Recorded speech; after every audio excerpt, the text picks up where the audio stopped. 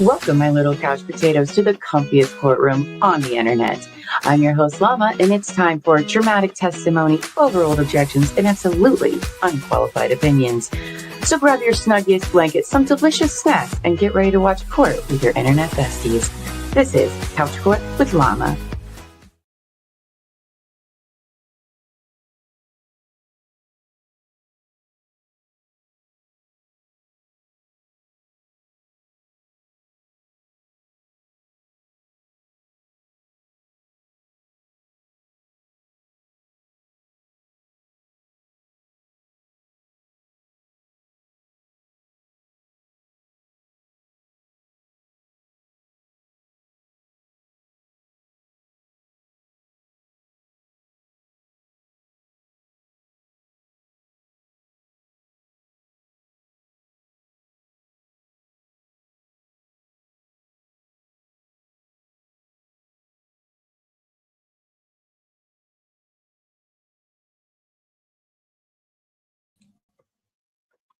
I was muted the whole time, wasn't I, guys?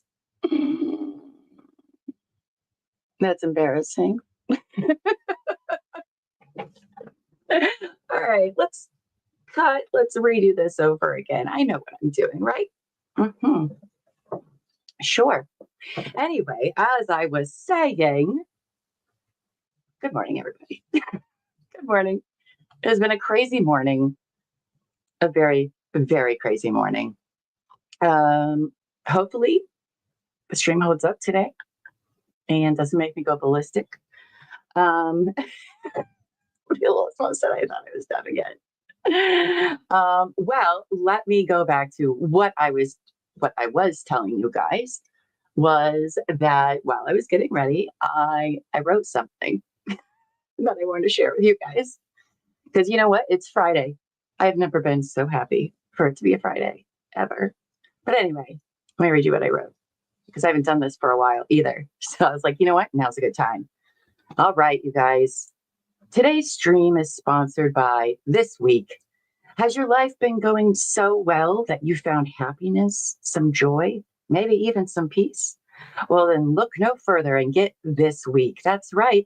Your subscription gives you access to unlimited emotional breakdowns and your very own dumpster fire.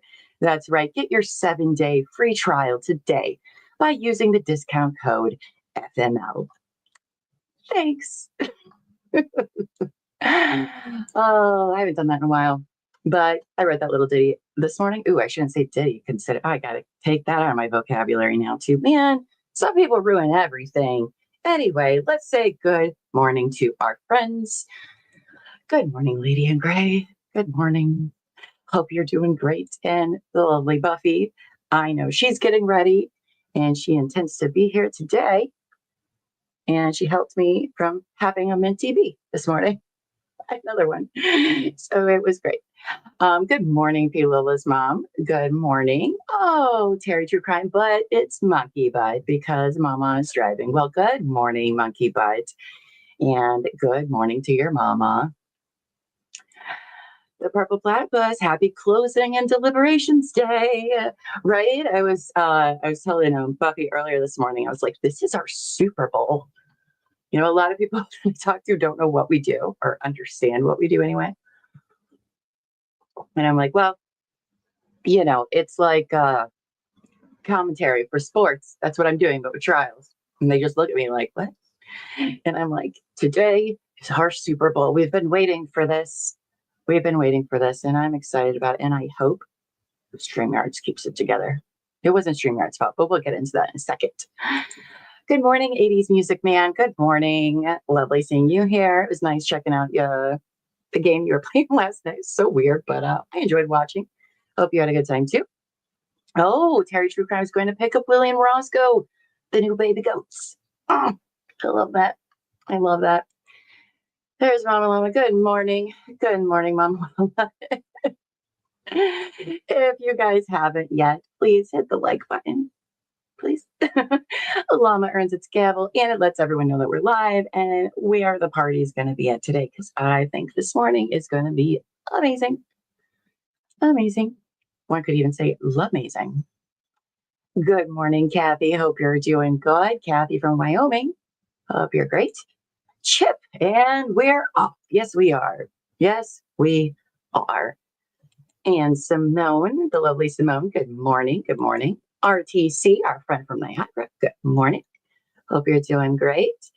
And Amy Beth, good morning. Good morning. Hope you're doing great. Oh my goodness, you guys. Yesterday, thank you again for sticking with us while we were having technical difficulties. It was not us. It wasn't me. It wasn't my internet. It was everybody, everywhere on all different platforms, websites, anyway. So there was a problem with the Google Cloud, which apparently a lot of businesses use, including StreamYard, Twitch, Wix, and Spotify. I think there was problems there.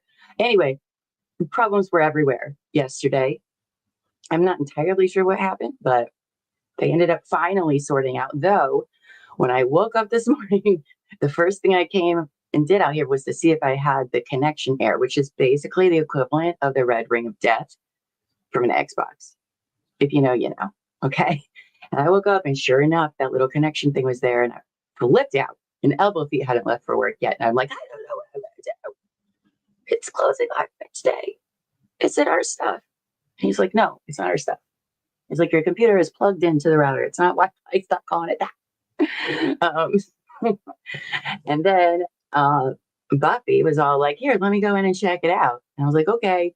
So I follow her into this room and guess what? There's no connection error. Nope. She solved it. I think just with her presence, she could save the world. That's my opinion. Oh, yes. Good morning, Llama. Good morning. Oh, wait, I'm Llama. That's right. No, you're saying Mama said that. Okay. How does Tofu Hank even try to have an effective closing? I mean, he is going to be a magician up there using all the smokes and mirrors he can. Because, oof, buddy, I don't know. I don't know. I heard, with the first trial that Lally ran out of time. So we'll see. We will see. I'm confused though. Well, we'll get there. Simone, it's Jen's fault, right? I mean, it could have been the MSP for all we know. We don't know. We don't know. I'm willing to start a conspiracy theory rumor about it. But it was, yesterday was a day. I was like, oh, look at all this free time I got. Oh, I can catch up on my Diddy recordings. Nope. I just sat here in this chair just refreshing for hours. I probably made it all worse. Does the defense speak last? Well, that's interesting you say that, RTC. So I'm not sure. Typically, with closings, the prosecution gets to go, then the defense does theirs, and then the prosecution gets the last word with a rebuttal closing, usually. But I don't know, because she gave the prosecution and defense each an hour and 15 minutes to do closing. So I don't know if Brennan's hour and 15 minutes includes the rebuttal, because that does happen sometimes. That they'll be like, oh, you have, 2 hours, and a prosecutor will spend about an hour and 15 minutes or so on their closing to make room for the rebuttal after the defense has spoken.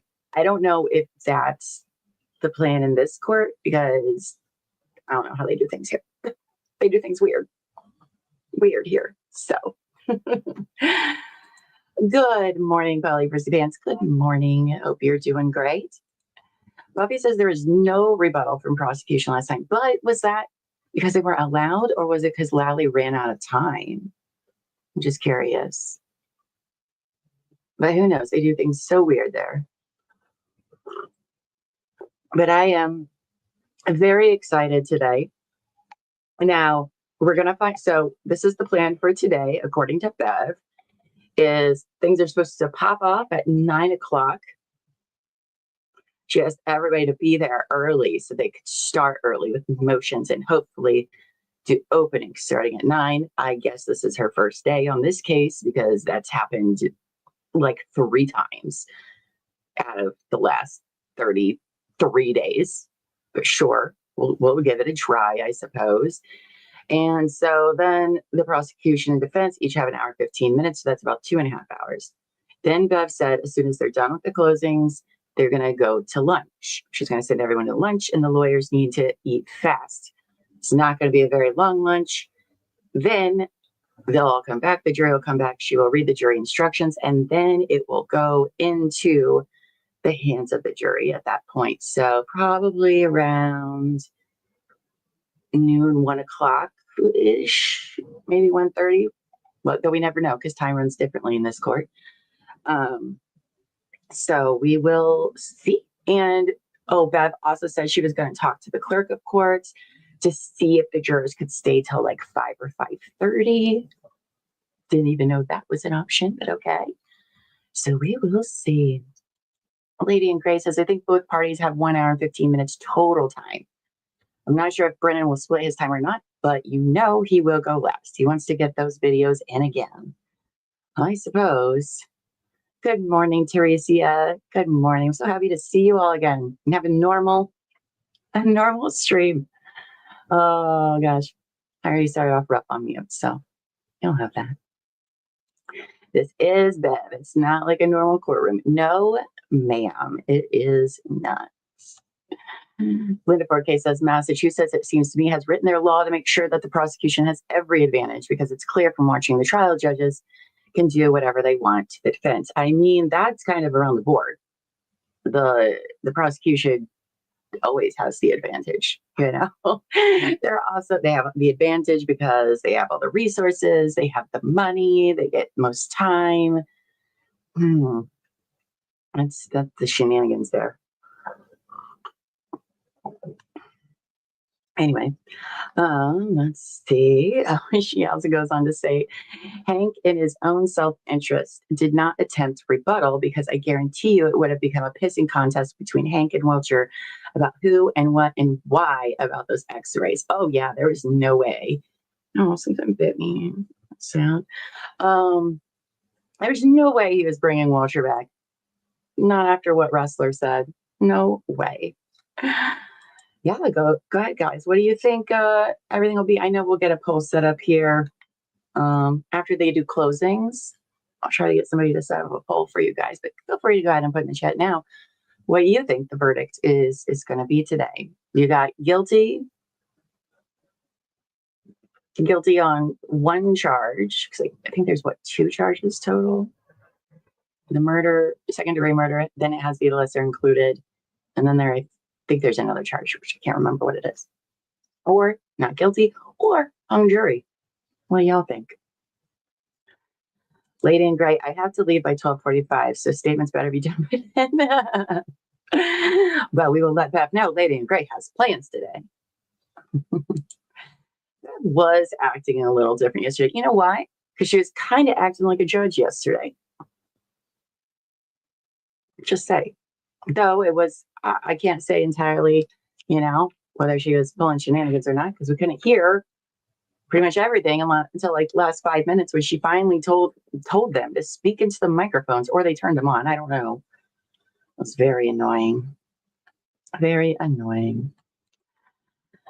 Dope says, FYI, defense will not argue third-party culprit defense. They will argue that the crime scene was not secure, raise questions about the chain of custody of the evidence, and bias in the investigation. That is true, but Bev, I believe, did tell them, while they can't have a straight-up third-party culprit, meaning like, Brian Higgins, he did it. They're not allowed to do that kind of defense. They're not allowed to say that, but they are allowed to bring up, I believe this is what she said yesterday, they are allowed to bring up Brian Higgins in the sense of, well, they never even bothered to investigate Brian Higgins. That's kind of what I understood, but I could be completely wrong. You're probably right. So, which I thought was interesting because, I would think that would just be like, no, you're not allowed to do anything. There is a poll on our community page. Yes, we are going to start, posting polls and quizzes and all sorts of stuff for you to do in our community post on our YouTube channel.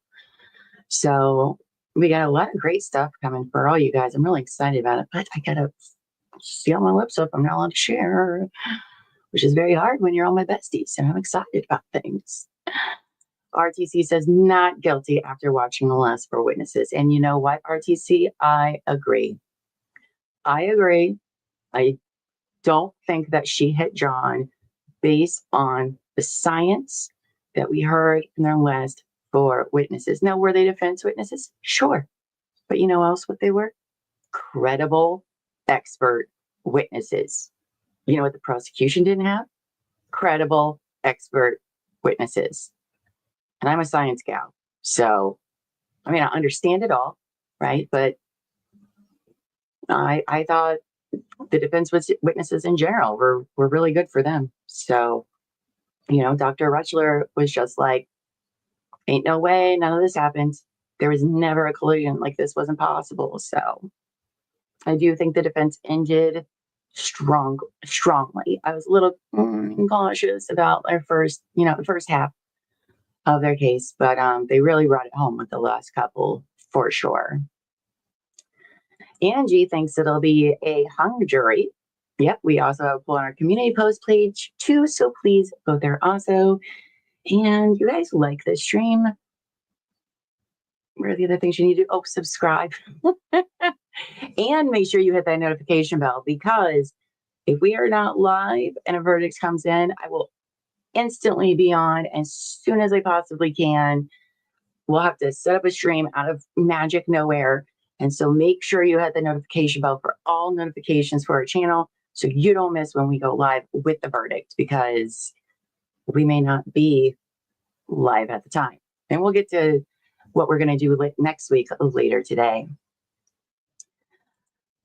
Simone says the verdict sheet should only read not guilty and guilty of listening to Hank Brennan and Beverly Cannoni's banter for the last few weeks.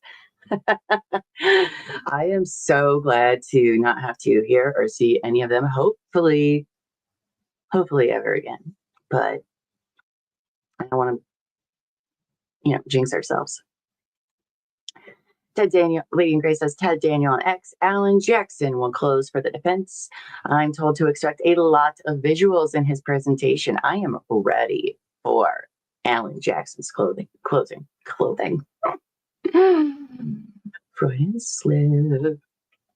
Good morning, Savage Cashew. Hope you're doing great. He says, morning, I've written Hank's closing for it. Oh boy. Linda 4OK says, if AJ is effective in his closing, I think this jury could come back within an hour with a not guilty on all 3 charges. If I were the foreman, that's exactly what would happen. I mean, that very well could be the case. I think if they come back quickly, I don't think it's going to be guilty if they come back quickly because of the lesser included charges. Right, we have to remember, she's not charged with, a DUI. It's a DUI with a vehicle accident or murder. Okay, so those going together. You can't just be like, oh, because I thought that's how it was at the beginning of the trial, and it turned out, no, that's not what the charge was. So we need a ham sandwich emoji forever. Ooh, that's a good one. I like that. Lady and Grace says, I think not having the rebuttal will hurt the Commonwealth a bit just because the last witnesses were credible and definitive for the defense. I mean, it seems like they were in the rock and the hard place by the end of that.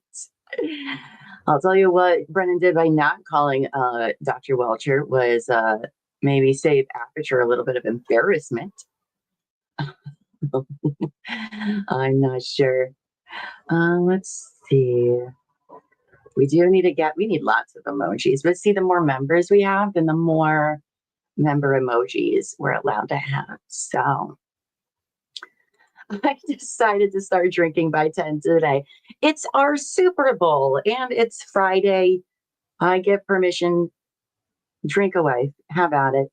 I'll probably do the same later. Which reminds me. So last night, Terry and I could not do True Crime and Wine Time because of the outage that was going on. So we have pushed True Crime and Wine Time to tonight at 8 p.m. Eastern, where we will be talking about Austin Sheriff. So if y'all don't have any plans tonight, come hang out with us right here on this channel. And Terry and I will be on True Crime and Wine Time. So we gotta make things work. Are you ready down there, babes? Yeah. I have a new setup going on, so I had to make sure it actually worked. I actually got a desk, so. Oh yeah, that's right. You haven't shown that. I was like, I haven't been online since the desk, so I was like, I don't even know if I have it set up right. Oh well, it looks great. I love that. I'm glad you're not at like a little TV tray stand. Yeah, where you've been the last 8 weeks. I was working off a little corner section in my room. Yes, Beulah's mom. If for some reason we are delayed, we will ask everyone not to give spoilers. I have the best mods in all the land. I know because I trained most of them myself. So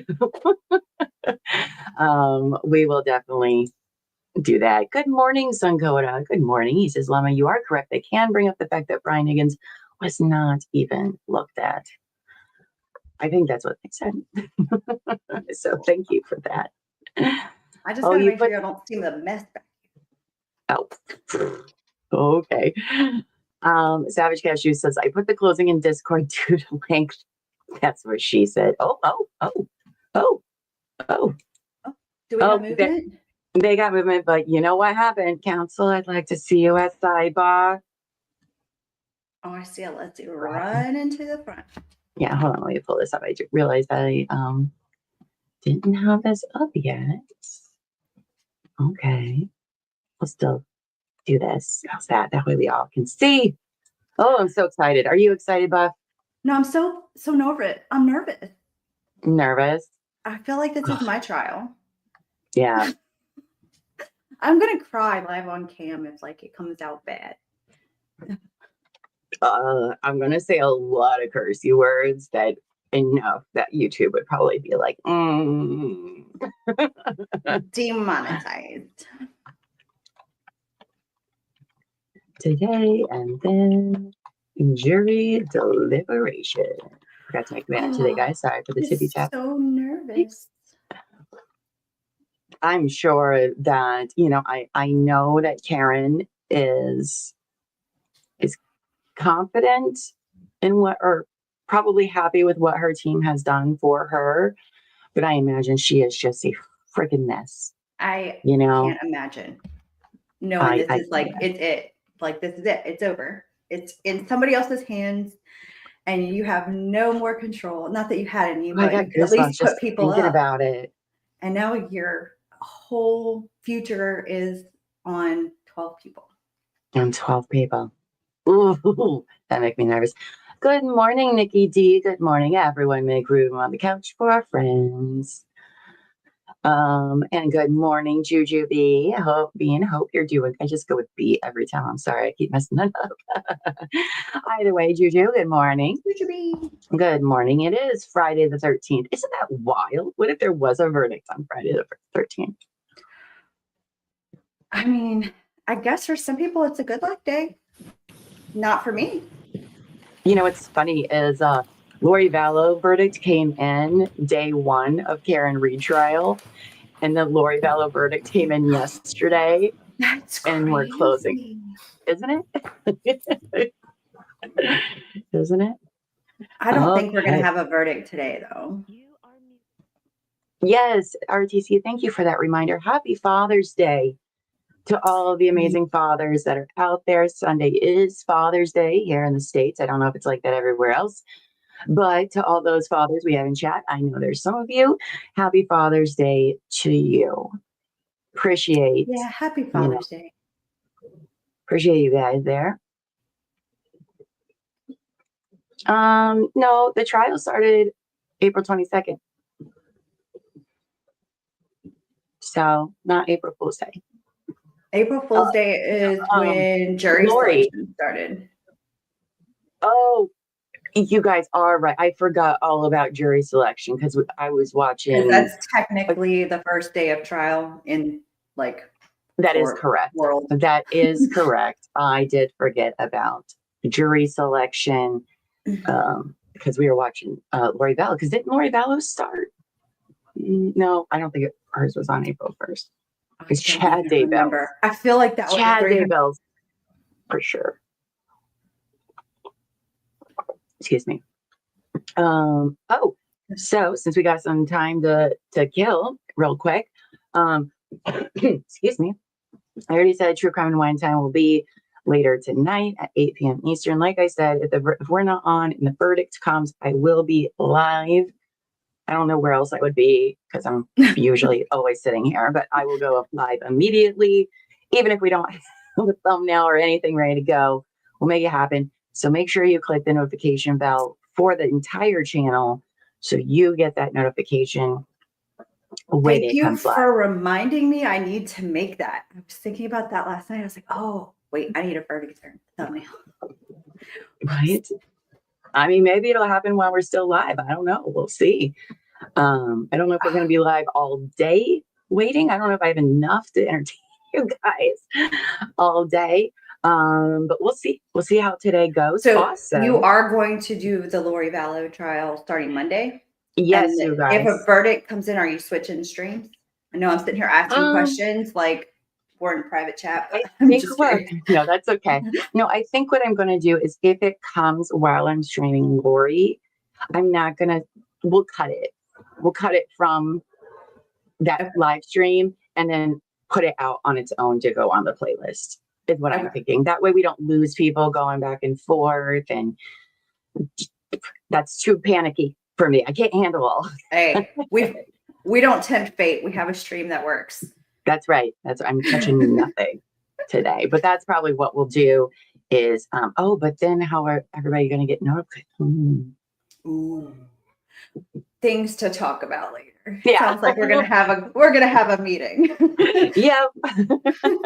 But you guys, next week, regardless, we are going to watch the Lori Vallow trial that just concluded yesterday. Spoiler alert, they found her guilty. That's literally a surprise to nobody. I hear there's some drama there. But I've heard there's some drama. I heard that they're looking into a new conspirator, thanks to what Lori has said in her trial. So I do have it planned out where each day, it's only 5 days.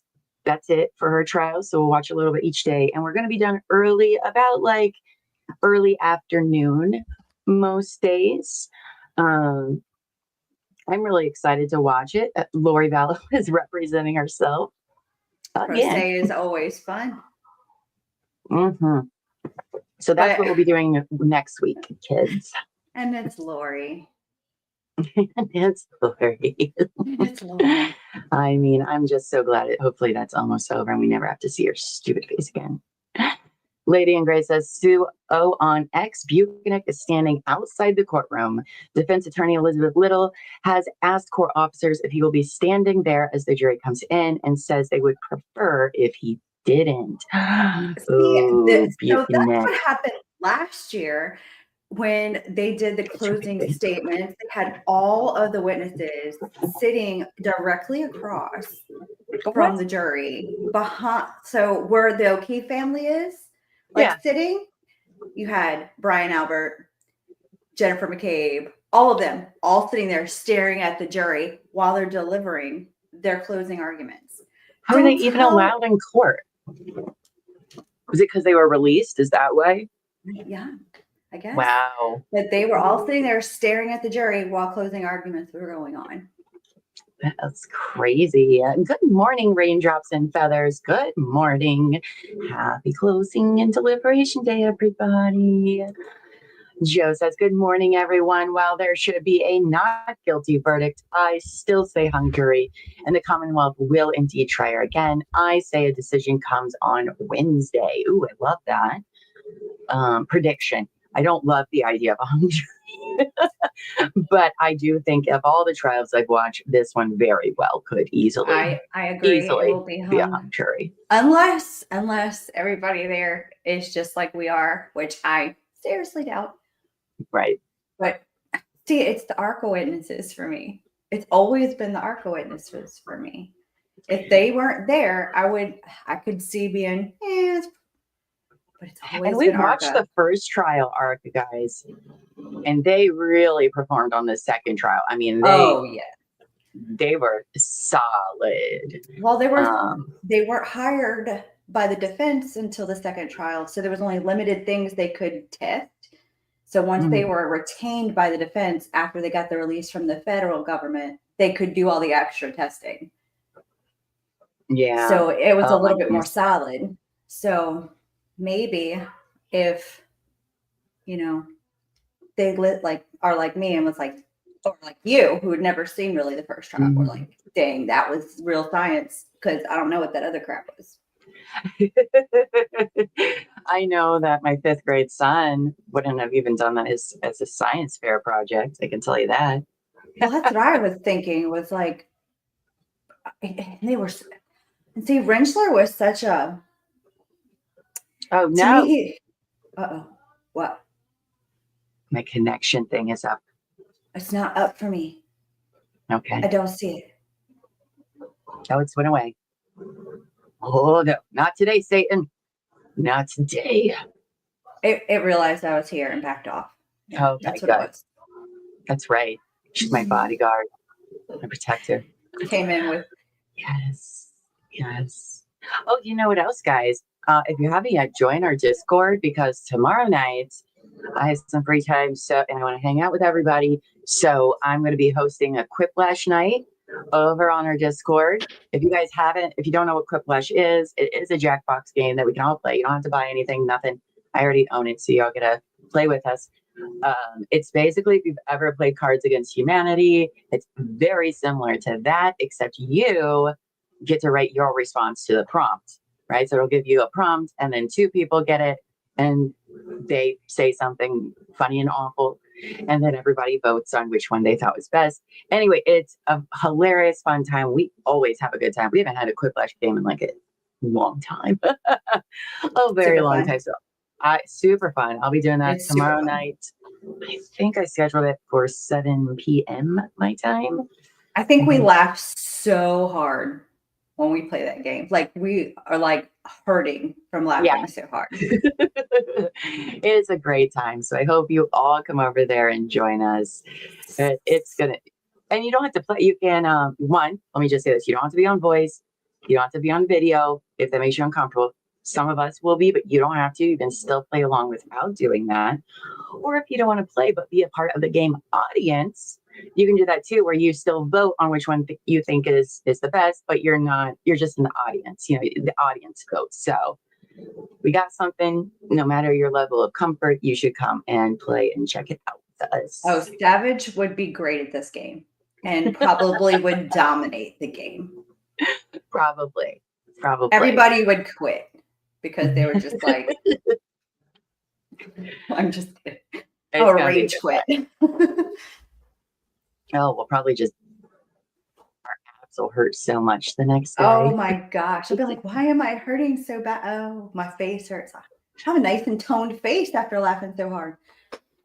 That's true. It will. Those muscles. Don't do it. You see it too? No, not for me. I'm good. Oh. It's all. I'm just tell by my face. I'm fussing. I can tell by your face, but I'm fussing at your computer. It's not my computer. My stuff is good. Your internet. I don't know. I don't see it. Not on my end. Oh gosh, I missed whatever part this was in response to. If you're talking about Discord, I will be on voice and video, but nobody else needs to be if you don't want to. Some of us will be. Let's see. That's a very dangerous game for me to play. Well, good. The more the merrier. Let's go. That'll be a lot of fun. I feel like it would be right up your alley. Right. I make a lot of dark things sometimes. I had a dark joke I wanted to put on Discord yesterday during a certain time, and I was like, probably shouldn't do that. It's that millennial humor. We have that dark humor that even my mother looks at me like, why would you say that? And I'm like, too soon? I don't know. This is how I cope. Oh my goodness. Joe thinks the difference between the two closings will be epic. I'm looking forward to hearing AJ, Lally, or Brennan. Not so much. I'm pretty sure it's Brennan. Dear, could you imagine if it's Lally again? If it's Lally, I think that means Brennan has given up. But I'm pretty sure it's not. There's no way. Lally would bore them to tears. No, yeah, Lally would bore them to tears. I mean, if you want a nap. Oh, it is not appropriate for Willie or Roscoe or children if you're asking about privilege. So, yeah. No.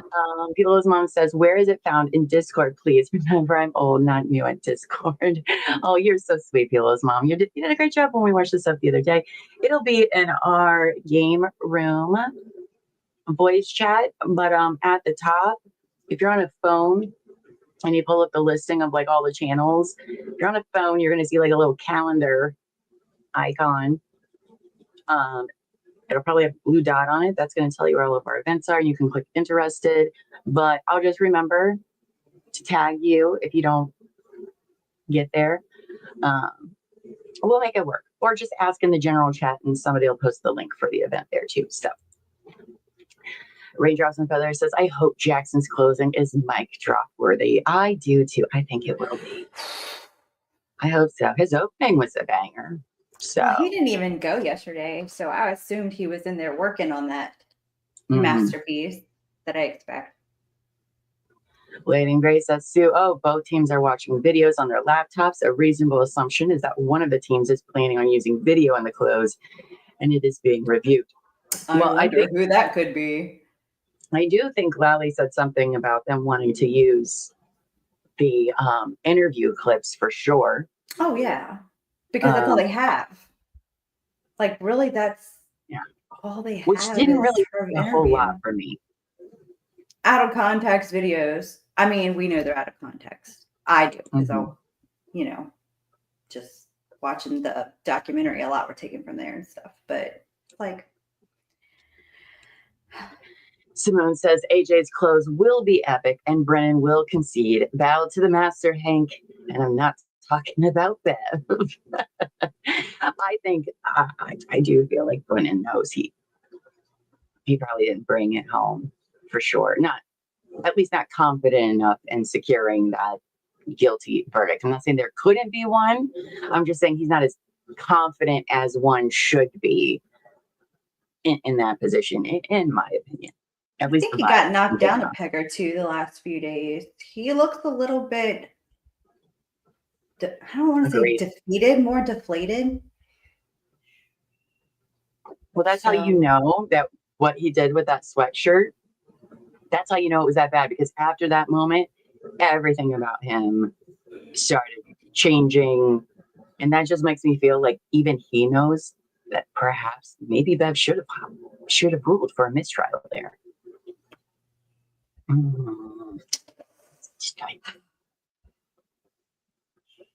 Okay. Yeah, he done messed up, Aaron. Oh boy. I'm gonna miss covering this trial, but we get to move on to more trials. And I know some of you are new to trial watching, and this is your first trial you've ever watched. And let me tell you what, don't give up on it. All right. We are still going to see some crazy, crazy things. You're going to learn a lot. And I just want everybody to see what a somewhat normal trial is like. So you can see how these shenanigans are here, particularly with Bev. But it's definitely not the same. No. This one has so much fireworks and so much shenanigans, though. I mean, that should not happen, obviously, but it makes for great TV. And that is true. We can cover when Higgins goes to court. Oh, I heard last night that Turtle Boy was found not guilty on witness tampering yesterday. Yeah. Or something like that. I'm not super familiar with what his charges were, but like that was the basis. Witness intimidation? Witness intimidation. Yes, thank you. Not tampering. Intimidation. I apologize. But he was found not guilty. So maybe this might give us a little hope for Karen's case. Who knows? And And I read that's why Paul was dressed in a suit, was because he was testifying. I saw somebody was streaming it yesterday. They were using a whole different program. They were like, because I was just looking, anybody that was live, I was like watching their stuff. Like, what's going on, you know? Yeah. And somebody was streaming his trial, and Paul was standing there at the podium. See, now you sound like us. After we watch the Karen Reed trial, we go back and watch everybody who's talking about the Karen Reed trial so that we can what do you have to say? Well, I was just really looking at their streams to see if they were working. If they're working. Or using. Yeah, that's what I was doing. Yeah. Like, okay, what are they about? And they just happened to be streaming as well. This was like early in the afternoon. Shunka says, when is the crazy Ohio family trial? That's a good question. She's talking about the Wagner family. The father is the last one to go to trial. It's about an Ohio family that committed a mass killing again and wiped out a whole other family. 8 members of another family that family took out. I don't know. I'll look into it for sure. It's not anytime soon. I can tell you that much. Because last I knew they were looking for a change of venue, and I don't know if they've decided that yet or not. But it may be something that we cover. That too would be a very long trial because his oldest son's trial was, I want to say 62 days. It was definitely the record for the longest trial in Ohio, I'm pretty sure. It was long. So we'll see. Oh, Courtney Clenny's trial. I don't know. I do have people looking up what trials are coming up. Her trial has been pushed back so many times. Many times. That's one I'm really interested in. So I've been looking, and it's like it keeps just getting pushed back. Yeah, it does. I know we have one that we're looking at for the week after Lori, but again, that can change just like that. So it's hard to predict, but we got our eyes on quite a few. So we will, don't worry, there's always something going on in this world. So it's not. Yeah, I think Corey Richens was supposed to be between this one and BK. And I think she got pushed back too. So like they just messed up my whole summer schedule. I know, right? I had plans. I made plans around them. I believe Stephen Stearns is going to court first for the CSAM, but not the murder. So there is that. If you guys wanted to watch that, I'm not going to watch that or stream that. I mean, you guys feel free to yourselves. Just not really my thing. But I think his CSAM is first, but he's also facing the death penalty. So those can sometimes take quite a few years before it ever goes to trial. Usually about like 4 years. Not always, but that's usually what you see. So is Koberger. Koberger is the next big one. The trial that everybody knows about. That's the next one. And that's supposed to go from what jury selection is supposed to be, I think July 31st. It is July 31st because that's Harry Potter's birthday. That's how I remembered it. That's when jury selection is supposed to start. Now, that jury selection is probably going to be a lot like Karen. It's going to take a long time because they also have to have a death qualified jury. So that whole process takes a very long time. But it's supposed to last through November. So that's 3 months. So if you guys thought this one was long, buckle up because that's going to be a long one. And I do plan on streaming that. Very much so. Well, I think Karen Reed was longer the first time, but had fun witnesses to listen to. That's true. You are unmuted.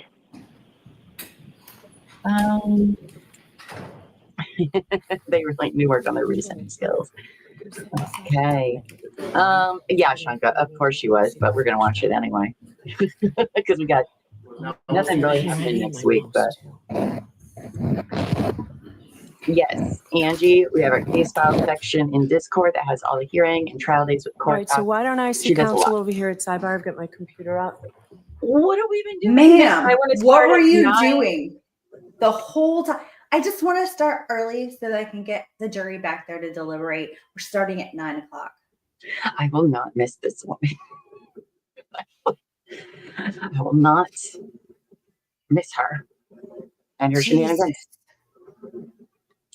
You'll cover that, kid? Sure, babe. That would be great. Yeah, I don't do kids stuff, because they just really get to me and affect me, and I want to keep streaming for you guys. So we know how each thing affects all of us, individually. So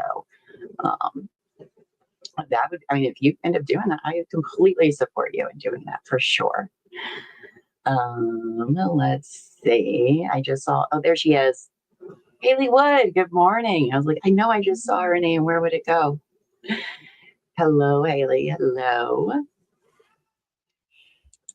Oh, it would take you 45 minutes to get to the courthouse from your place of work. You're tempted to drive down there just to hang out amongst the chaos, but it would be worth it. You mean this trial, yeah? The Karen trial? That would be awesome. That would be very awesome. Okay, so I don't know if the jurors are going to stay till 5:30. I don't know. Good question. Oh, I bet it's going to be crazy pants down there. Oh, yeah.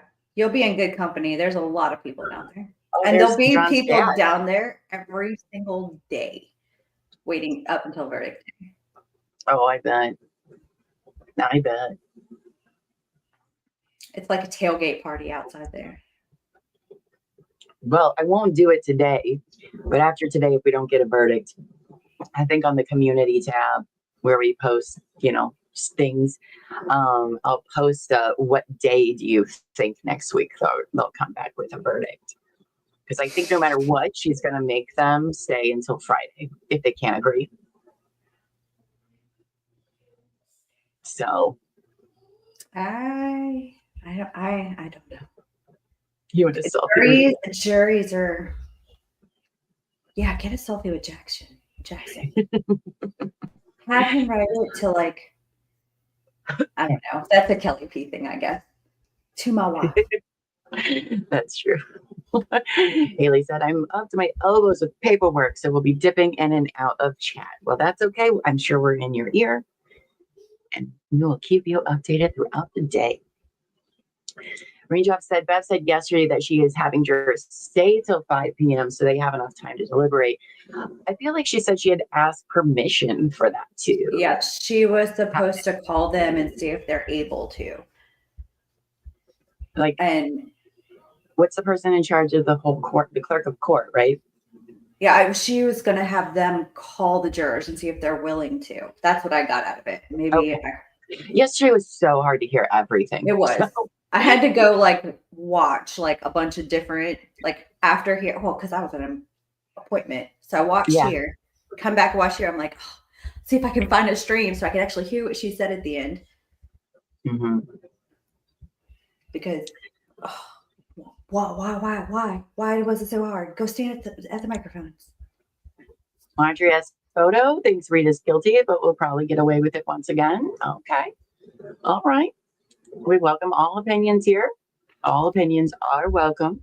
As long as we're respectful to one another, then you can have whatever opinion you want. Thank you for sharing that with us, Marjorie. Someone says last night, NBC 10 News showed the jury room with a table of evidence. Oh, I wonder what their jury room looks like. Is it weird like this courtroom is? This courtroom is set up is so weird. In my head, it's weird. Like a conference room with a really long table. I don't know. That's just what I picture in my head. Oh, geez. Anyway, so, oh my God, I'm so excited. I'm so nervous. I'm not excited. Nervous. I'm really nervous. My armpits are already sweaty. I've had to turn the fan on. It's not that hot here. It's only 73. So I'm just, goodness. Goodness. I think when they pick the alternates, Pilola, they pick out of a hat or something, like they draw. And I thought they did that in front of the jury last time, or in front of court last time. I don't remember. I think she decided on who the foreman was. She picked the foreman. It wasn't like a random draw. I think that's ridiculous. And I don't know if she just randomly signs that to juror, whoever's in seat number 1. Guess we'll find out this time if that's just what she does or she just picked that one. Could be. I don't like when judges, that some judges do pick the foreman. I've seen it a lot of times. Well, a lot of times unusual, people don't like, it takes the heat off of somebody to volunteer because a lot of people don't want to. We picked ours and my jury, like when I was on a jury, we picked ours. They didn't pick, but it's, some people just don't want to do it. I would never volunteer for that job. Yeah, no, you're right. That would make it less, We'll see. We'll see. Oh gosh, I can't believe it's happening. Because when everybody's like, I'm looking for a volunteer, and everybody goes like this, and then nobody wants to do it. So it's just, okay, if nobody volunteers, I'm going to pick someone. Right. Just takes that part out of it. Okay, so Lady and Gray said she picked the foreman before the alternates were chosen. She did. Oh. Okay. That's weird. Okay. It's actually, I watched Andrea because I like to listen to her soliloquy for like hours after the trial is over. And she went back and read like the Massachusetts law, and it's in there that it's chosen before the alternate or before, the alternates are chosen. How does that make sense? And there's not really like a detailed way of how they choose. It's just up to the judge's discretion. Kind of banana. It's crazy. It's Massachusetts. Crazy. That doesn't even make any sense to me. Because then what happens? You pick the foreman that then it has been an alternate. What? Then you got to pick a new one. So. No, I think they take that out of the, like they're not in the hat or wherever they draw from if they picked. Or they'll draw again if they are picked. That makes sense to me. Nothing makes sense to me, but like there's a way to get around it, I guess.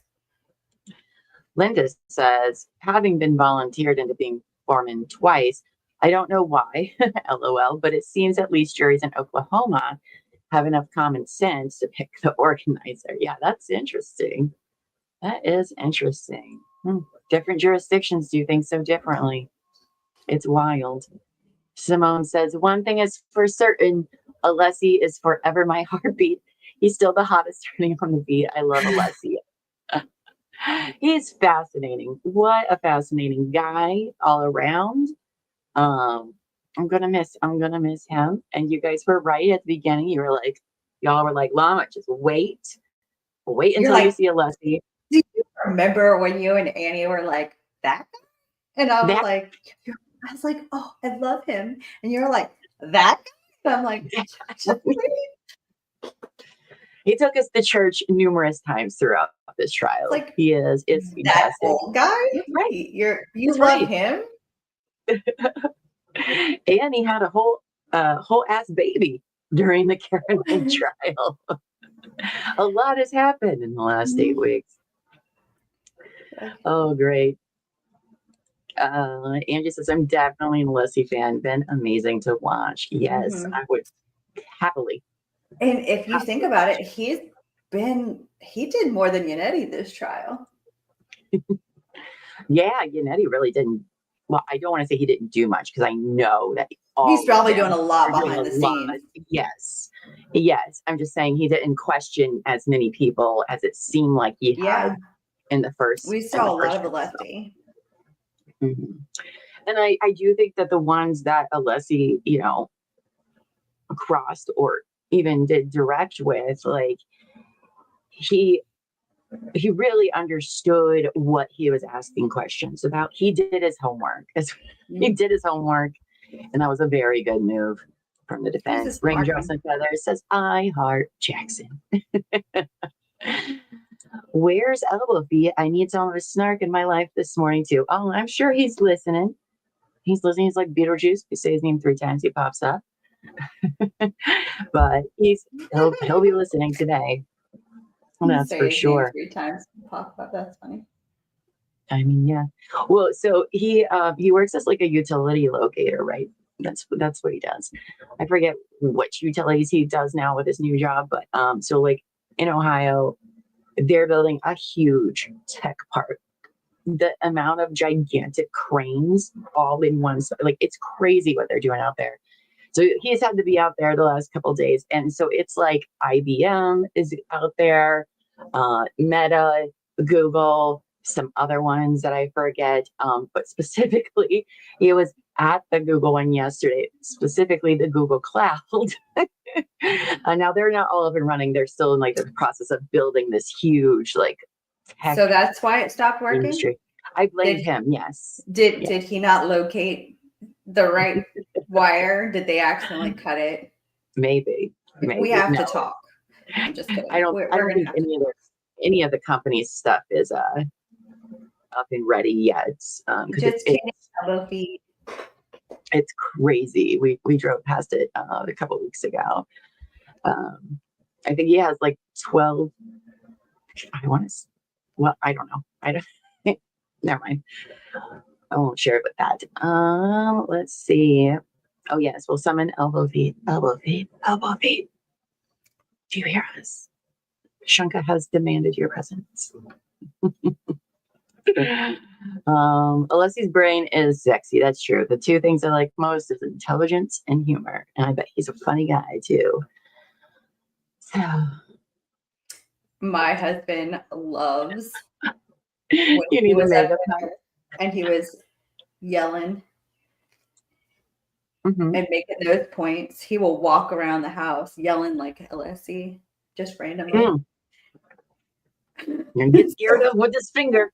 When his finger starts going around, he's about to have a mic drop. It's so I don't funny. hardly ever see that man laugh or crack a smile like a real one. But that one, he's so serious. It's a bro crush. That's fair. I mean, that's fair. He laughs and he cracks a smile, but but like that one, like you can tell when something genuinely like tickles him. So it's funny. Good morning, Cap. Good morning, Cap, and welcome. Welcome. You've missed nothing. Nothing. Because, Bev said she wanted to start at 9. Let's do opening Stevens at 9.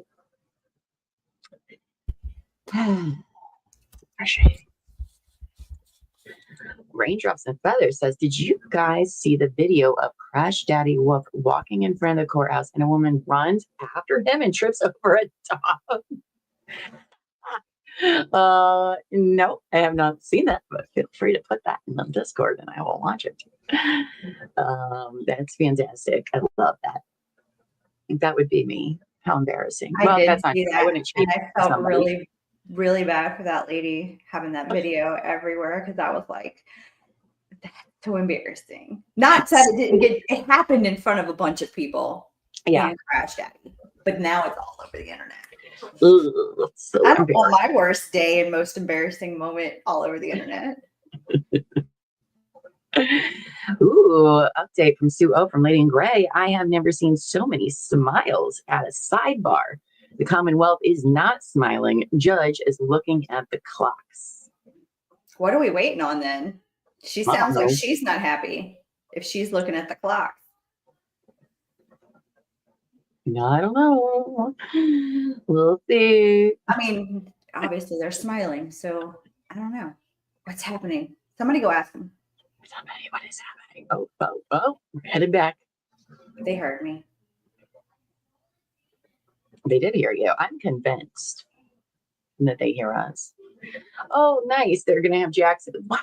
They're going to have Jackson at the podium there. Love that. Love that. Is he going first? Oh, no. They have to rest in front of the jury, don't they? Yes. Both. Yes. All right, for the court, please. That's what they're going to do now. Well, they're going to bring the jury in now, but yes. They're going to bring the jury in and he's going to, yeah. Mm-hmm. Oh.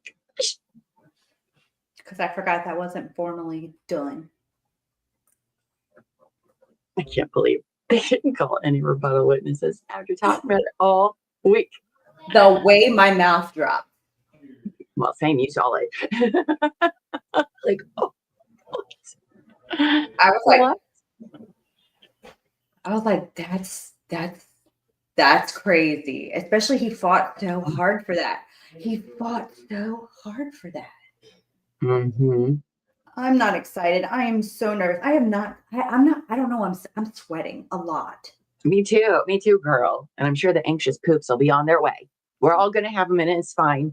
We're all besties. I'm sweating. And I'm not usually like a sweater. I'm not usually a sweater, but like I'm sweating. I'm nervous. What? The defense has to go first? That's wild. Okay. Well, We'll see. I don't think that's fair. Bill's mom says, whoever makes the babies videos of the characters hysterical and AJ never has shoes, just chubby toes. Oh, I love those. They're so funny. I spent time on TikTok.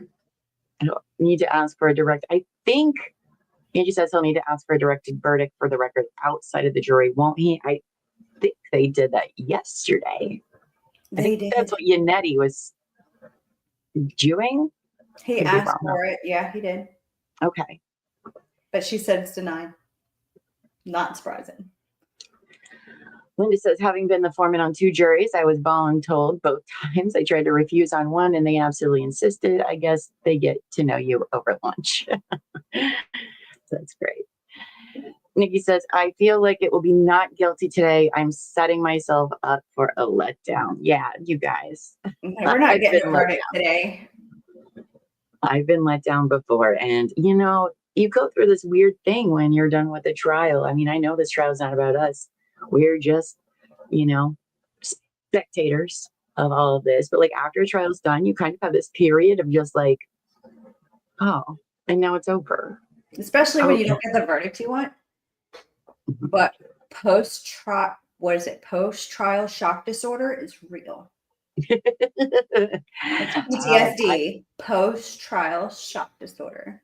That is a real thing. And I know it sounds big silly to letdown. some people. Like, this doesn't pertain to you. Why are you so emotionally invested? Because I'm emotionally invested in injustice, for one.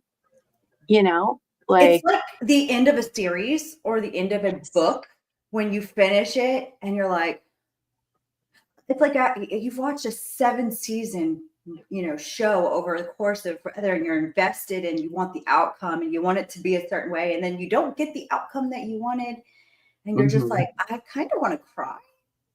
Or like, even if you do get the outcome, it's over and you just have this letdown afterwards. It's weird. Agreed. Even though we have no stake in the game. I can't imagine what it's like for her. Yeah.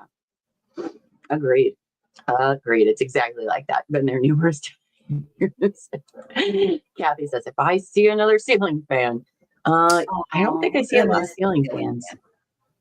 Usually they focus on like the state seal, not the animal. No. Unfortunately. But we're going to miss it. I'm going to stare at my own ceiling fan and remember these days fondly. Maybe or we should be doing this next year. God. Oh, jeez. If she goes for trial 3, I might go to Massachusetts and sit outside with everybody else and being like, oh gosh, I couldn't even. But maybe we should make like a seal video for our next trial, like of actual seals instead. Don't play that. Just kidding. We can just like animal seals. Thank you, Raindrops and Feathers. She posted the video of the trip on Discord under trial chat. Thanks, babe. Appreciate it. I mean, oh gosh. I can't imagine what Karen must be feeling today. I just think I drank too much coffee and I'm super more agitated than I would have been. Pilola's mom says, if they all get in the room and take a poll, if everyone believes the investigation sucked, she could give Mr. Reed a Fab Father's Day gift of not. guilty. I know. But Can you see, imagine? we've had people say that their opinion, like they think that, Karen is guilty. Some There's a lot out have there. even said, well, yeah, the investigation was crap, but I know she did it or whatever. So some people actually don't care about the investigation and how it was handled. So, again, trying to get people to agree on anything, even when it's not about, going to prison for the rest of your life. It is very, very hard. And listen, I know it's going to be tough if it comes back as guilty for a lot of us, right? Here's the deal. This jury has clearly paid attention throughout this entire trial. Like, we know that from the journalists who have been in there. They're taking notes. Most of them are taking notes. They're engaging. So at the end, regardless of if it's guilty, not guilty, or whatever, we do kind of have to respect whatever I do not. the jury comes back with. I hear you being disagree with diplomatic to the process, but I do not have to respect any decision. And not that I have a choice, but I'd be like, I don't respect your decision. There's a lot of people's decisions I don't respect. I mean, you can just not agree with them. Believe me, after Richard Allen's verdict, I was like, I was so angry. Respect the I know the line. That's the party line. No, I don't. Just do my job. Do I really feel that way? Probably not. I can say it now. Oh, I love that. We'll see The what script says we must. No, we don't. Linda Forte says, isn't the usual order prosecution then defense, then prosecution gets another bite of the apple? Yes, it is usually like that. They're each given an hour and a half, so I don't know what's going to happen because Massachusetts does things weird. I don't know if that hour and 15 minutes Brennan has to split up, or that's usually how that happens when there's a time, but who freaking knows? Who freaking knows? This trial definitely taught me how to be more flexible as somebody who likes to plan and plan and plan. I've had to learn to be patient and to be flexible, so that's fun. Thanks, Beth. Thanks, Beth. I guess I'll give that one to her. You have to write up a list of lessons you've learned from the Carrie trial. Oh gosh. Yes. Nikki says, it looks fun outside the courthouse. Someone has a blow-up doll. Rescue Randy's cousin. Oh, all the good times. All the good times. Don't worry. We will have plenty of good times still together after this trial. Lots of inside jokes. It's going to be great. And I hope you all stick around and watch trials with us and true crime stuff with us and all that jazz. Good morning, Dave. Good morning. Hope you're doing great. You have missed literally nothing. Nothing. I mean, you missed We've not us. heard. Well, us, of course. But let's see. Oh, here comes Joe with a fun fact.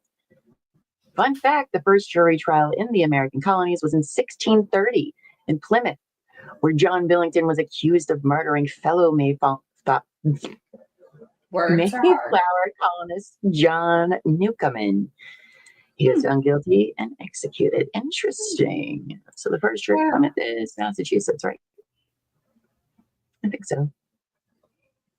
I hope it wasn't the same type of trial they had on Yellow Jackets. That was backwards. Oh gosh, yes, teen girls. Oh no. Go away, connection thing. Go away. I don't have one. Okay, it went away again. I think it's just taunting me today for, shits and giggles. Why not? It just wants to get your heart rate up. It's not enough already. Oh my goodness. Oh, we always miss you guys too. I know. So yesterday I was just kind of like, I don't know what I'm going to do. Just all the things I needed to do and get done, I couldn't do. It's fine. It's fine. Let's see. Raindrops and feathers. Lessons from this trial. Don't drive drunk. Don't talk until you have a lawyer. Don't smooch someone else's girlfriend. And don't do interviews until your trial is over. I mean, her lawyers did as well. So they must have been very confident in their case. The first trial. They were. That's why they had that whole documentary crew follow them, because they really thought they were getting not guilty. Yeah. But that just goes to show you don't know how juries are going to go. It's just a matter of, too, sometimes when you know your case too well, you have this inflated confidence about it where somebody, like, you know it and you really believe it. And then to tell the story to somebody else to be like, yeah, I'm not seeing it. I don't see what you see. It's really hard to step outside of that sometimes. Simone says, I watched some of the retrial testimony that I missed previously. I think the testimony of Dr. Wolf with an E and Dr. Lapisoto was awesome. And Dr. Rentschler was, of course, very fun to watch again. Yes, they were all, I still have to go back and watch Lapisoto. Lapisoto was great. She was so great. I'll probably go back and watch her this weekend. So we'll see. Oh, thanks, Linda 4K. She says, I have to say, I love the way you guys engage with your audience. So refreshing. Well, yeah, we're all besties here. That's why I'm here. I'm not here just to talk to myself. Well, I'll say, y'all kind of make the show. Like, it'd be really boring. We talk, I mean, without y'all make the whole thing fun.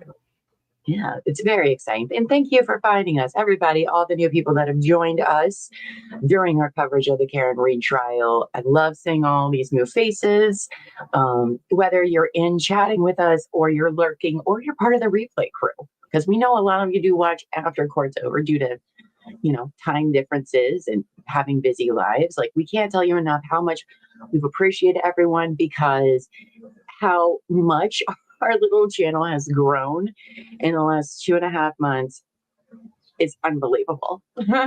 Unbelievable. And I can't even tell you how thankful we are, because we all work so hard. Like, not just who you see on the screen, mods, our entire staff is like 12, 13 people. Everybody's doing a bunch of work all the time to make the ship run. And so your guys' support and being here, liking, subscribing, sharing, all that, believe me, it is noticed. It is much, much appreciated. And I hope you follow us for more of this wild journey we're going to be on here. And everybody says, how about don't take the blue? There's that Whoopi. I told you he'd be summoned. And everybody gives so much of their time, like so much free time. We know that they don't have a lot of, and that is amazing. It is. It is. We all found each other on YouTube chats, watching trials a couple of years ago. And that's how we all found one another. And so that's why, interacting with the chat's a really big deal for us, and building a community, because that's how we all met. And, it's changed a lot of us. It is. It is. How we literally all met the same, like, hi, in a random chat somewhere. Yeah. Yep, that's right. Hold on here. Where'd that go?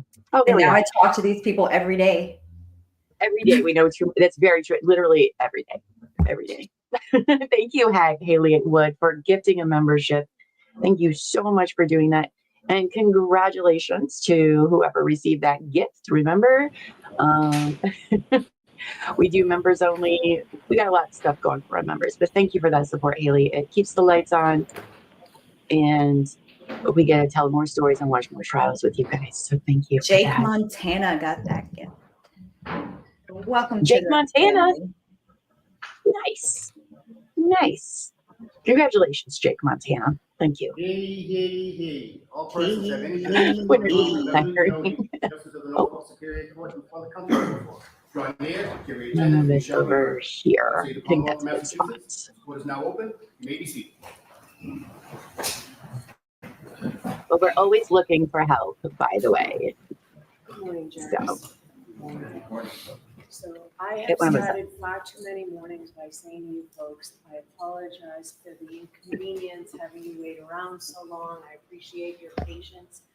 I didn't want to do that today, but I had to do that today. Everybody has worked so hard on this trial, the jurors, the lawyers, the witnesses, that everything has to be right before you hear it. So I needed to do that this morning. I apologize.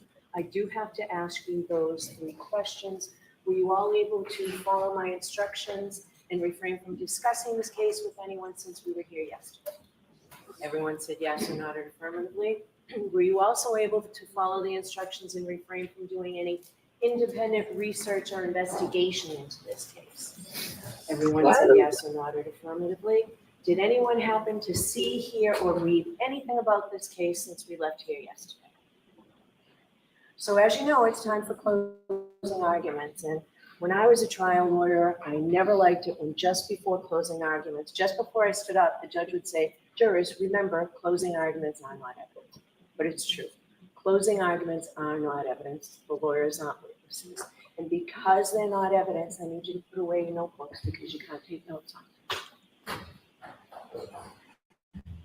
But the reason it used to bother me is because I sensed that it made it sound like they're less important than anything else in the trial, and they're not. They're certainly a very important part of the case. And we've all noticed that you've paid very close attention to this case, and we know that you'll do the same to the closing arguments. A couple of things I want to say, and you'll hear more about this in greater detail when I give you the charge. First is, you folks are the fact finders. So it's what you find from the testimony, your memory of the testimony. This has been a long trial, but your memory of the testimony, not the lawyers and not mine. So if the lawyers or I say anything that doesn't square with your memory, it's your memory that serves. Secondly, there are very important constitutional rights that I hope that you understand, constitutional concepts that you need to understand. First, again, the burden of proof in this case is proof beyond a reasonable doubt and to a moral certainty. And the Commonwealth bears the burden of proof, right? The burden of proof is on the Commonwealth to prove beyond a reasonable doubt and to a moral certainty. And because of that, in Massachusetts, because the Commonwealth has the burden of proof, the Commonwealth goes last in closing arguments. I've given each lawyer an hour and 15 minutes, and I'm not going to stop them. So we'll start with the defendant's closing arguments. Mr. Jackson.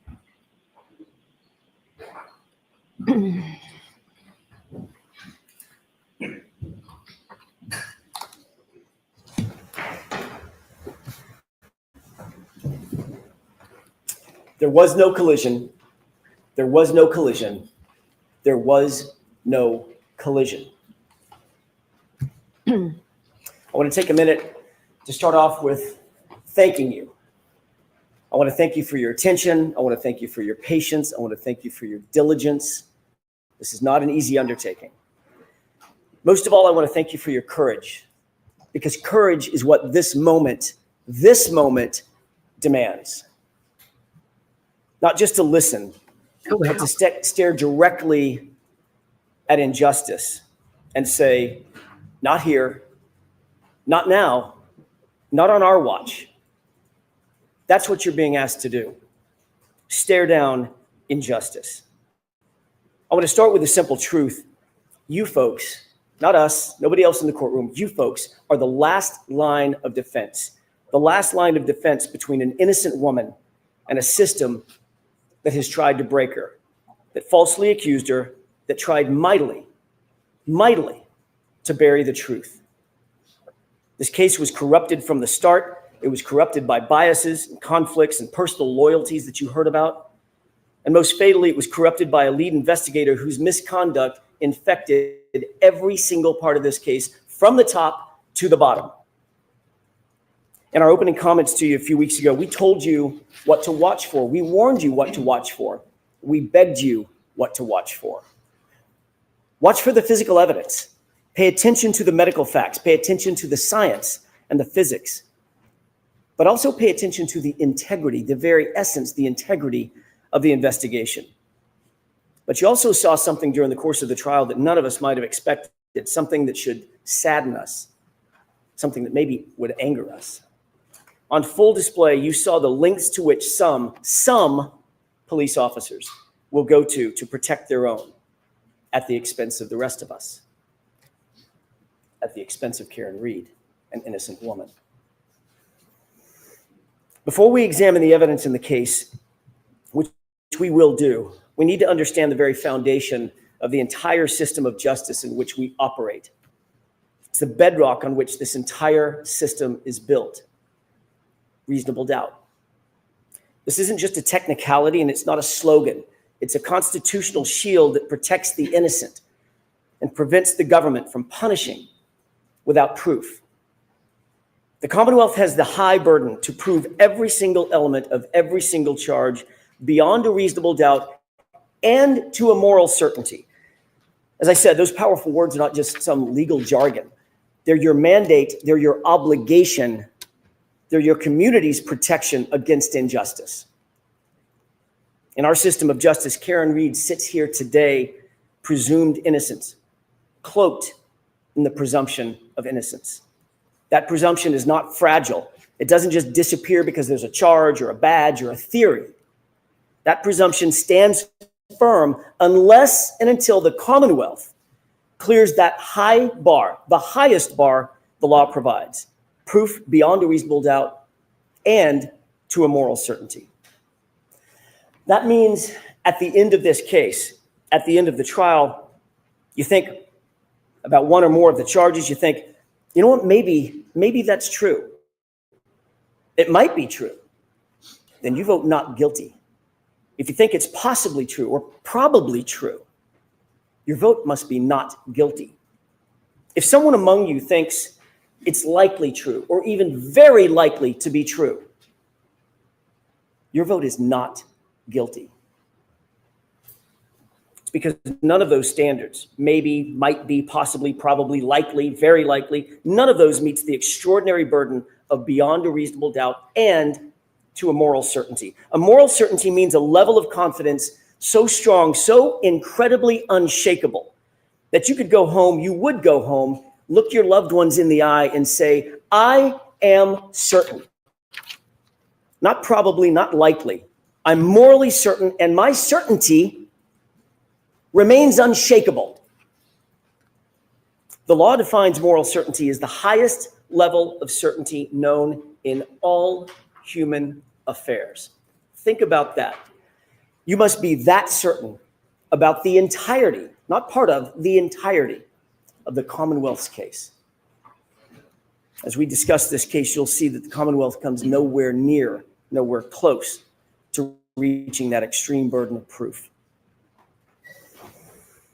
Ladies and gentlemen, on January 28th, 2022, it was a Friday night. John O'Keefe and Karen Reed made plans to meet up with friends, go out for drinks. You saw through video evidence and eyewitnesses that they were affectionate, they were loving, they were in good spirits throughout that evening. They started off at C.F. McCarthy's, which you've heard about, and eventually made their way over to the Waterfall Bar and Grill. When they got there, the Albert family, they were already there, and they were already drinking. The Albert family, it's been established as a very well-known family in Canton. They've got quite the reputation.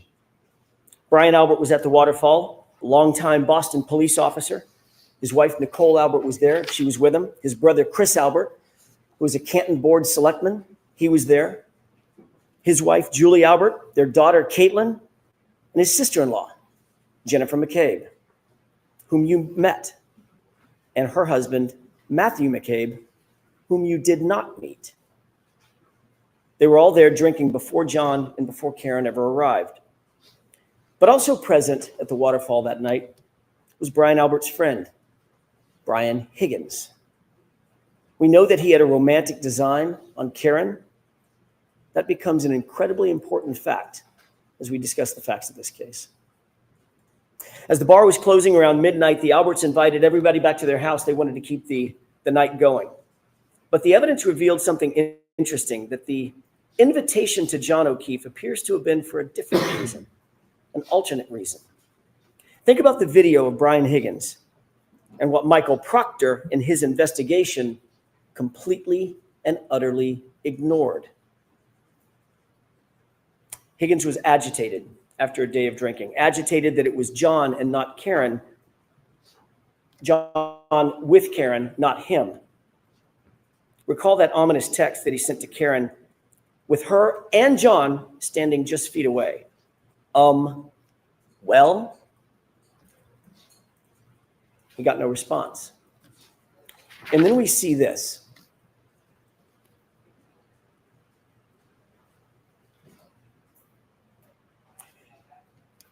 That's what Brian Higgins was confronted with following his well text. What of all things starts going through Brian Higgins' mind? Where does his mind go? What is he thinking about after seeing this, after witnessing this? He shows you. And if Michael Proctor had been the least bit interested, this video would have shown him too. Take a look.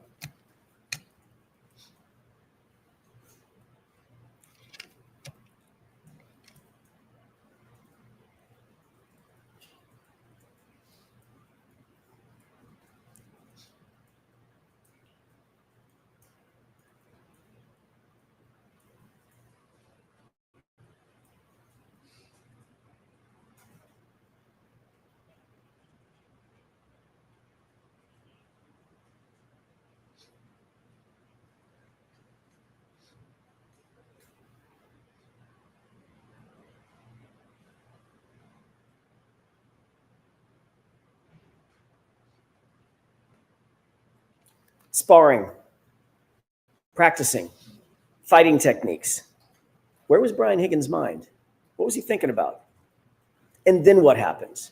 Before you look at the next video, think about what you're going to see. This next video is after he sees John kiss Karen on the forehead, after he sends that aggressive text to Karen with her standing just feet away.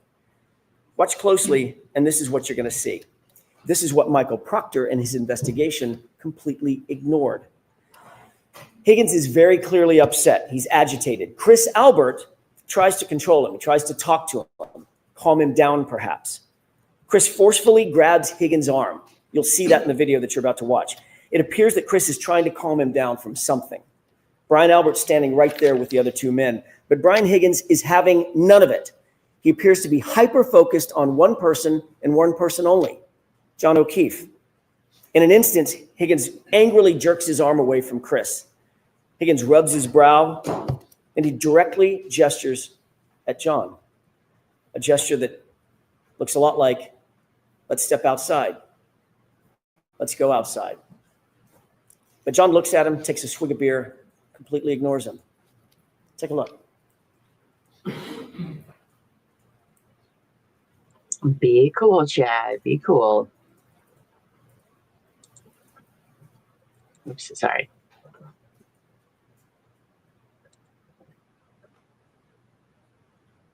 I thought it looks better in the first trial.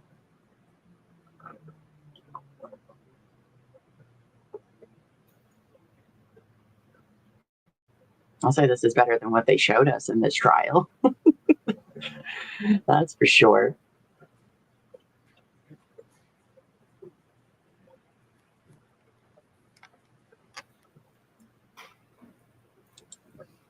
Michael Proctor, the lead investigator in this case, had all this footage, but he did nothing. He had access to the exact same thing that you saw. Why did he do nothing? A few minutes later, Higgins then texts John directly. You coming here?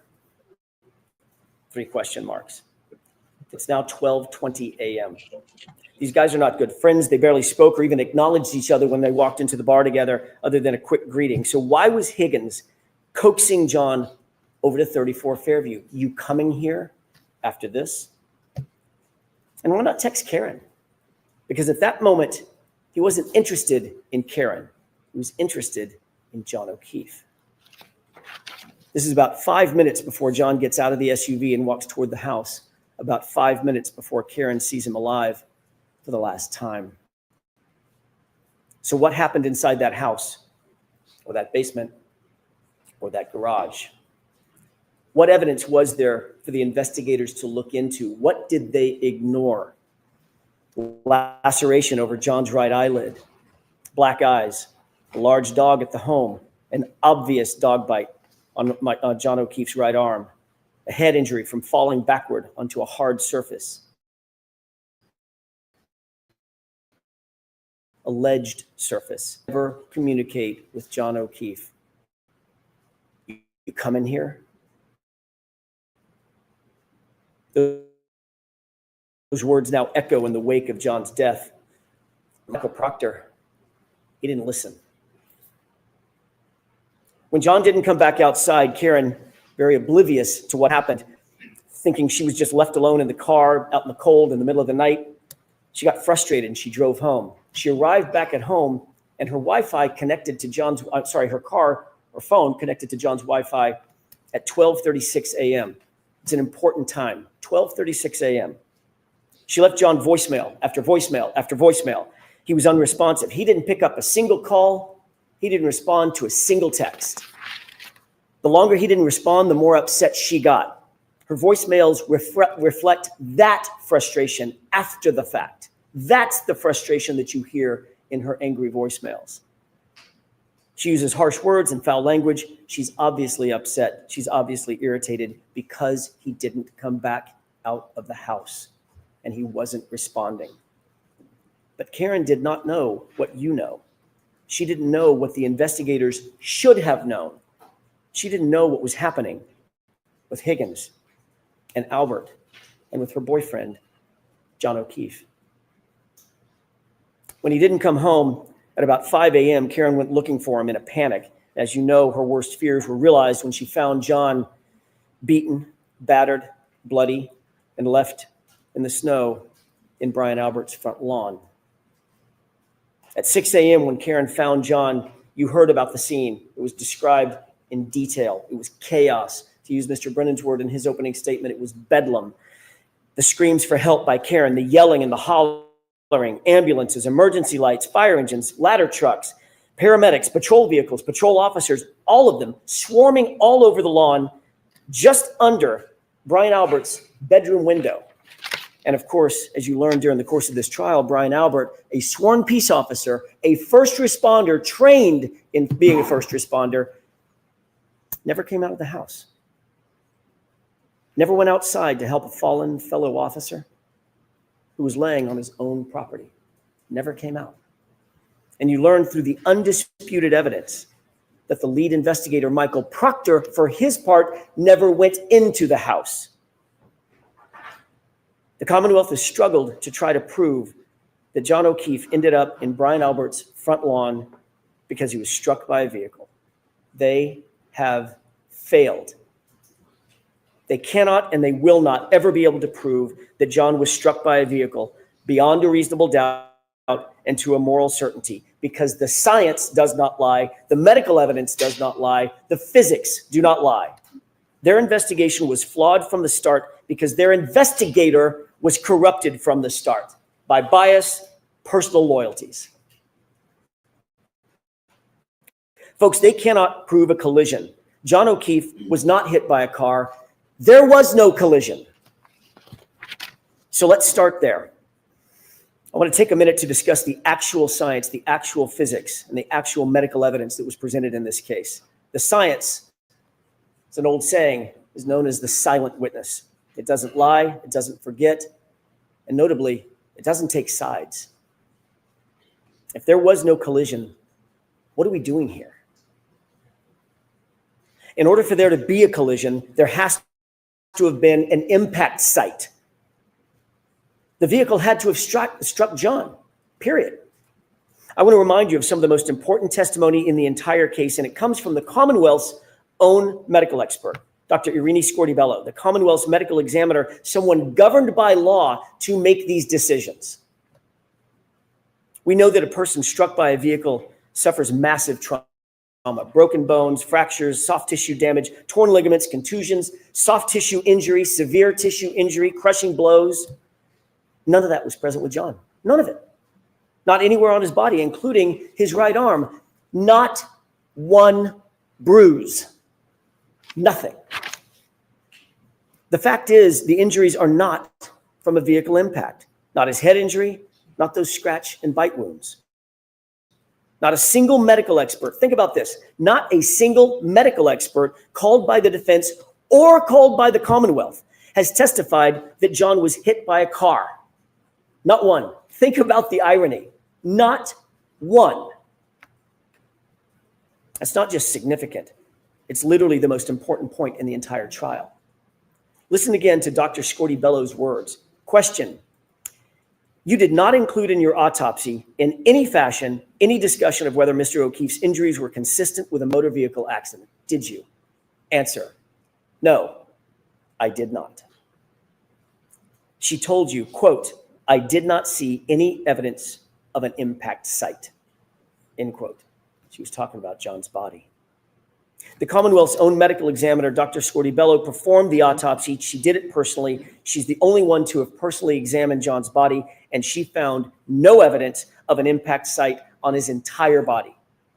That in and of itself is reasonable doubt. You don't need anything more. The Commonwealth's case is done. It's cooked. Their own experts said there is no evidence of a collision, no evidence of an impact. If you want to know what an impact looks like, take a look at this. This is what a body looks like after being struck by a car at 25 miles an hour.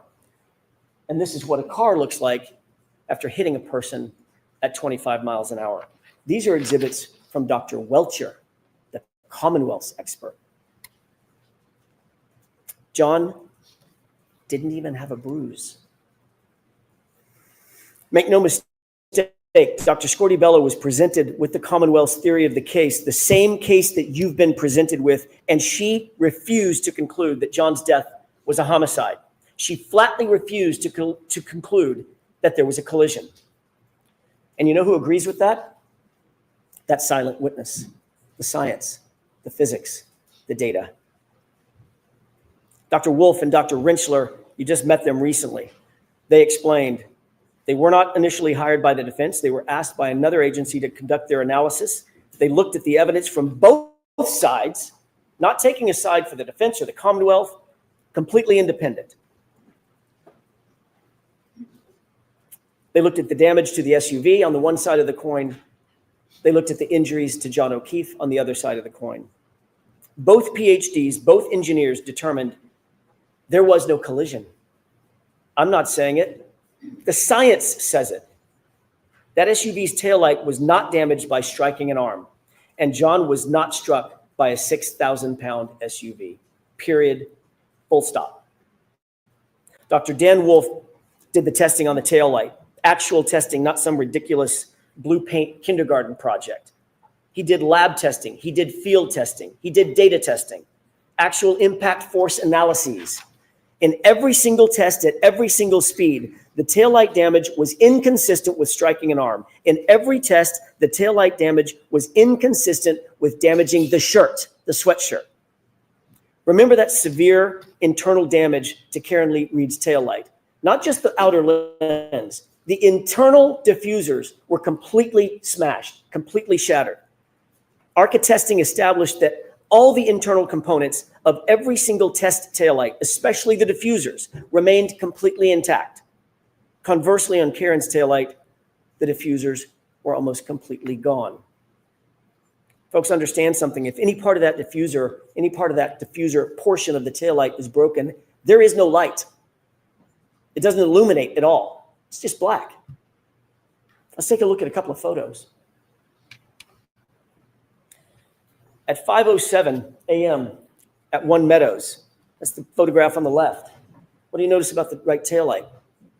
It's completely illuminated. Later, at 4:12 in the afternoon, photograph on the right, it's lit up. How can that be? How can that be if the Commonwealth claims that those diffusers, the portion that lights up the light, were already scattered all over 34 Fairview? That's their theory. But don't believe your lying eyes. The taillight's completely lit up. That would be impossible. Dr. Andrew Rentschler, a PhD, a biomechanist, explained that at those speeds, the other side of that coin, John's arm would be basically destroyed.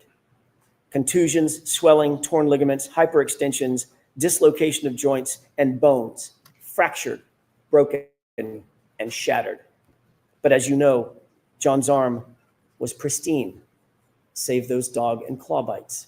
He didn't even have a bruise. Think about this. Think about that photo of those x-rays as you deliberate. You can manipulate a taillight fragment. That's not that hard. You can't manipulate a bruise.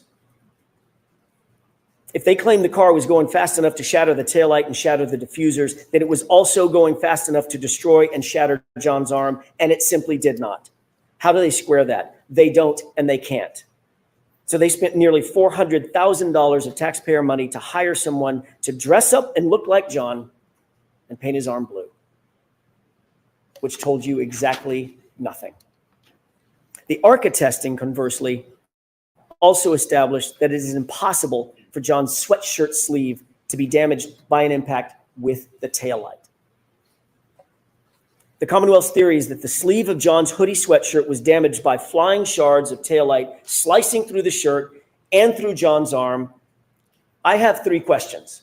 Number 1, John's arm had about 36 abrasions. How did 36 shards of acrylic go through 9 tiny little puncture holes? How'd that happen? Somebody needs to answer that. Number 2, why are there no slices or cuts in the hoodie? All the defects are punctures. Punctures that you might get from, say, I don't know, canine teeth. And number 3, if the shards cut bloody gouges into John's arm, that's their theory, why is there no blood, no skin, no tissue on a single shard of taillight that they claim came in contact with John's arm? The Commonwealth cannot answer a single one of those questions because John's arm was not impacted by the taillight. It doesn't make sense simply because it didn't happen. Compare and contrast the ARCA experts and their actual testing to Judd Welcher. He came to you in the Commonwealth's case in chief, and he told you that for the better part of $500,000, he'd come in and testify that John was tall enough to touch the taillight with his elbow. That's it. And even in that basic demonstration, he had to lean in to manipulate it, to get the results that he wanted. Dr. Welcher then claimed that the reason he didn't do the reconstruction, the actual testing, think about what he said. There isn't enough evidence to determine what happened. I beg your pardon? What happens when there isn't enough evidence, in his words? You vote not guilty. That's what happens. That's out of his mouth, not mine. The Commonwealth also used the same company, Aperture, to try to establish a time of a collision that never occurred. The Commonwealth called Shannon Burgess, the supposed expert from Aperture.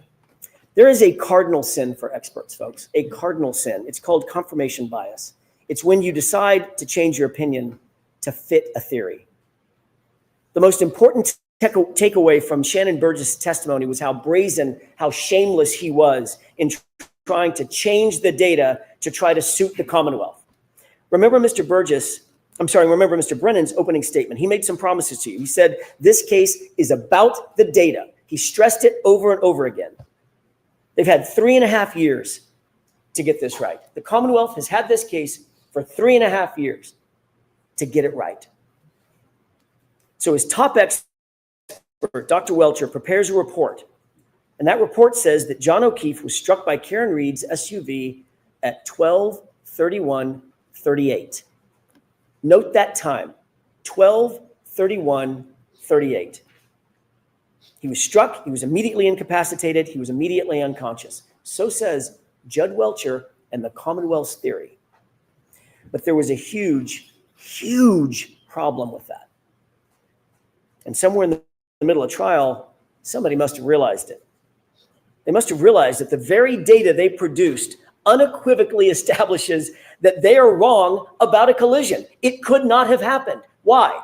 Because John was interacting with his phone after 12:31:38. Remember, the collision immediately incapacitating.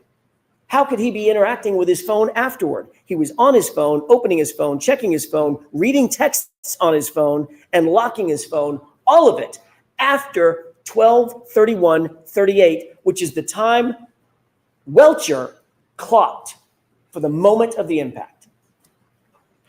And he was taking steps and walking with that phone after 12:31:38 also.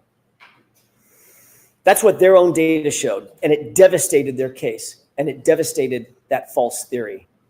There must have been panic, I'm guessing, in the room. What do we do now? The data shows John wasn't struck by the car. What do we do? Enter Shannon Burgess. Question: can you believe him? Can you believe Mr. Burgess? He came up with a brand new story right in the middle of trial. You might ask yourself, would an expert actually say something he knows not to be true? Would an expert actually say something he knows is not supported by fact? Would an expert shade the truth? You don't have to look any further than Shannon Burgess's CV to answer that question. That was a shame. Even with the pull and push and stretch and manipulation of the time data that Mr. Burgess came in here and told you about, it still shows that John O'Keefe was very much alive and walking around after they claim he was hit and incapacitated. Think about that. Matt DeSogra looked at Burgess's report and told you that in 30 out of 30 scenarios of the possible time skews that Shannon Burgess identified, he came in the middle of trial and identified all these other time skews that he called it. In every single scenario, John was alive and walking after they said he was hit. And that's a problem for them because there was no collision. Just look at Mr. Whiffen's data, Ian Whiffen.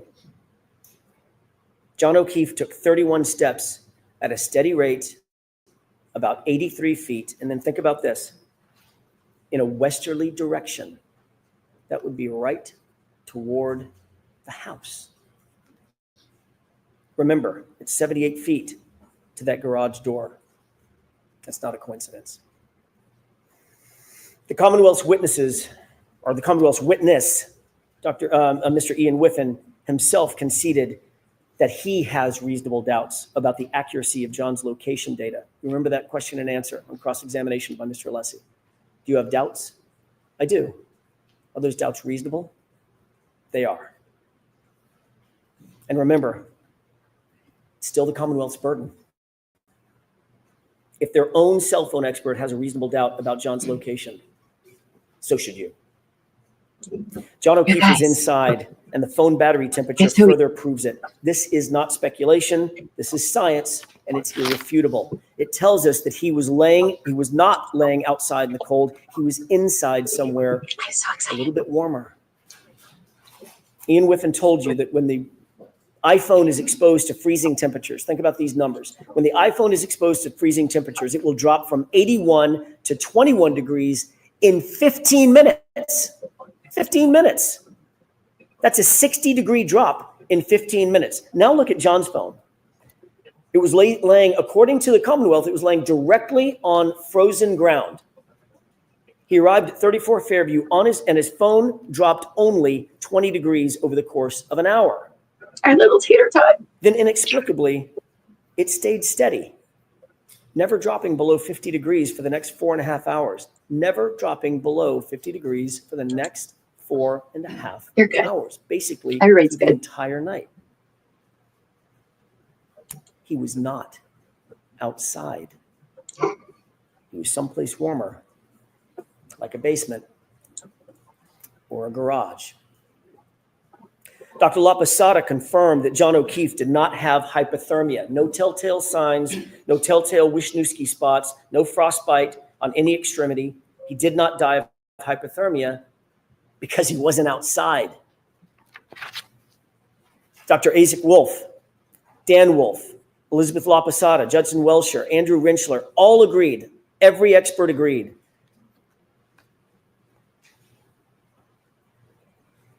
This is how John O'Keefe died. A rearward fall from a standing position.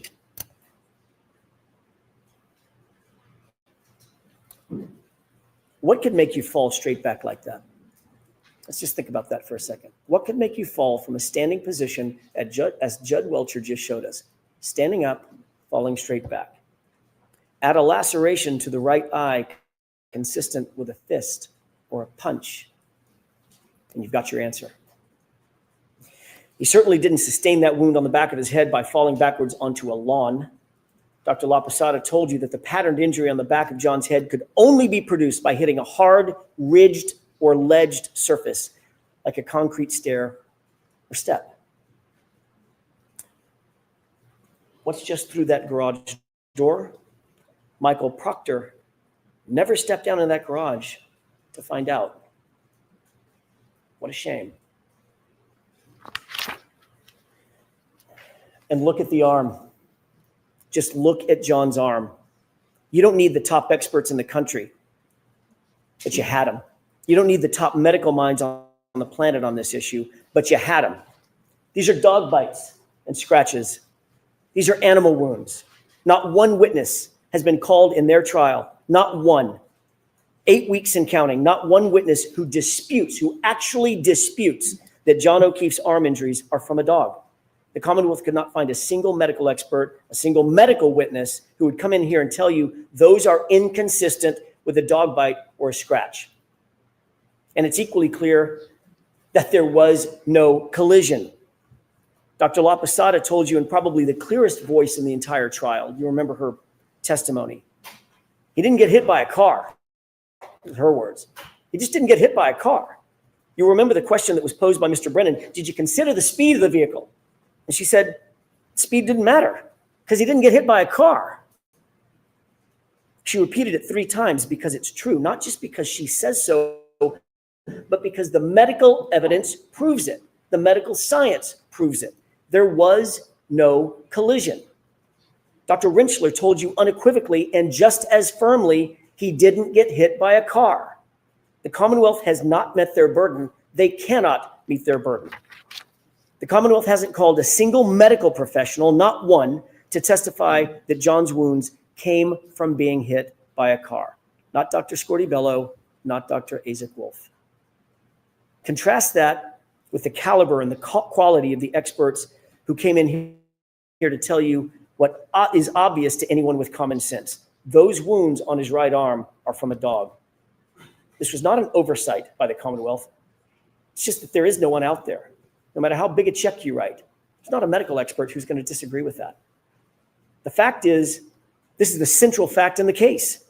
The only fact that matters is literally uncontested by every medical expert. Uncontested, undisputed. There is no evidence that John was hit by a car. None. How much more reasonable doubt could there be? This case should be over right now. Done. Because there was no collision. So given all that, how did Karen Reed end up sitting here? Why is she even here? Why is she in that chair? Why is she in this courtroom? Is this laggy for you? There is a reason for that. And it's a reason they don't want to tell you, and it's a reality they don't want to admit to. The reason we're here is because the system, the very system that was meant to protect her, that was meant to protect all of us, that system has failed badly.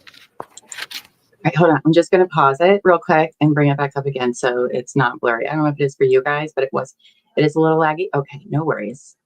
I do sometimes keep getting this connection error still, so we'll just have to do this, but don't worry, I paused it. So now let's discuss the facts that were and were not presented by the Commonwealth in this case. Over the next few minutes, I want to talk about the utter failure of the police to investigate this properly and to investigate this fully. And what you're going to see is that Michael Proctor, the lead investigator for the Commonwealth, did nothing to actually and properly investigate this case. Let's start with the house. That's the most logical place to start. I think you'd agree. And still Brian Albert's house, where John's body was discovered lifeless in the lawn. A police officer, is found dead on the front lawn, and no one secures the scene. No tape, no preservation of evidence, no crime scene log, no search warrants, no consent searches, no photographs of the house interior. They didn't treat the house as a crime scene, and shamefully, they didn't even treat the yard as a crime scene.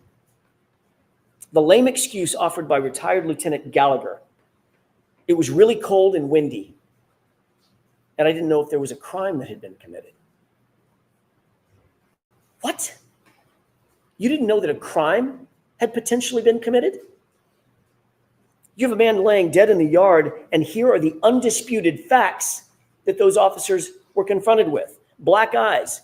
Obviously, black eyes are consistent with a fight. Bloody nose, also consistent with a fight. Bleeding from the face, consistent with a physical altercation. A cut over the right eye, consistent with a punch. No coat in the freezing cold, not dressed for outside, dressed for inside, and one shoe on. I wonder where the other shoe could be. I don't know, maybe in the house 30 feet away. And then you find a broken and shattered drinking glass next to him, the type of glass that you might find, I don't know, let me think about this, in a kitchen, in a house, 30 feet away. And John's phone was tucked neatly under his back shoulder. Lieutenant Gallagher actually claimed he did not know it was a potential crime that needed investigating. The neighbor across the street, Detective Lieutenant Kelleher, had a ring camera that was pointed at the exact direction where John O'Keefe would have been hit, and nobody bothered to secure it. Nobody bothered to secure it. Nobody even bothered to look at it. Of course, this was a potential crime scene. Of course it was. Let's not forget, this was Brian Albert's house, and that comes with privileges. Quote, is the homeowner going to catch any shit? Nope. He's a Boston cop too, end quote. That quote starts to make a little more sense now, doesn't it? Michael Proctor wrote those words just hours after John's body was found. He sent this in a private chat, in a private text he never, ever believed would ever be revealed. He sent that text in a series of messages that now belong to you. You weren't given the opportunity to hear from Michael Proctor, but you can read his thoughts for yourself. And I urge you, go read them. They're in Exhibit 209, in case you're wondering. But here are the highlights. Proctor starts the conversation, quote, all the powers that be, one answers ASAP.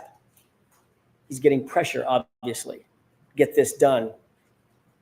His friend then asks what Proctor's probably thinking at the time. Quote, I assume you guys are out to make it cut and dry since it involves cops. Something stinks. And Proctor responds, yeah, to the something stinks. And then he goes on, but there will be some serious charges brought on the girl. Think about that. Hours into this investigation, there will be some serious charges brought on the girl. She's a whack job cunt. Yeah, she's a babe. Weird Fall River accent, though. No ass bitch. She's got a leaky balloon knot, leaks poo. 0 chance she skates. She's fucked.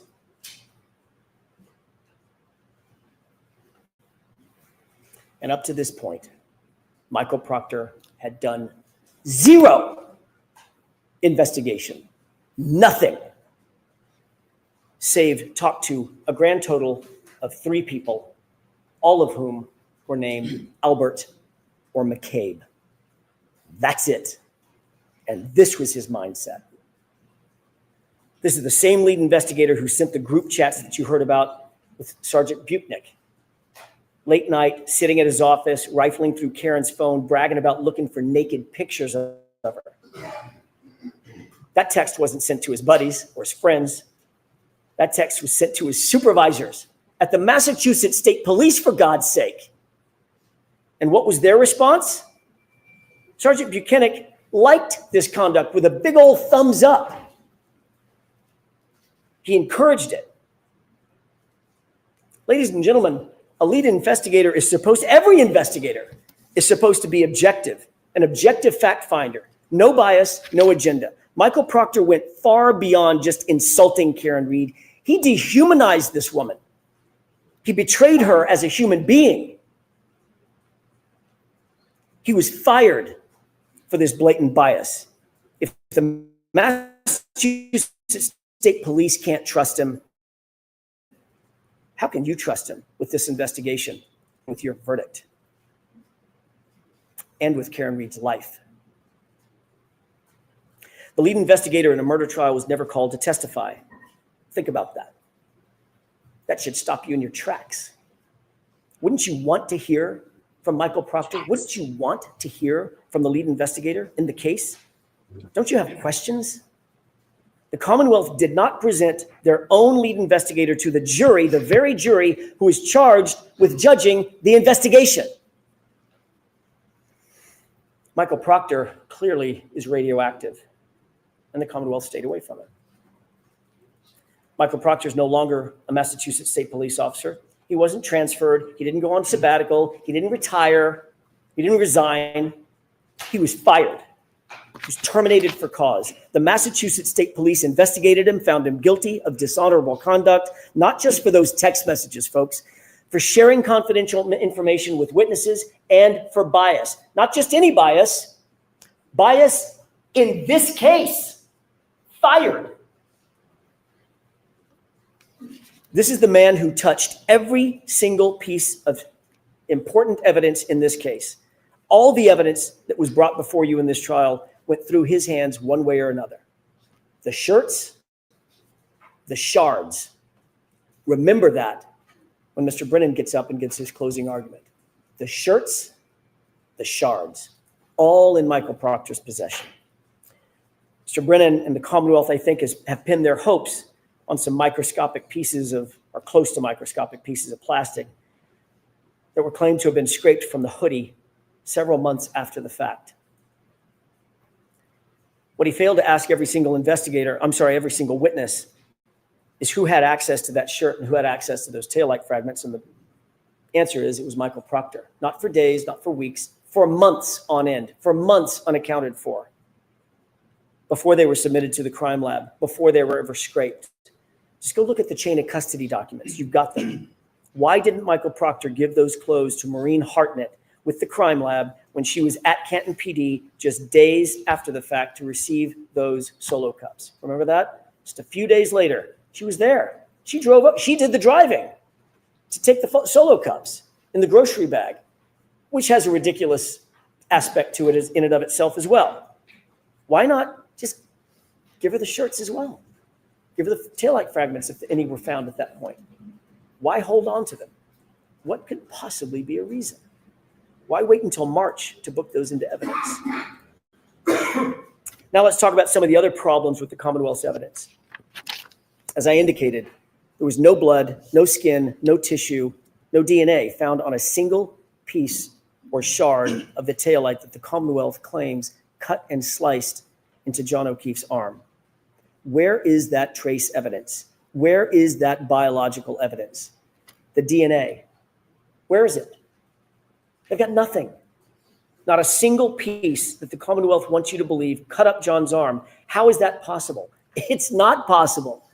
The only way it's possible is if those shards never touched his arm, because it was a dog. Oh, and the one sample of DNA that they did find, by the way, was found on the outer smooth part of the housing. Not any shard. It was the outer smooth part of the housing. Nothing that they claim actually came in contact with John O'Keefe. Number two, that sample had DNA of two other men, two other unidentified males. That tells you that that DNA had nothing to do with a car strike. That DNA would be expected to be, John's DNA would be expected to be all over that car. Inside, outside, he had access to that car for months and months and months. He was in and out of it all the time. Show me some blood, then we'll talk. They can't, and they won't because it doesn't exist. That SUV never hit John. The hair found on the bumper. The Commonwealth really stretched its own credibility on this one. That magic little hair on the SUV supposedly survived a 37-mile drive in 47-mile-an-hour winds. But that little magic hair just clung there, just hung on. That same hair that moved in between photos in the Sally Port. Remember that? There were two photos taken, and it was either the breath of the photographer or just the movement of walking by the hair. It literally moved between the two photographs. But that hair is supposed to have hung on in a 37-mile drive in a blizzard. The only thing that hair proves that the Commonwealth is embarrassingly grasping at straws. That hair has nothing to do with anything. But it doesn't stop there. There was another revelation at trial, a big one, a huge one, and it came from a very unlikely source. Christina Hanley, the quiet, reserved criminalist who told you something the Commonwealth likely did not want revealed because it's devastating to their case. Absolutely devastating. And it's this. The glass on the bumper didn't match the cocktail glass. None of it. Remember, February 11th, Michael Proctor, without any other person with him, no witness, no supervisor, no other person with him, claims to have found a single piece of glass at the scene. February 11th, single piece of glass, Michael Proctor. Keep that in mind. Interestingly, the glass on the bumper that didn't match the cocktail glass, one piece did match one other thing. The Proctor glass. Those two go together. The only two things that go together from that bumper are the Proctor glass. We know that there's no glass in the taillight. We know that nothing else was shattered on the vehicle. Therefore, that glass had to be placed there. Didn't come from a crash, didn't come from a cocktail glass. So how did it get sprinkled on the back of the bumper? Whose proverbial fingerprints are on that glass on the bumper? The only thing it matched was Michael Proctor. What about the Ford Edge and that snowplow driver, Brian Loughran? He observed that Ford Edge parked outside Brian Albert's house at 3:30 a.m. That vehicle was moved directly in front of where John's body was found sometime between 2:30 and 3:30 in the morning. The only person connected to a car of that make and model, Brian Albert. Michael Proctor did nothing to investigate that point. Did nothing to investigate whose Ford Edge was parked in a spot specifically to block the line of sight in the exact position where John's body would be later found by Karen Reed. No one, not Michael Proctor or anybody else, checked it for evidence. No one even asked any questions about it. That Ford Edge, Brian Albert's Ford Edge, completely ignored. Michael Proctor failed to interview obvious witnesses in this case. Why? Why didn't he want to speak to the snowplow driver, Brian Loughran? Why did he falsely claim that no one plowed the roadway that morning? When police dash cam video, you saw the dash cam, it shows plows going back and forth all morning. Why did he wait so long, years even, to interview Heather Maxson and Ryan Nagel, individuals who were literally outside 34 Fairview at the exact same time John and Karen arrived at Brian Albert's house that night?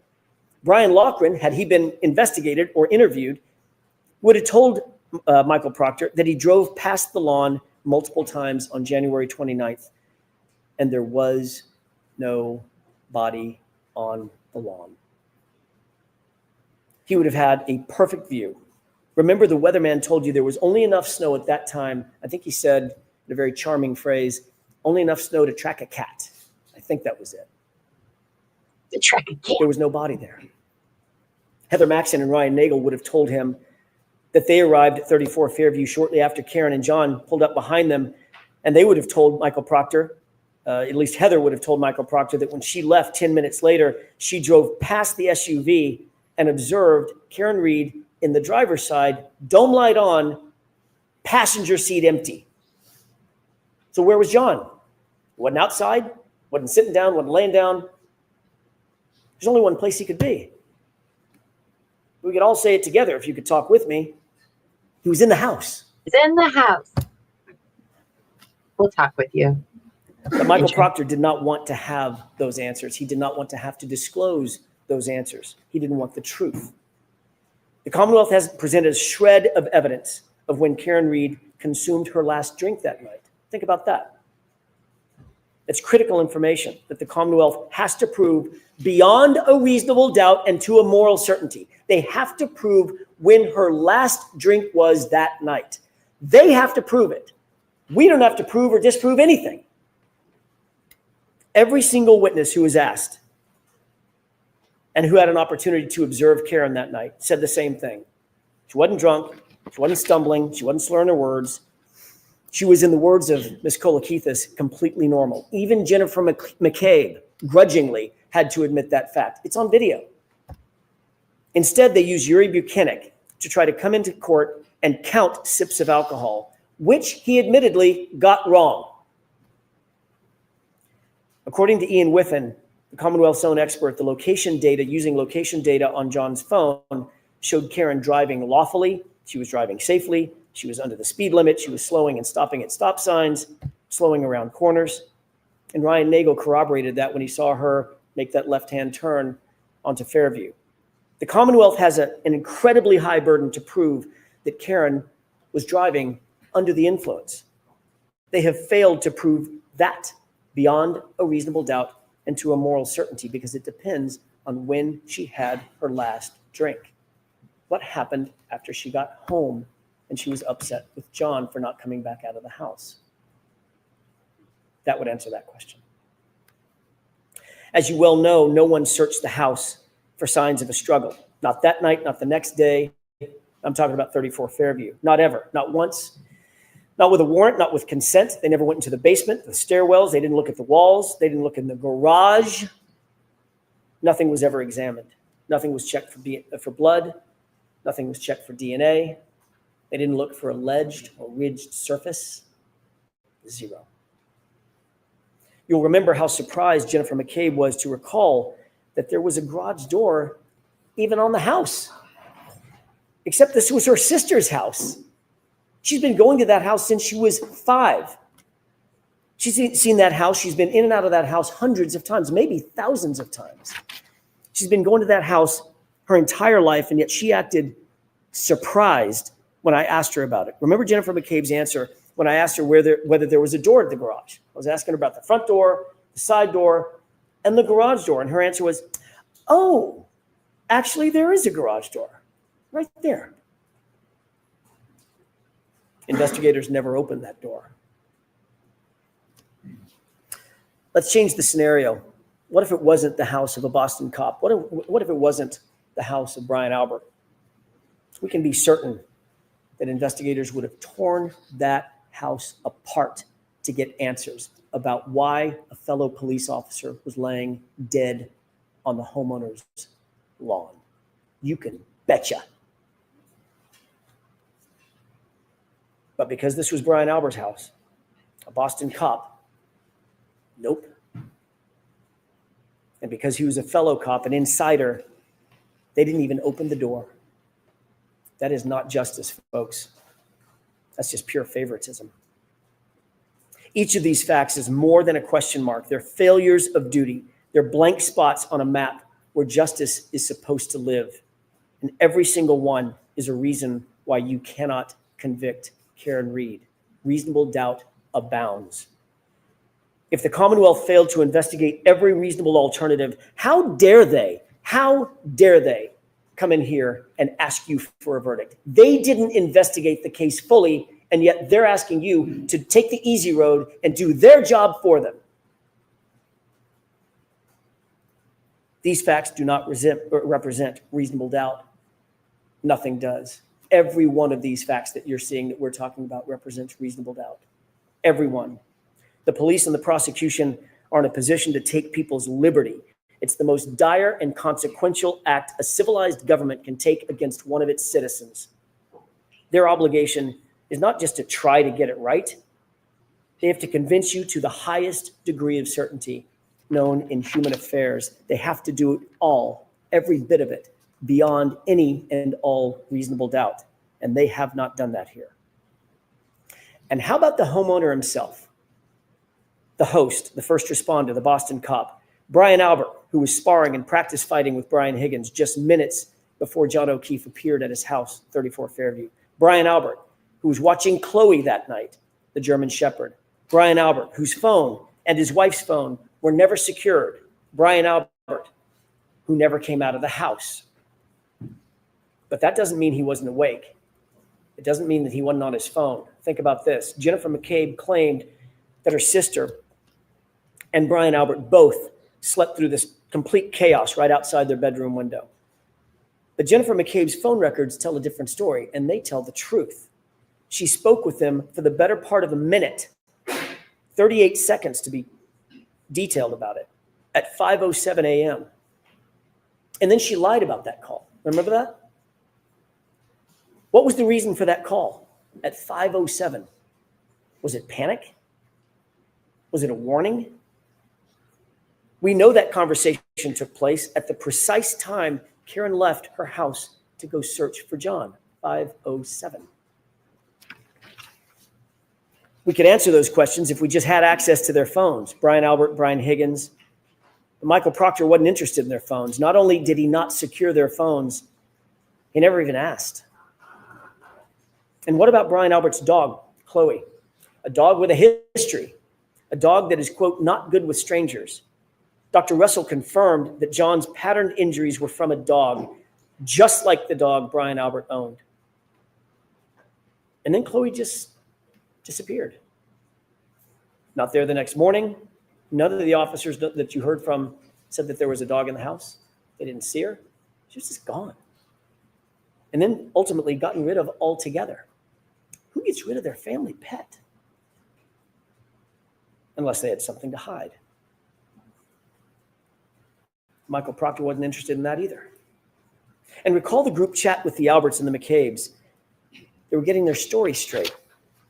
Matt McCabe, whom the Commonwealth did not call in this trial, instructed the group in that group chat, you'll recall, tell him to say the guy never came in the house. Think about that exact quote. Tell him to say the guy never came in the house. And Brian Albert, the patriarch of the family, exactly, exclamation point. He blessed it. With the truth, as we all know, you don't need to get your story straight. You don't need to tell someone what to say. It's just the truth. And what about the Google search?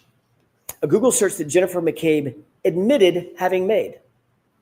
A Google search that was timestamped by Celebrite at 2:27 a.m. A Google search that read, Haas Long to die in cold. It is uncontested and undisputed that that search was deleted. If the 2:27 a.m. timestamp is not true, why does Jennifer McCabe have to lie about it? Why delete it? If the 2:27 a.m. timestamp is not true, why create a false story about Karen screaming ghoul hypothermia? That's just a fabrication. That's just a made-up fact.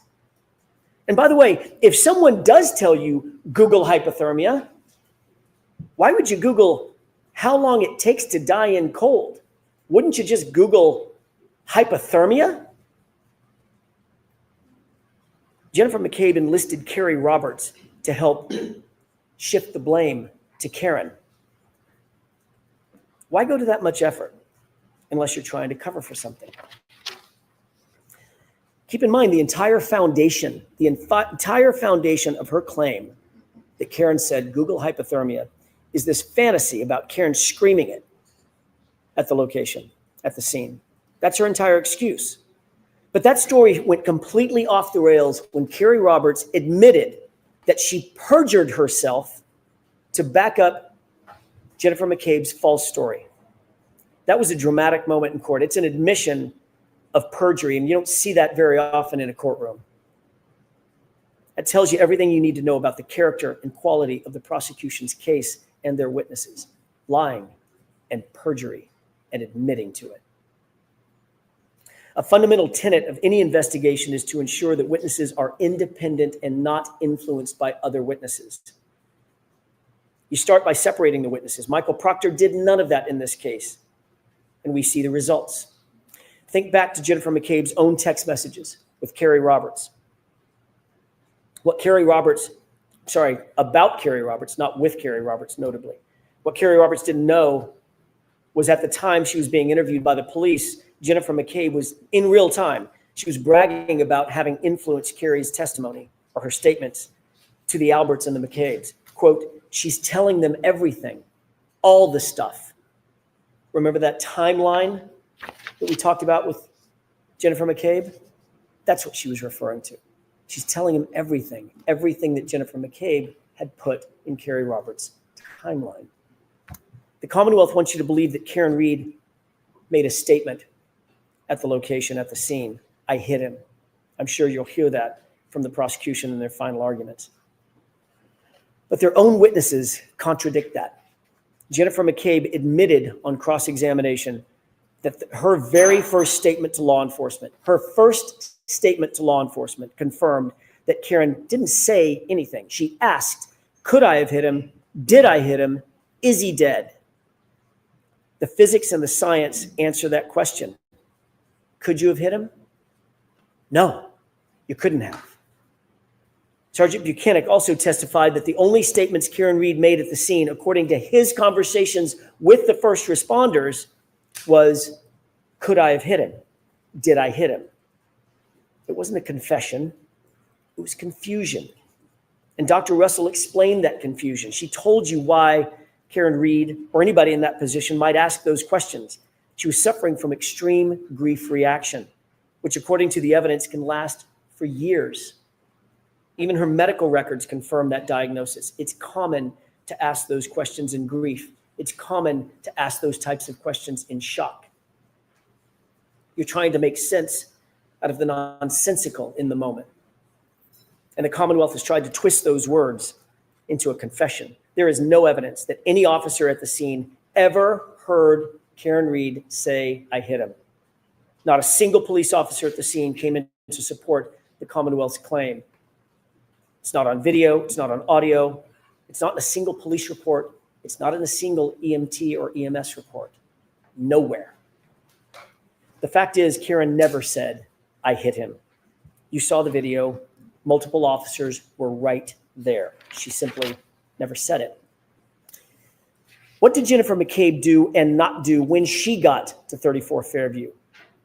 She would have you believe, I want to set the scene for you, that she's confronted out of the blue with John O'Keefe's lifeless body. Her friend, John O'Keefe. He's bruised and battered. He's bleeding. His eyelid is cut. His nose is bleeding.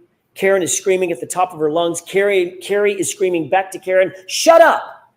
Both women begin crying. Both women are giving CPR. There's chaos everywhere.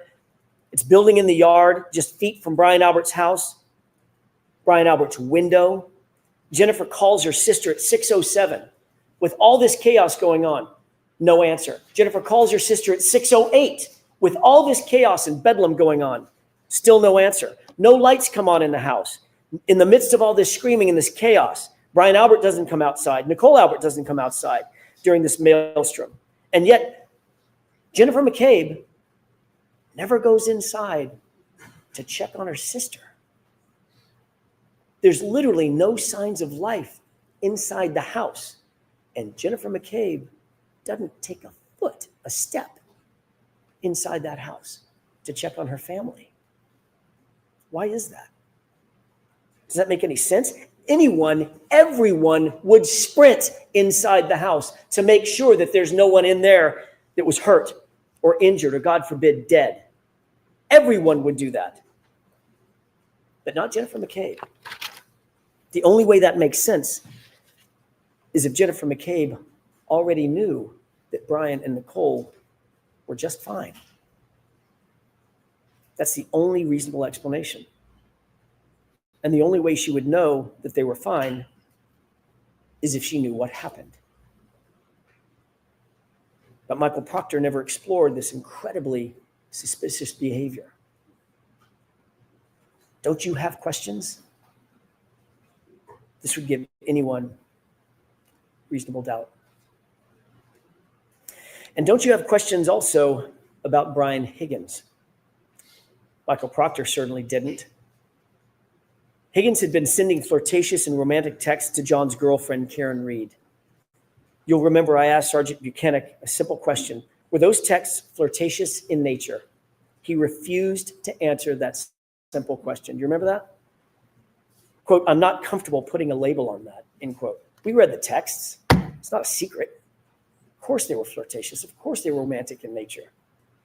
The reason he refused to answer that simple question is telling. It's because these flirtatious texts establish a motive for Brian Higgins. Sergeant Buchanan could not bring himself to tell the truth. His bias was on full display. He was covering for another cop. Investigators also ignored Higgins' suspicious late-night visit to the Canton Police Department. That was after a night of drinking, by the way. Why didn't they investigate this? What was so important that Higgins needed to go to the police station at that time, 1:30 in the morning, while drunk, by the way? Why weren't they interested in those facts? Remember, he's an ATF agent. He's a cop, a member of the Blue Wall, and best friends with Brian Albert. He would know that the CPD would be the first to get the call when someone reported John missing or injured. He would know what to look for, what to listen for, to determine if a report had been made and when and what the response was going to be. You saw the skulking through the hallways with his hood up, moving bags between cars, and of course, that late night mysterious phone call on his cell phone, a phone that you don't have and that you'll never see. All of that, and Michael Proctor never gave him a second look. All of that, and the Commonwealth, who's supposed to be after the truth, didn't call him to the stand. If you have any unanswered questions about Brian Higgins, that's reasonable doubt. The police didn't interview Brian Higgins on January 29th, 2022, but he was at the police station, as we've just seen.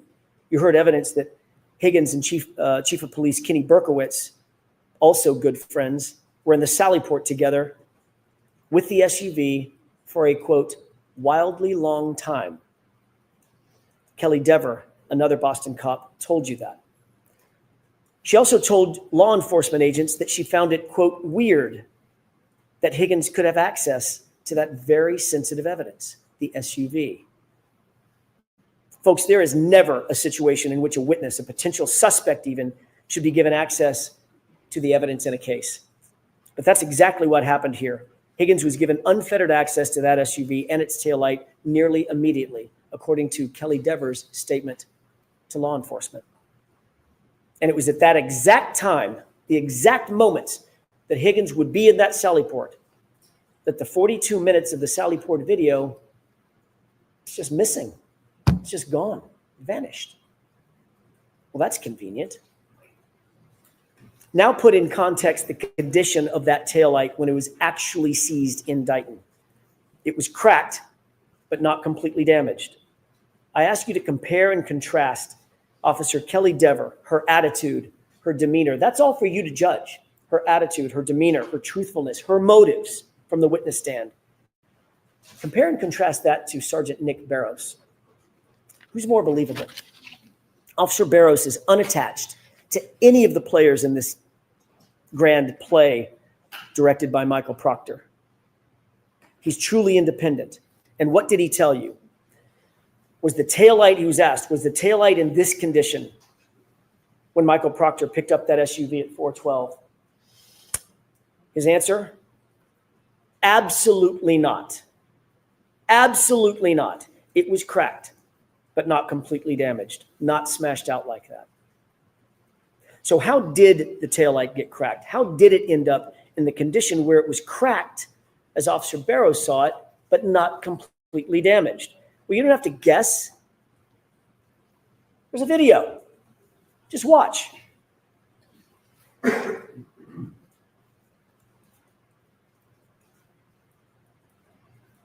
That's how it got cracked. And Judson Welcher's own recreation confirms it. Look at the contact. That's from the Commonwealth's expert. And that further is confirmed by the fact that there were no taillight pieces found in any of the initial searches conducted at the scene. 2 searches, 50-foot area searched. Not a single fragment was found until after Michael Proctor had access to and control of that SUV and its taillight. What does that say about the character and quality of this case? It's revealing what happened here at trial. One of the most dramatic moments probably of the trial, Kelly Dever. How can you trust this investigation when you saw how far a police officer will go? You had a front row seat to the power of police manipulation and police corruption, a front row seat. Kelly Dever was interviewed by a separate law enforcement agency, not a friendly department, not Boston Police Department, not Michael Proctor's MSP, a different independent agency. She told those law enforcement agents in a formal interview that she saw Brian Higgins and Chief Kenneth Berkowitz alone in the Sallyport with the SUV. She was detailed, she was clear, she was unequivocal, she remembered the specifics, she recalled how it made her feel, quote, weird. She recalled how long Higgins spent, a quote, wildly long time, as she described. These are all incredible details to tell law enforcement. She couldn't have been clearer. She couldn't have been more specific. But then she's put on a witness list and she's subpoenaed by the defense. Oh boy. Then this rookie cop was called up to the police commissioner's office, the same commissioner that was the boss of Brian Albert.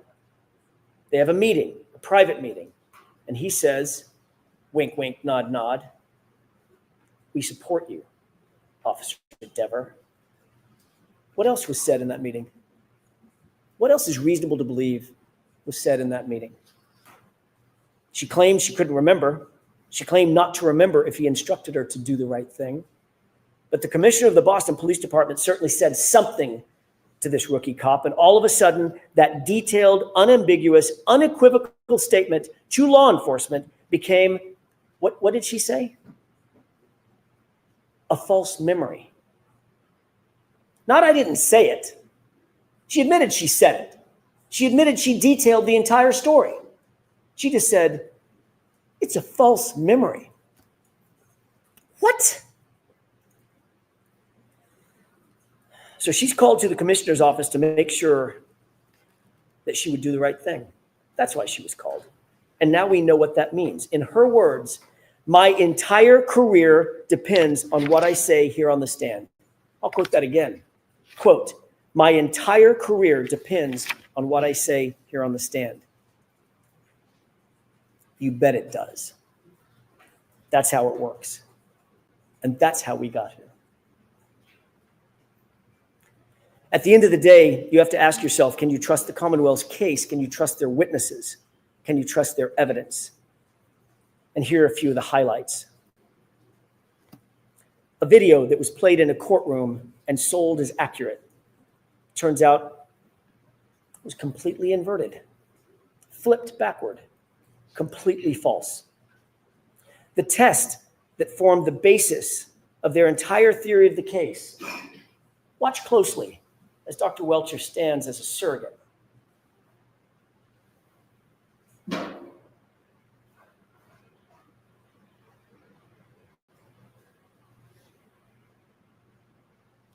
Is that a righteous test, or is that a manipulation? Dr. Welcher tried to deceive and fool you by leaning into the car, manipulating the results of his own test. When the truth was revealed by Dr. Rentschler, the Commonwealth spent the next hour cross-examining it about how that test was meaningless. It actually didn't mean anything. Well, that's convenient now that we realize that it was a manipulated test, and it actually does mean nothing. It didn't represent the theory of the Commonwealth's case. That's what was suggested. That test does not represent the theory of the Commonwealth's case. Really? Then why was Dr. Welcher playing dress up in John O'Keefe's clothes, or identical clothes to John O'Keefe, when he was holding a glass? Why was he holding the glass right behind the vehicle? And why was he standing with his right arm oriented to the right rear taillight if he wasn't trying to recreate the circumstance that is the Commonwealth's entire theory?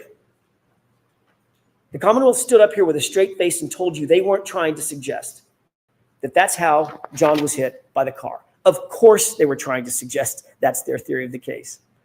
They only abandoned it 2 days ago when it was revealed by our experts that it's physically impossible. That silent witness, that science, that physics has become very pesky to the Commonwealth because there was no collision. Dr. Welcher also told you under oath that there were no x-rays taken of John's arm. He tried to deceive you into believing that John's arm might have been broken. I don't know. I didn't see any x-rays, so I can't tell you what the damage was inside the arm. Really? The Commonwealth has had those x-rays in their possession for 3 years. And again, it took the defense to bring out the truth. The x-rays do not fit the Commonwealth's theory, so you weren't shown. And Dr. Welcher wasn't going to admit it. And my goodness, then we get to the sweatshirt. That was a moment. Mr. Brennan stood here in front of you and dramatically held up John's sweatshirt, not just to the witness, but to you, and asked Dr. Wolf about it multiple times. Specifically, while it was in that plexiglass, asked Dr. Wolf about the multiple holes in the back of the sweatshirt. He interrupted Dr. Wolf, and Dr. Wolf started to look at the sweatshirt and say, well, and he said, how about here? Here's a hole, here's a hole, here's a hole, here's a hole, dramatically tapping on that plexiglass. It was clear what the suggestion was, that the holes in the back of John's sweatshirt were from January 29th. That's the impression that was expected to be left with you. That's the impression that he wanted to leave with you. And that's false. The truth is, the Commonwealth created those holes. They aren't holes from road rash. They weren't made on January 29th. Those are cuttings from the Commonwealth's own crime lab, folks. That's what those holes are. And even with 3 prosecutors, all 3 of them, sitting right there in the room at the time, it had to be the defense to correct that record, to bring out the truth.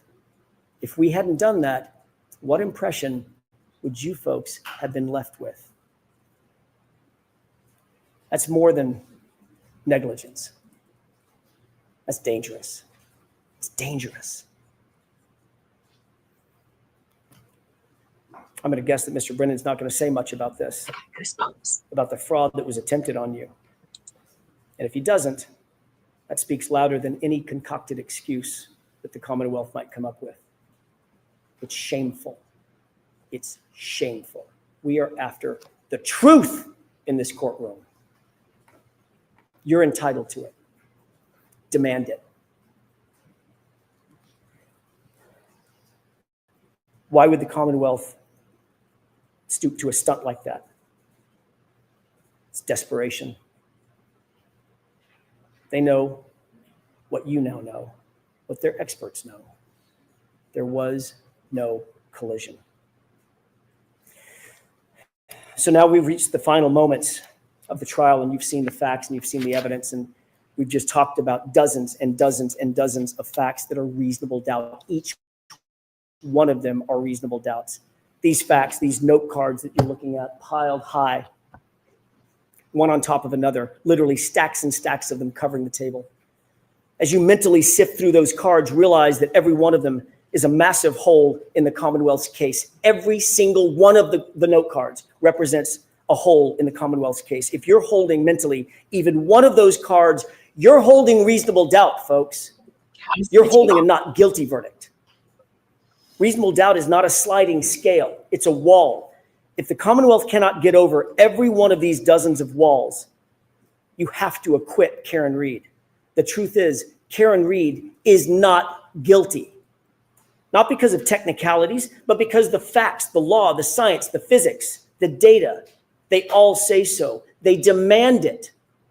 The Commonwealth does not have a theory about how John was hit by the car. They haven't even shown you that it's possible that he was hit by a car. And the reason they haven't is because it's not possible that he was hit by a car. There was no collision. Your job is not to do their job, their burden entirely. It's theirs. They have to prove this case and their theory beyond all reasonable doubt and to a moral certainty. And not only do they not have a theory, they can't prove one that doesn't exist. All you need to know is that the Commonwealth failed. They failed to provide you with a truthful representation. They failed to prove the essence of their case, that John was even hit by a car to begin with. They failed to prove any intent on the part of Karen Reed because she has none. They failed to investigate the actual suspects in this case. They failed to present the lead investigator to you. They failed to justify the perjured testimony that you heard discussed in this case.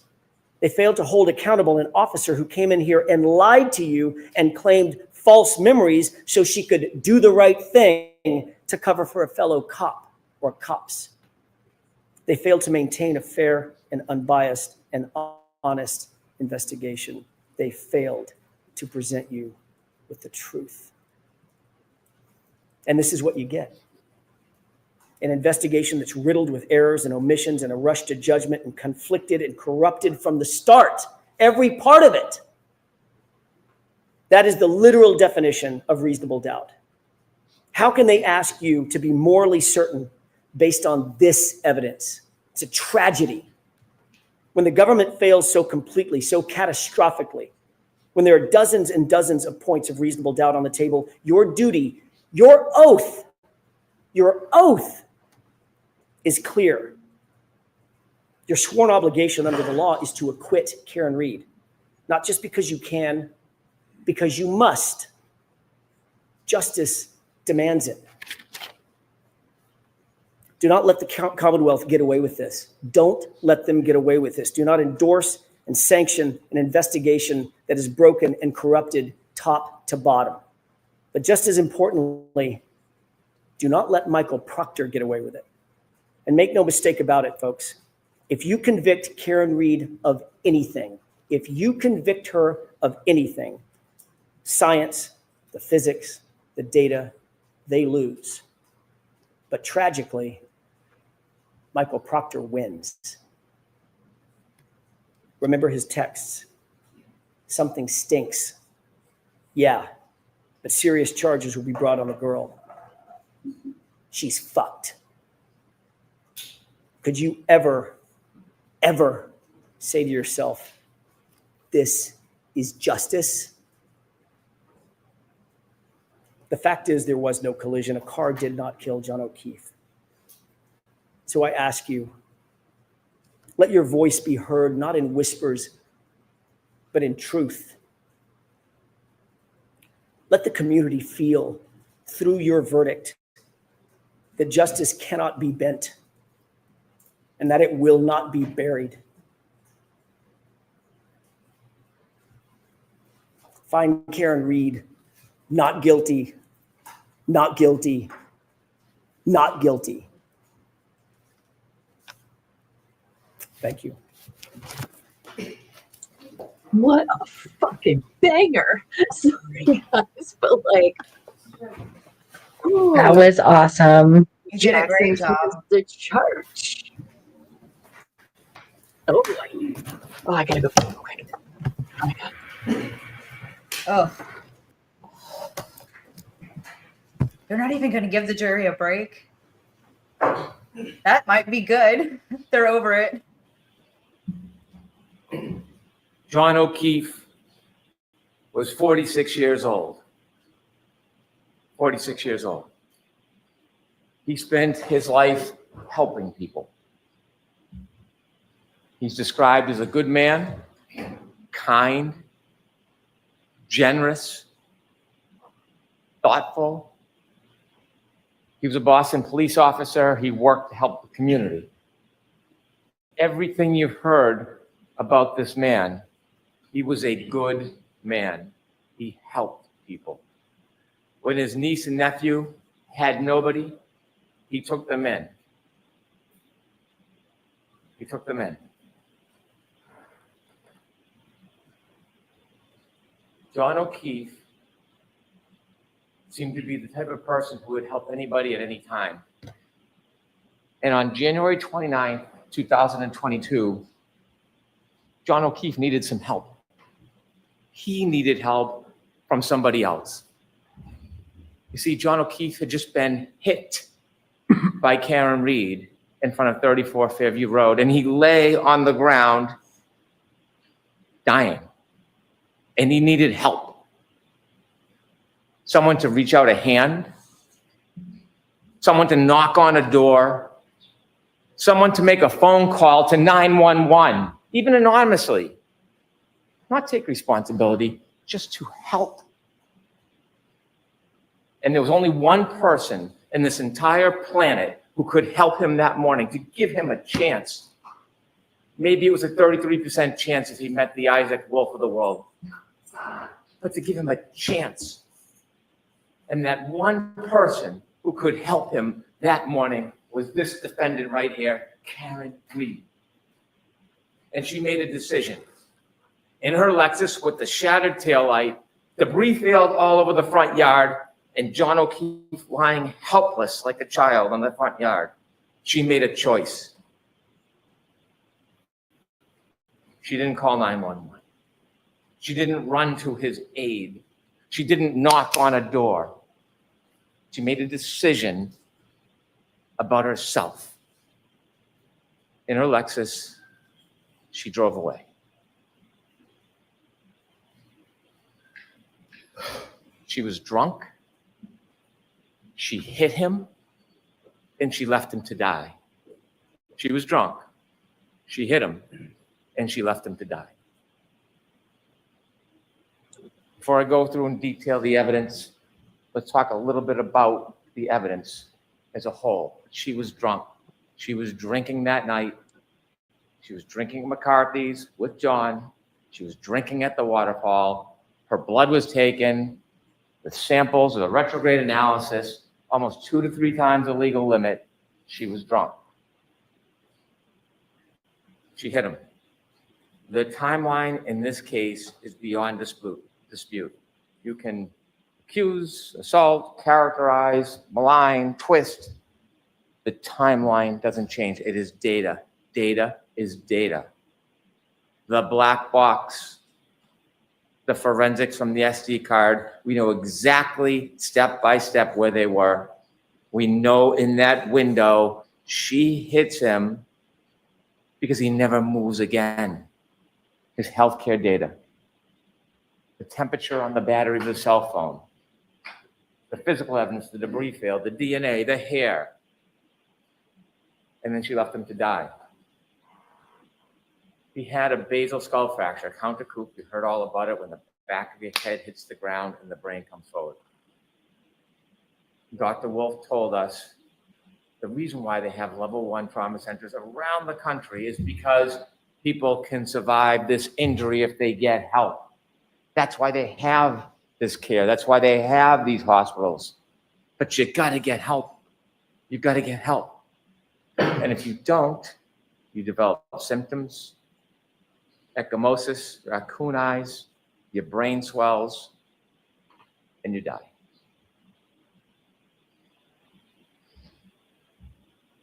She was drunk.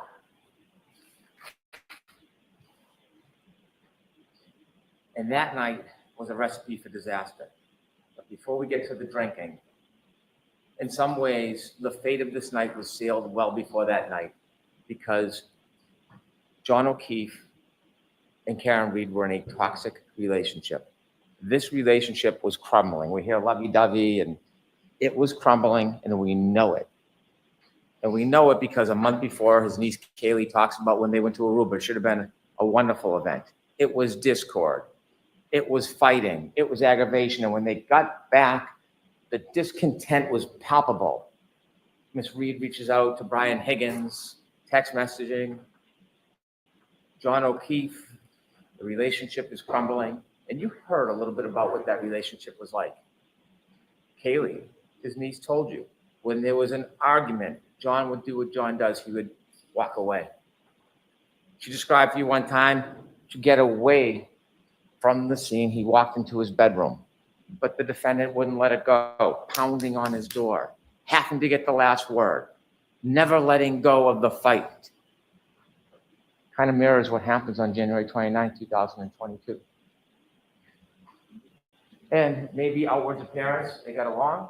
Maybe sometimes quietly they got along. But behind closed doors, relationships have up and downs. We have a bird's eye view into the relationship on January 28, 2022, because we have the text messages, not so lovey-dovey. The relationship is almost over. The tensions are simmering beneath the surface. They are not getting along.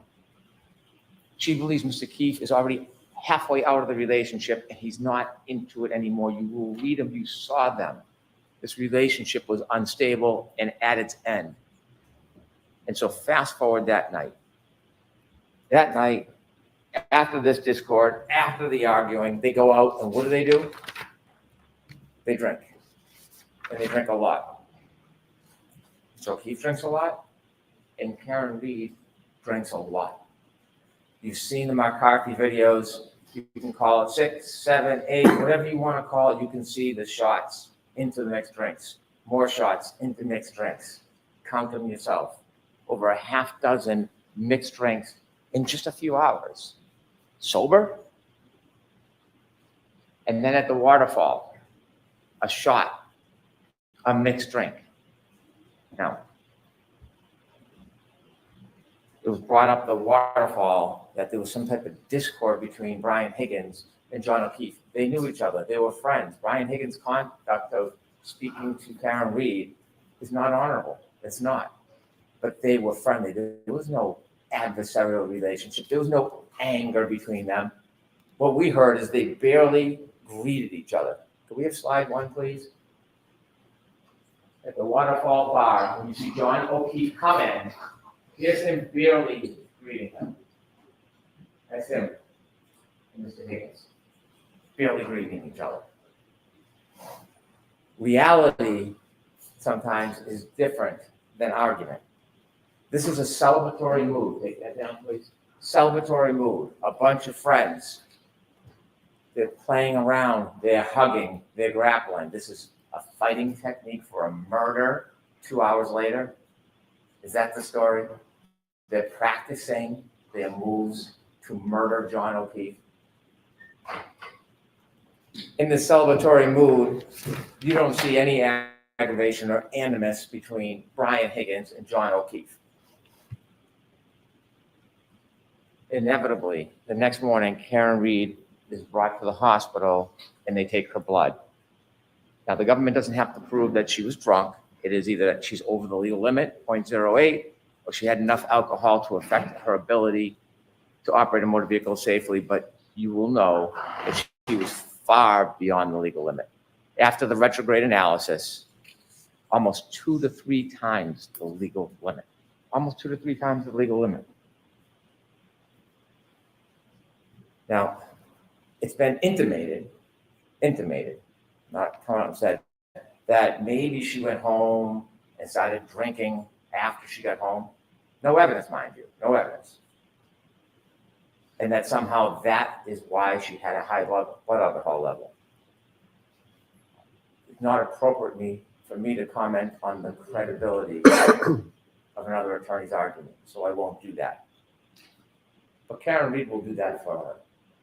So if we listen to slide 2, she'll tell you exactly what she thinks about that claim. You see that? Doing a really probably about 5 or 6 or 4. The drinks that they were pouring me at McCarthy's, which is where I consumed most of the alcohol, was the weakest at the time. It tasted just like all soda water with lime. Slide 3, please. I wouldn't have gotten on the expressway. I wouldn't have gotten on the expressway at 12:15 on January 29th. I mean, it was quiet. The roads were very quiet. You can see on the videos. And I was going, when I've had a few drinks, I drive, I always drive extra slow. So I know my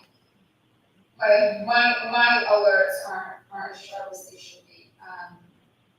But I shouldn't have been driving. Thank you. He knows he's lost the second-degree murder. That's why he's focusing on the drinking so much. When they leave the waterfall bar at 12:12, you see a video, you have it in evidence, there's a still photo of John O'Keefe holding a glass. Not from the Albert's home. He didn't sneak into the house in the cupboards and grab a glass. From the waterfall, you see him with a glass, and in it is a straw. Take a look at that picture. And now from 12:12 on, we virtually have a historian in the data that tells us exactly where he went, exactly step by step where he went. And how do we have that? Well, we know the defendant's car had like a black box, and Dr. Judd Welcher took the data from the black box and downloaded it so you can see the movements and the triggering events. And then Shannon Burgess, well, you don't like what he says, don't attack the data, attack the man. He can be mocked for his LinkedIn profile or his unupdated CV. But what he did is he found a key critical piece of this case that did not exist before. He found it recently, and it was that SD card. The SD card that everybody missed, including the defense expert. Everybody missed it. So as much as you want to make fun of him, Shannon Welcher found the key so that we could have the time and date and location coordinated for an impenetrable timeline that can't be broken. That's what Shannon Burgess did. And so we know on the way from the waterfall to 34 Fairview, Ms. Reed is driving drunk. Mr. O'Keefe is in the passenger side of the car, and they're heading their way to 34 Fairview, and they get lost. And now we have more data because John O'Keefe has a cell phone. And I said it at the beginning, it is a historian. It doesn't suffer from bias, it doesn't suffer from prejudice, it doesn't suffer from memory loss. It has data on it. And he puts on Waze, high location data, as Ian Whiff would say. And it tells you second by second the speed, the location, the movement. That's what it does. And he has healthcare data on that phone. The healthcare data separately shows his movement. And that is critical. It is critical because it not only shows his movement, it shows when he does not move.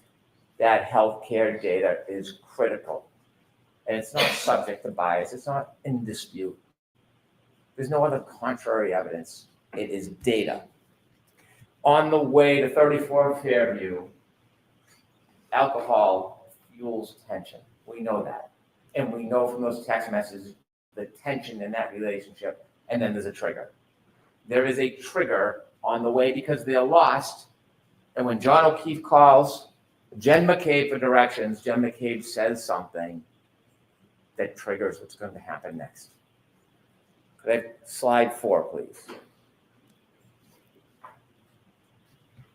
Very close to the outbursts. In fact, when Jen was navigating John to the outbursts when I was driving, she said it's near Ashley's house. Ashley and John had hooked up prior to John and I dating. And so as they travel to 34 Fairview, under the duress of this crumbling relationship, fueled by intoxication, we have triggers. Now, we know on their way there, we know from the data, where they went, how they moved. If we look at slide 5, Ian Whiffen showed you a guide. You could enlarge that a little, please. And it shows you with the healthcare data, it registers as flights climb, but it doesn't mean someone's climbing upstairs. What it means is there's an elevation, and he breaks down the data, the red, the green, if you can move down, please, Ms. Gilman. And then in the bottom left, that's 34 Fairview. You can see second by second the circles of their route, even the 3-point turn on Cedar Crest. That's what you see. At that point, they've left the bar. Remember, the battery temperature was 82 degrees. They're now in a car. It's now 77 degrees. Think about how accurate the battery temperature is, that it reflects the difference between being in a bar and being in a car. They take a 3-point turn at Cedar Crest. And because of Shannon Burgess and because of Judd Welcher, we have the data, and it's a triggering event. Remember, if there's an acceleration past 30%, it registers data on the car, and that's exactly what happens. Is a 3-point turn, and it all lines up with the cell phone after you synchronize the times. It's that simple. It's nothing complicated. There's nothing tricky. There's nothing devious about it. It's data.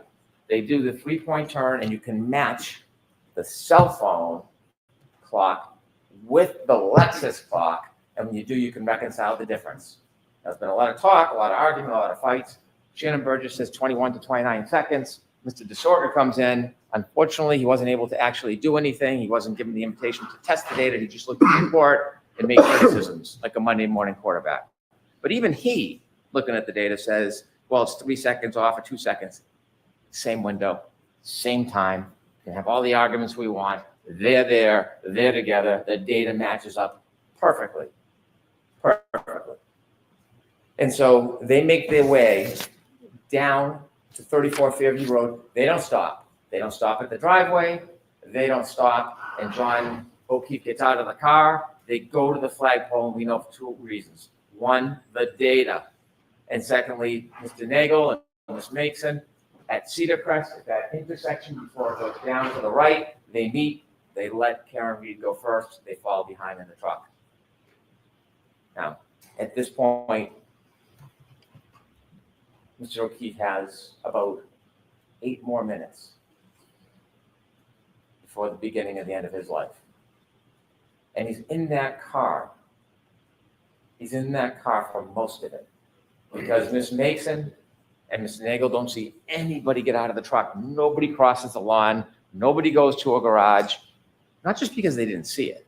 They didn't. Not because they didn't see it. Because the healthcare data on the phone shows that John O'Keefe is not moving. The car is stopped at the flagpole. The healthcare data stops. The battery stays at 77 degrees. The data is the data. You can't change it as much as you want to. It's data. And they sit at that flagpole for minutes. It's 12, 24, 33 when they get there. They're there past 12:30. Remember, Ms. Mason and Ms. Nagel said they're there about 5 minutes and then they go.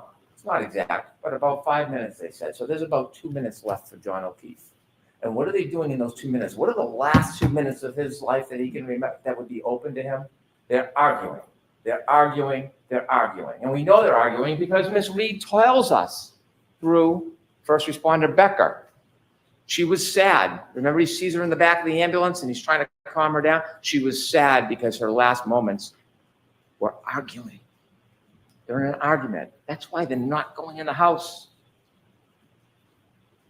But John O'Keefe decides to get out of the car. And we know because the dome light goes on. That's what happens when you open a door. Whether he's bent down, he's standing outside or on the other side, the dome light is on. And then you see the data. John O'Keefe begins to move. 12:31:56.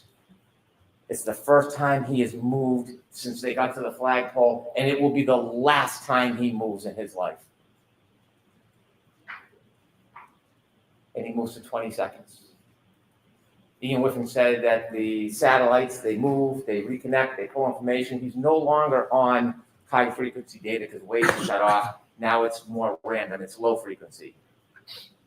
We would never suggest, and Mr. Whiffen did not claim, based on location data alone at that point, you can tell exactly what John O'Keefe is.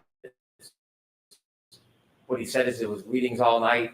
The bullet is always near the flagpole. That doesn't mean he was always near the flagpole. He could have moved. He could have moved in the circles and come back. Location data is consistent with him never leaving the flagpole. But that in itself is not enough. But there's more. There is more. There is the healthcare data. There is the temperature of the cell phone battery. And so he moves to 20 seconds. It turns west. It does not say he walks to the house. That's not what the data says. It doesn't say that he goes straight line and he walks over to the door. In fact, could he even get to the door in 75 feet? Could he get there? Because when the investigator for the defense testified, he measures from the driveway. He never stopped at the driveway. He never measures from the flagpole. He never measures from the flagpole to the garage door. So this fantasy that somehow he walked in the garage, even though there's no evidence, there's no witness, there's no data. 20 seconds of his life, and he moves. And healthcare data registers his steps. It could be pacing. It could be a straight line. It could be shaking the phone. We don't know. We don't know. We don't know everything. We don't know every little detail and every little second. We don't have to. That's not doubt. That's not reasonable doubt. We know for that 20 seconds, he's moving. And in that 20-second window when he moves. He has his phone and he looks down, 12:32:09, he sees a text message from his friend, Gemma Cade. And he looks at the text message and he closes it.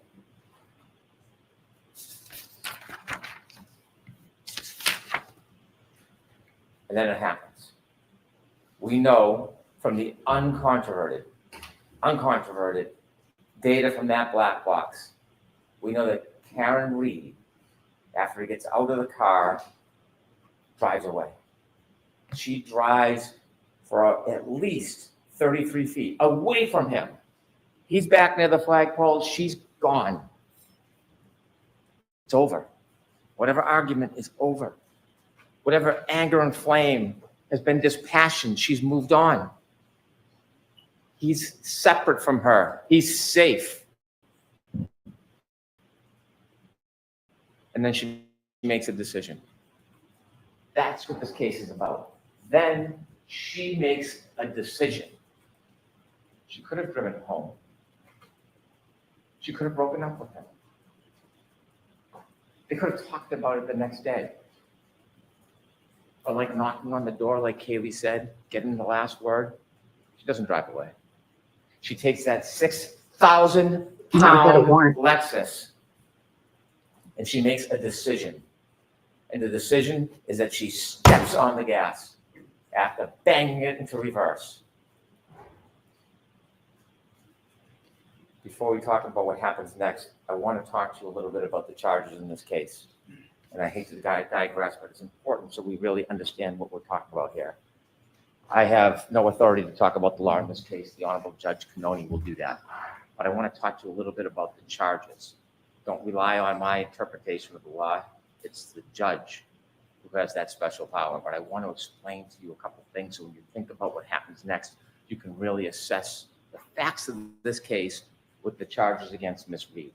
She is charged with second-degree murder. It sounds ominous, it is. It's a serious charge, second-degree murder. When most people think murder, they think shooting or stabbing somebody. It's natural to think that. Second-degree murder is different. It's not first-degree murder. I told you at the beginning of this case, I told you that we were not going to suggest or try to prove that Ms. Reed intended to kill John O'Keefe. That was never part of this case. We're not claiming that. I told you that we were not ever going to try to prove that she even intended to hit him.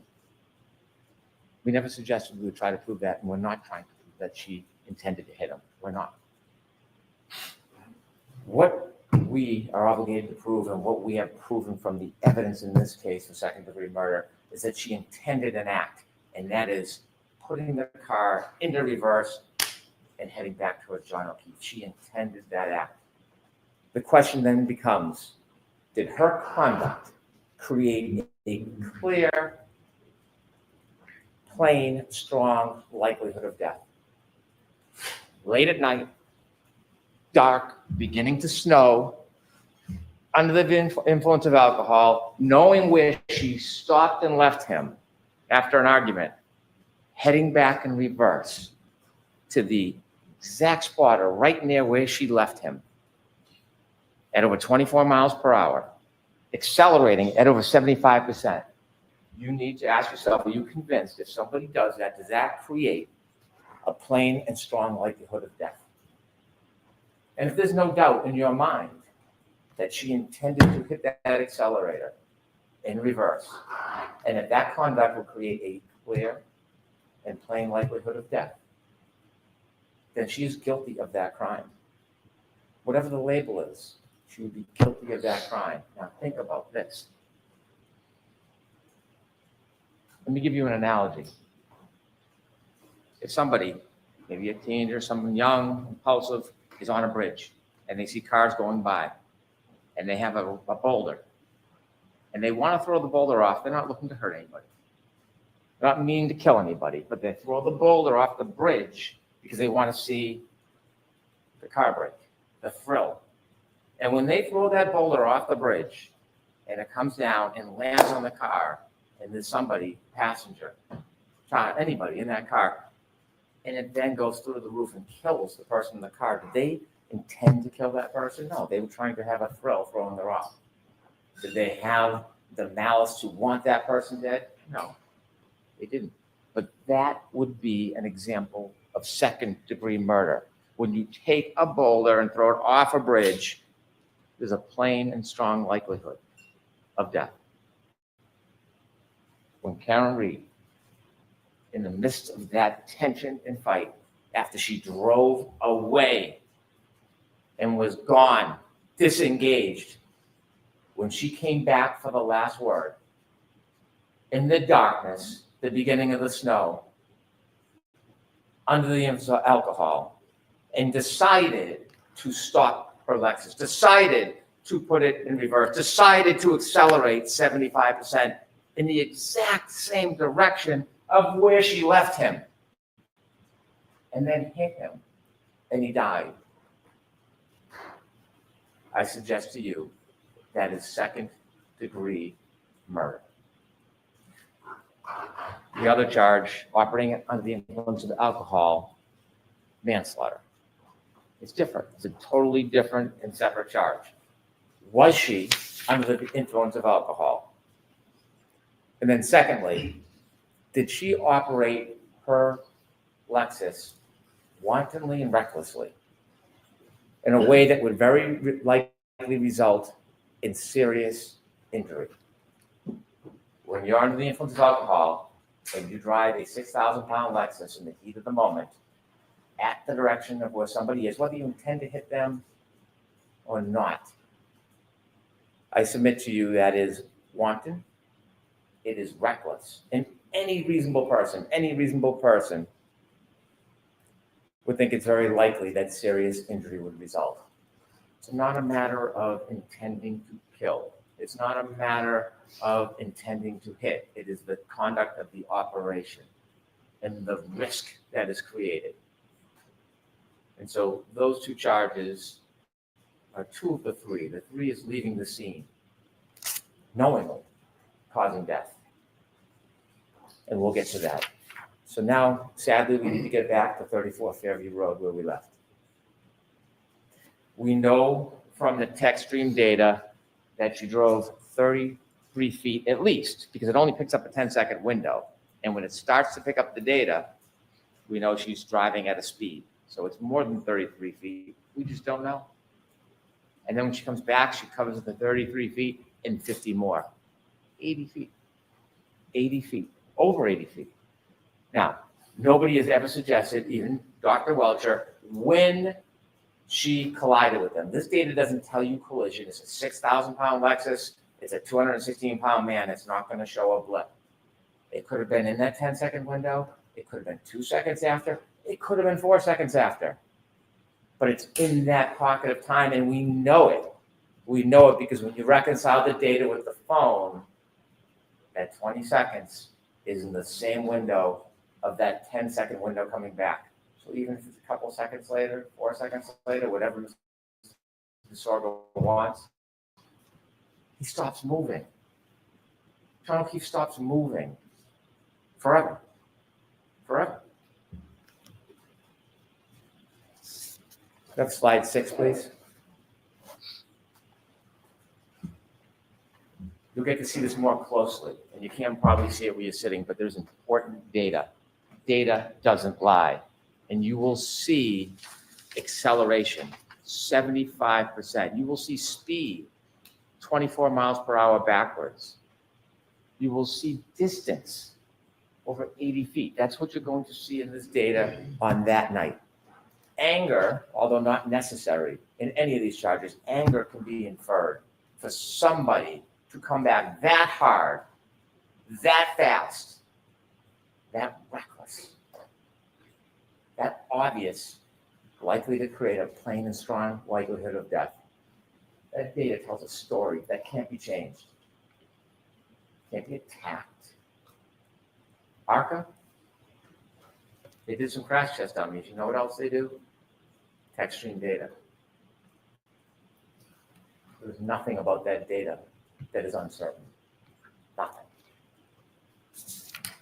Take that down, please. When Ms. Reed hits John O'Keefe, hits John O'Keefe, collides with John O'Keefe.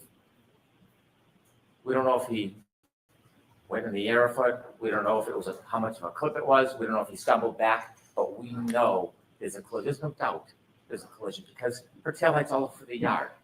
It's all over the yard. And when he falls back and he hits the back of his head, his basal fracture, he's then lying there helpless. When Miss Reed leaves, she leaves behind tons of her taillight all over the yard. All over the yard. It's called debris field. And you've seen videos. You can't replicate the exact contact. You can't because you need where the person was hit, how fast the person was going, but you know what happened because when you look at the debris field, when a light is broken, it's no different than what was on the front yard. It's no different. She leaves him behind. She leaves her taillight behind. She goes home. And on her way home, you know she's still angry. You know she's still angry because she starts leaving him voicemails. Slide 7, please.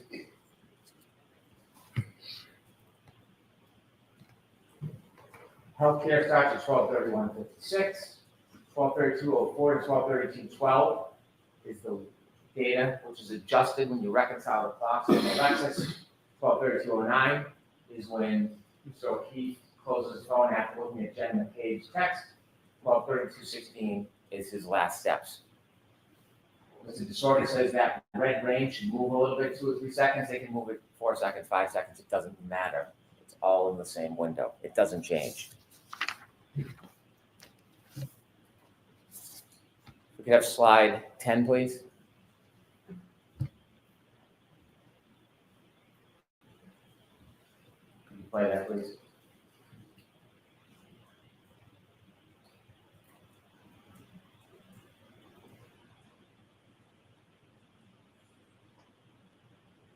Thank you.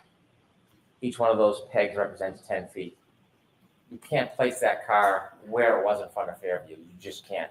The data doesn't tell you that, but that tells you the movements of that car. Now, as John O'Keefe sadly lays on the ground, abandoned, you're going to have to ask yourself a question for charge number 3, leaving scene knowing somebody was injured and then died. You're going to have to ask yourself, is there evidence that Miss Reed knew that she had hit him? Don't need to prove it for murder 2. Don't need to prove it for OUI manslaughter. But for the 3rd charge, Commonwealth has to prove beyond a reasonable doubt she knew she hit him. We weren't there, but there was an eyewitness. There was a guide. And that eyewitness tells us that she knew. And that eyewitness is Karen Reed herself. She tells you that she knew. We have slide 8, please. Could I have hit him? Did I hit him? How could that have been? I mean, I don't know what that could have been. It was howling wind. I have YouTube blasting on the stereo. And I thought, did he somehow try to flag me down, which was the reaction I was hoping to garner as I slowly pulled away from the house. Did he come up and maybe trip or bend over to pick up his cell phone and I ran over his foot and then he passed out drunk? I mean, I didn't think I hit him, but could I have clipped him?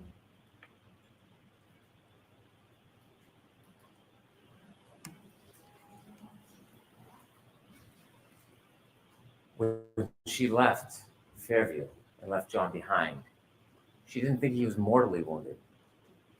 But she knew she hit him. She knew she'd hit him.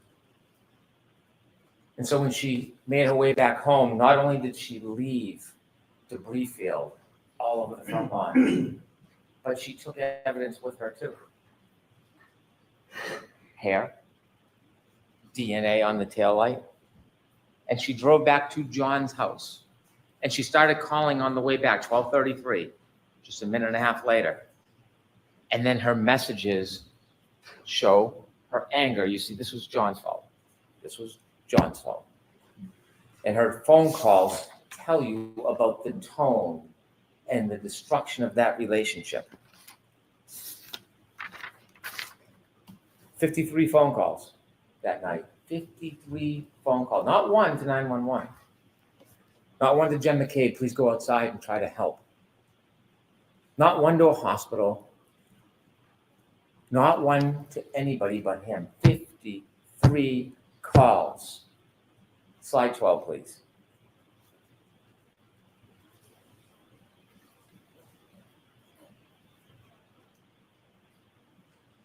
Can you play voice note 1, please?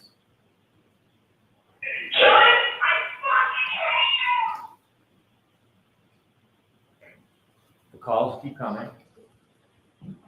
Cell phone temperature, 72 degrees. He's been outside now, not moving, on that cold, hard ground with his cell phone under him. The warmth of his body, the cold ground, 72 degrees. It tells you the story. As this temperature plummets and that cell phone battery is compromised, so is John O'Keefe. And him and his cell phone alone on that yard. 66 degrees at 12:45. It is plummeting. Ian Whiffins taking a phone and putting it in a freezer, not a sandwich. The idea that means that John O'Keefe went in the house, absurd. 66 turns to 61, it's 12:53. 48 unanswered calls from the defendant. He's not in at a party. He's not wrestling with Brian Higgins. He's not in a fight. If he's in a fight, his cell phone would be moving. There'll be healthcare data. There'd be steps. If he got into the house in 20 seconds and his cell phone is found under his body the next day, and how would he get back outside? There would be more steps because his phone is working. The data is the data. There's nothing wrong with it. It's registering everything. The temperature, the movement. He doesn't go in any house. He can't go in any house. His phone never moves again. Voice note number 3, please. Listen to this. John, I'm dealing with a fucking kid. Nobody knows what the fuck you want, you fucking pervert. Did you hear that? Nobody knows where you are. It is 12:59. John O'Keefe has been on that lawn for about 27 minutes. She hasn't called anybody else, hasn't spoken, has no information. Nobody's called her. You'll see her phone records. And she says, nobody knows where you are?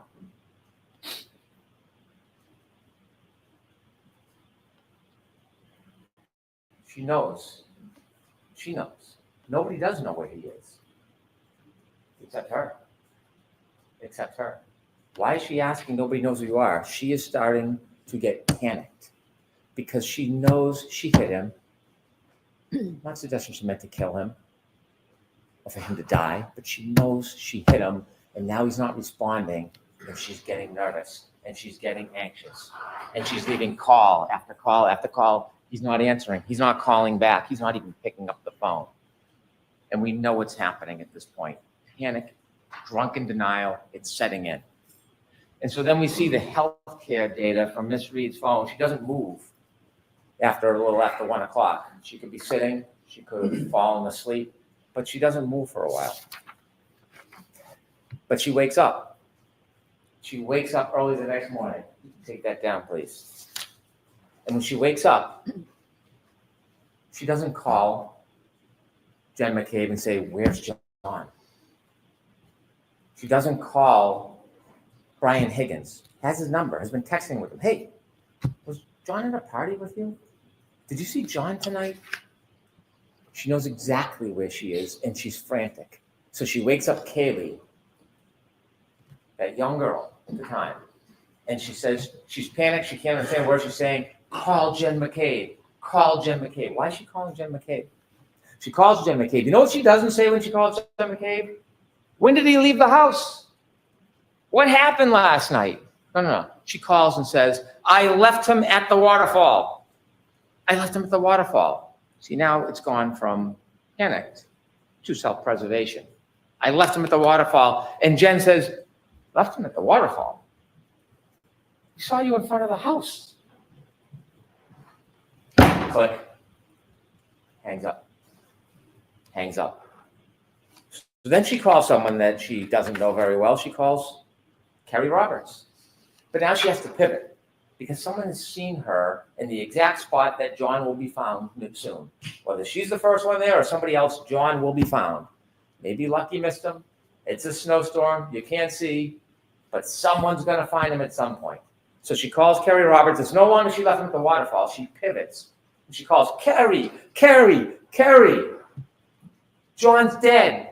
I think he got hit by a plow. Why do you think she chose those words? Why did she choose those words? Because she knew that there was a collision with a large motor vehicle, and she had to substitute her 6,000-pound Lexus for another big vehicle. I think he got hit by a plow. And so now we have the introduction of Jen McCabe and Carrie Roberts. Phone calls that they probably never, ever wanted. A worse nightmare to get a call like that for what's going to happen, what they're going to see, what they'll never be able to forget. But because the defendant is John O'Keefe's girlfriend, they wake up in the middle of the night in a blizzard out of their kindness, their loyalty, their devotion to John O'Keefe. And when she calls them and tells them that she wants them to come out, this soccer mom with a perfectly normal life gets drawn into this whole farce, and she answers that call. She gets out of bed. The spirit and kindness she displays to put herself in that position because someone asked for help, because that's what good people do. Carrie Roberts didn't know Jen McCabe. They both knew John. They met each other once years before. Carrie Roberts, separately at that time, answers the call, gets out of bed, drives to go help, because they have a common denominator, a common bond, John O'Keefe. And so you hear and see at 5:07, the defendant leaves Meadows. She leaves. And Kaylee is behind waiting. And you see her back up, and Judd Welch just showed you all of those demonstrations where you could see the unsettled snow in the back, and after the bump, you can see the pieces missing, no taillight. There's no taillight on the ground, all the white snow. There's no crack, there's no break. It's a nudge. It's a nudge. But the taillight has already been broken, because when you look at the video, not one little piece, it's still framed, little angle with the light, the brakes are, you take a look, you'll be able to slow it down. You'll see the exact same piece is missing, because it's back at Fairview. That's why it's missing. It's not there, it's back at Fairview. And then she leaves at 5:07. She gets to Jen McCabe's about, 5:35, 28 minutes. It's about a 10-minute ride. Where did she go in 28 minutes? Where did she go? We don't know. We don't have data for that. But we know when she gets to Jen McCabe's house, she is panicked, frantic, out of her mind, screaming, waking everybody up. Jen McCabe comes down, can't understand her, going out to the car to try to console her. Why is she so frantic? Why can't she speak? Why can't she say a word? Because John went out and had a drink and fell asleep on a couch? Because John would maybe be cheating on her? What is causing this extraordinary duress? Did she stop somewhere on the way by? Did she just see death? Carrie Roberts comes, take charge kind of person. She pulls him behind. She sees the broken taillight in Jen McCabe's driveway, and she decides she's going to commandeer this. We're going back to Meadows. You're going to follow me, leave the car, I'll drive. At this point, Jen and Carrie don't know each other. They've only met once. And they go back to Meadows. They obviously don't find John because he's back at 34 Fairview. And then they start their way towards 34 Fairview. They start driving towards 34 Fairview, and they're looking. And you heard from Carrie Roberts, Jen McCabe, they're looking out the window. They can't see a thing. The snow, the blizzard, the weather, the darkness, they can't see anything.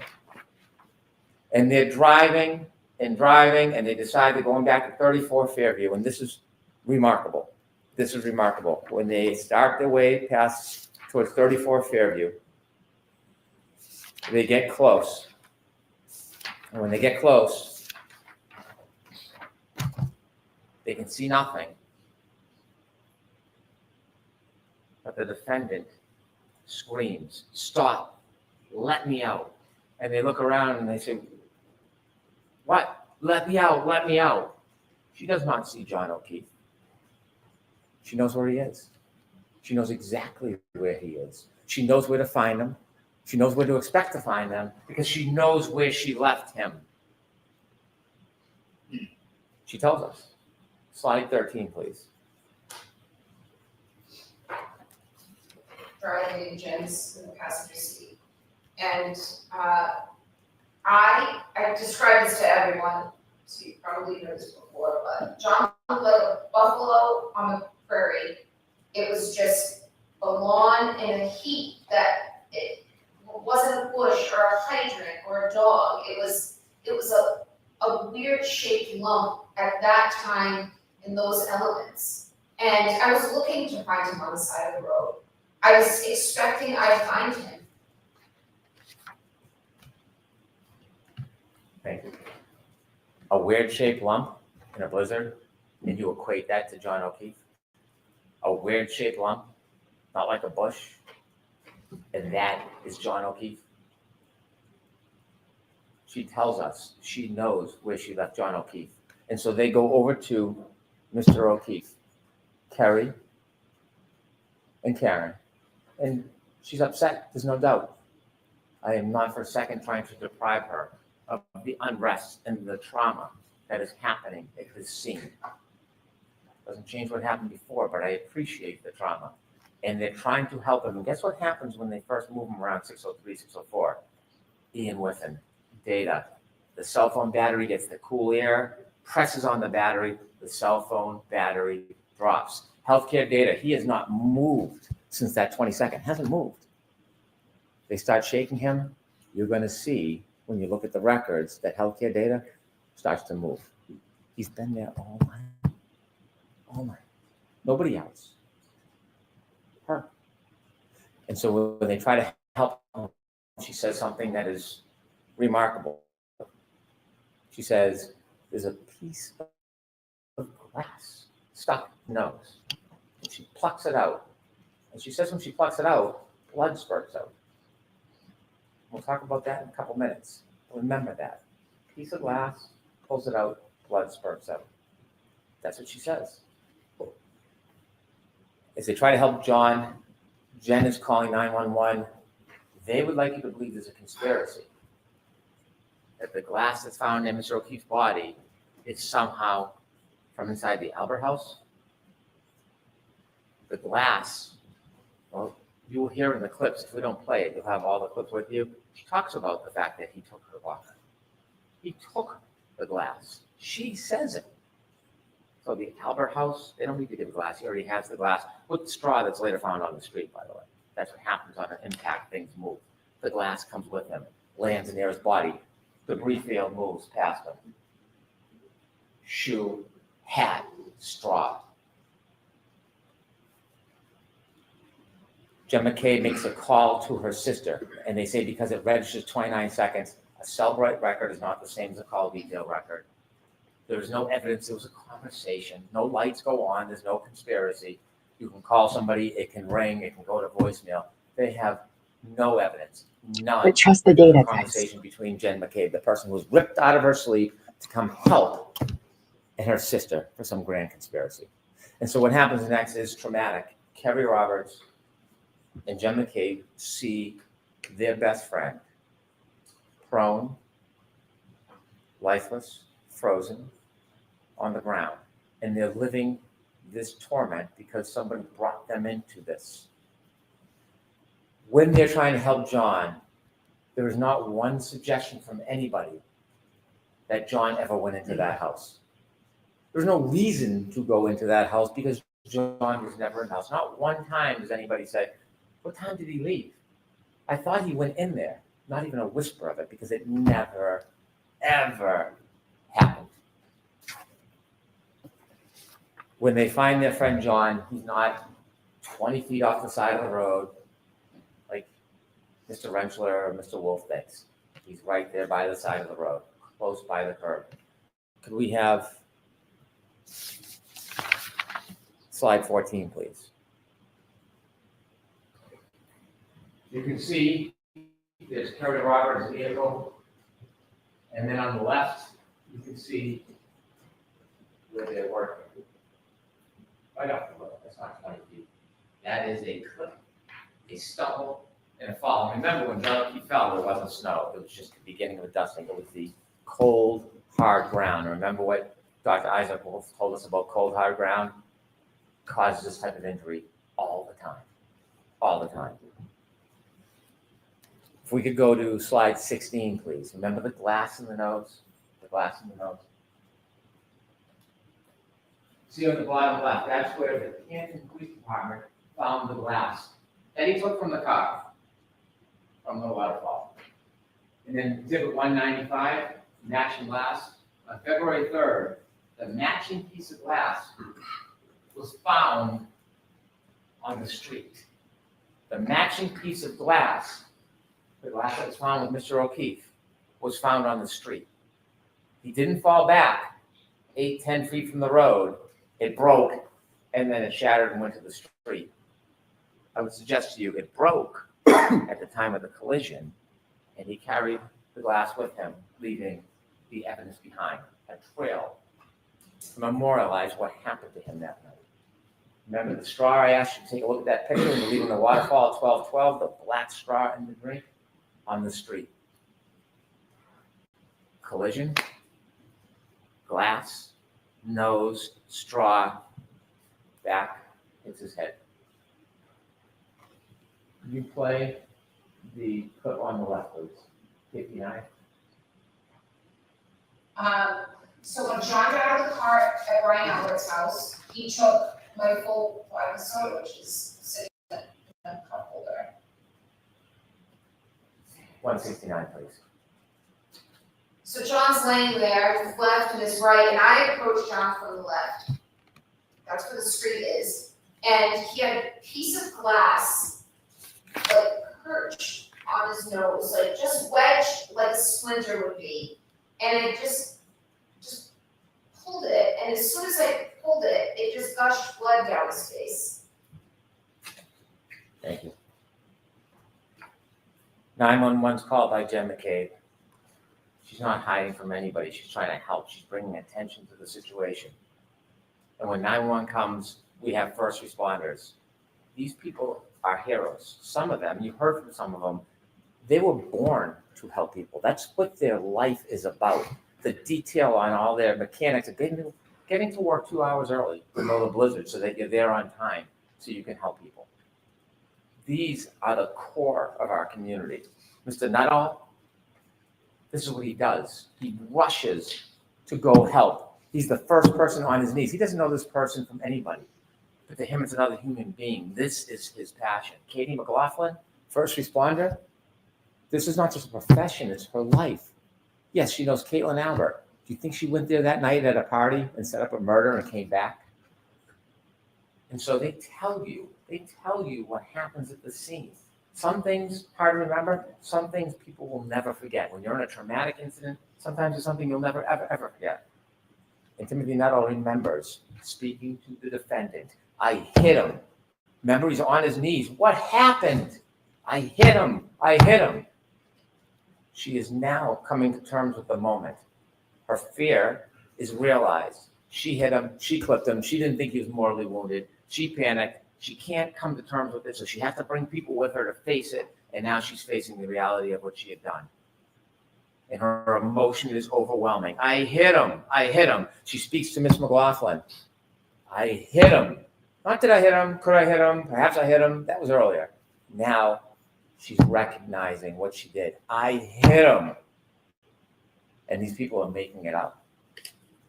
Anybody that says anything adverse or inconsistent or inconvenient is a liar or a perjurer or in on a conspiracy. Or is it that these good people who went there for a total stranger to do their duty to help happen to remember that she admitted what she had done? I know that doesn't reconcile with the boogeyman Proctor and the bad government. I know it doesn't reconcile with no DNA on this piece or that piece. I know it doesn't reconcile with everybody setting up the girl. I know that doesn't reconcile. But the reality is you have independent core people who hear her say, I hit him. I hit him. And the attempt is to portray everybody as a liar. But you don't have to rely just on these good people, although you should. You should. You don't have to, because we have a guide, and it's Karen Reed. Slide 17.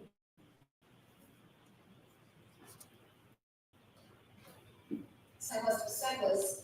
Did I, I know I said I hit him, but did I really say this many times as law enforcement's pleading? I said it. Thank you. I know it doesn't fit the theme, the theory, the story, but she tells you herself. She endorses those good people exactly what they had heard. She tells you herself she hit him. It's undeniable, it's unmistakable, it's inconvenient. But the truth has a way of seeping up to the daylight.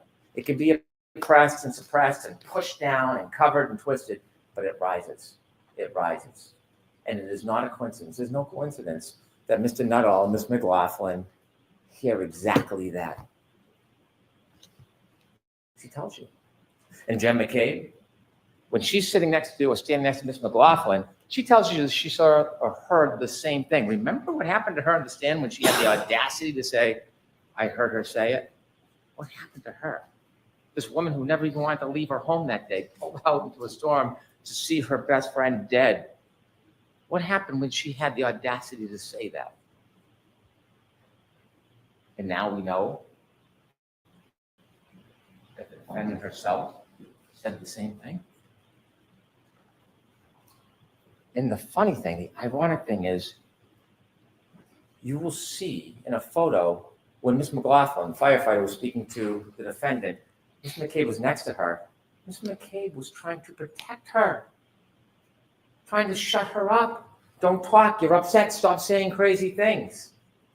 The villain of the story was trying to help the defendant from incriminating herself. The irony.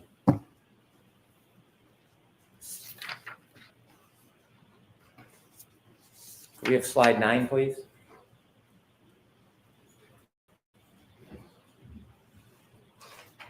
This is the battery temperature. You're going to have a chance to look at it. If it wasn't so tragic, it is interesting. It is interesting if you like data. The 29, 12, 13, they're leaving the waterfall, 82 degrees, 12:22. In the car, 77 degrees, 12:37. About 3.5 minutes after the defendant collides with John O'Keefe, it's starting to go down, 72, 12:45, 66, 12:53, 61. And you see it drop and steady off at 1:36. Remember, cell phone battery under him. John O'Keefe either struggling for life or he's passed. And the body's still warm either way under him. Doesn't move again until 6:06. It drops down 7 degrees because the women are pulling on him. The cold air is hitting the battery. What happens at 6:15? You're going to see the video. You've seen it. Still photos. Kerry Roberts goes over, picks up the phone. Not only does she pick up the phone, she puts it in her pocket, and then 20 minutes later, the next reading, the temperature rises. That's not convenient. That's not a coincidence. That's fact. That's data. And then the phone is passed, put in a warm environment, and it raises up.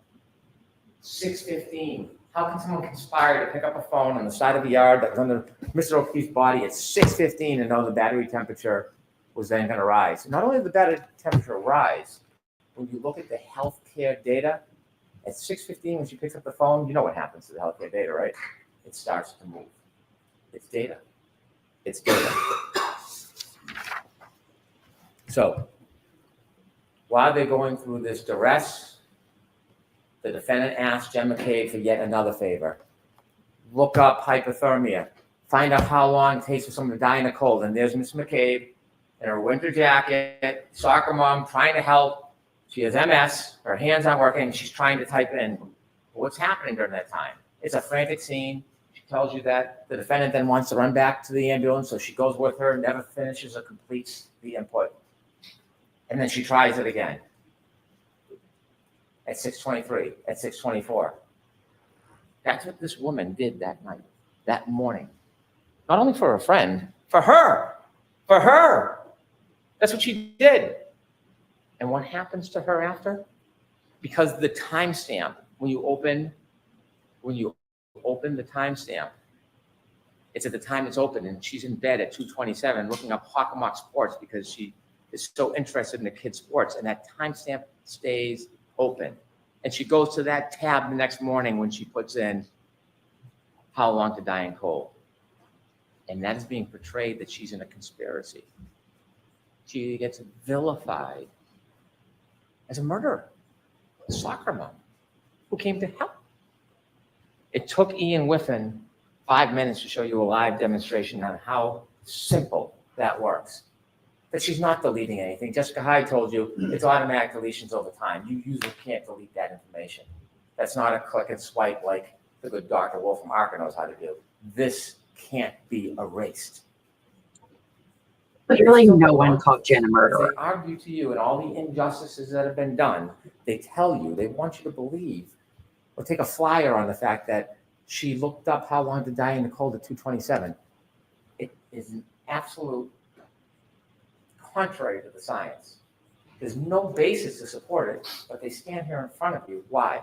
Because every time they say something like that, you look the other way. Don't look at her. Look the other way. 2:27, look the other way. Don't look at what she did. Former Trooper Proctor, look the other way. Don't look at her. Every time they make those, oh, she got the glass from inside the Albert, maybe in the basement. Look the other way. Don't look the other way. Look at the facts. Look at the data. And it all leads to one person. There's no grand conspiracy. It leads to one person, the defendant. And it's not just the data and facts. It's her herself. Let's talk about Mr. Proctor. You were invoked with this emotion early in the opening that this is a cancer. That's a tough word. Try to evoke that primal reaction, disgust. I'm not saying you shouldn't be disgusted by the text messages. You should. They're not defensible. I don't stand here and defend impropriety. I don't. But that doesn't change the physical evidence, the scientific evidence, and the data. He was terminated. He paid a penalty.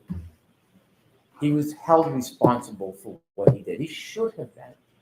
He should have been. But that doesn't get a free pass. That doesn't change the facts. It doesn't change the physical evidence. It doesn't change the science. It's unfortunate. It's distasteful. It's dishonorable. Remember, Trooper McKennick was asked, was the investigation with honor and integrity? And he said it was. Was Trooper Proctor's effort honor and integrity? And he said it was integrity. But he never said honor. That's a man of honor. Military service, dedicated to his country, highest level of clearances to the President of the United States, now a state trooper. He would not say that Trooper Proctor was honorable.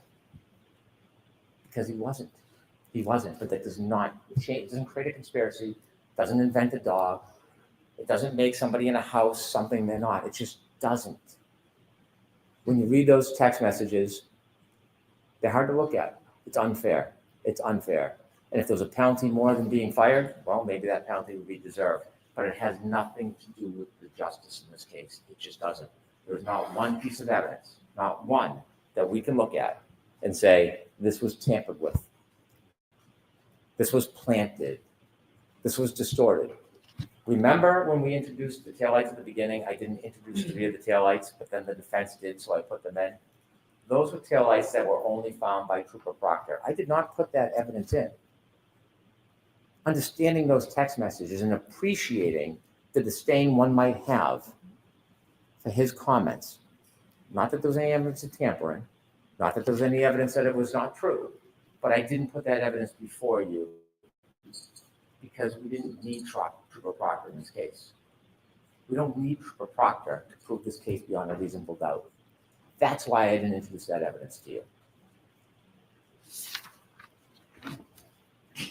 Now, there's been a lot of talk about planting of taillight.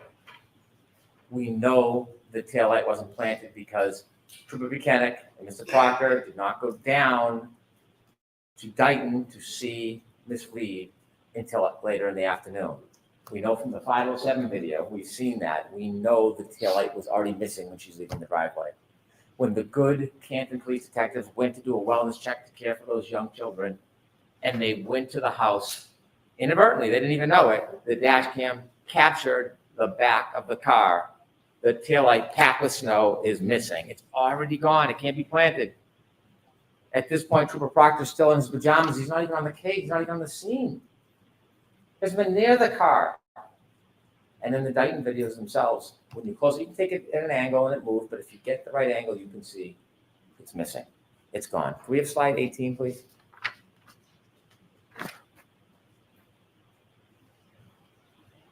.507. You can play any angle you want, but if you look at this angle,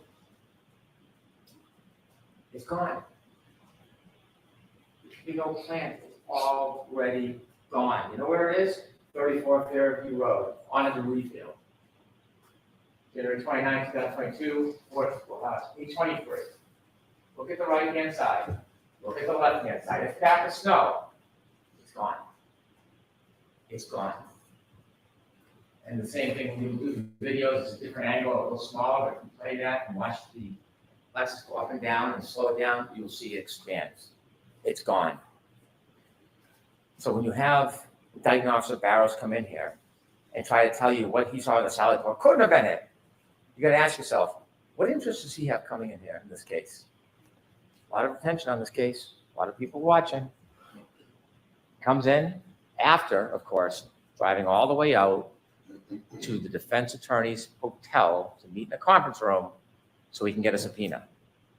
He spends 2 hours driving up and back so that he can conveniently get a subpoena that tells him to appear, which he could have got by fax or in the mail. And so when he comes in, what he says is, that's absolutely not what I saw. Absolutely not.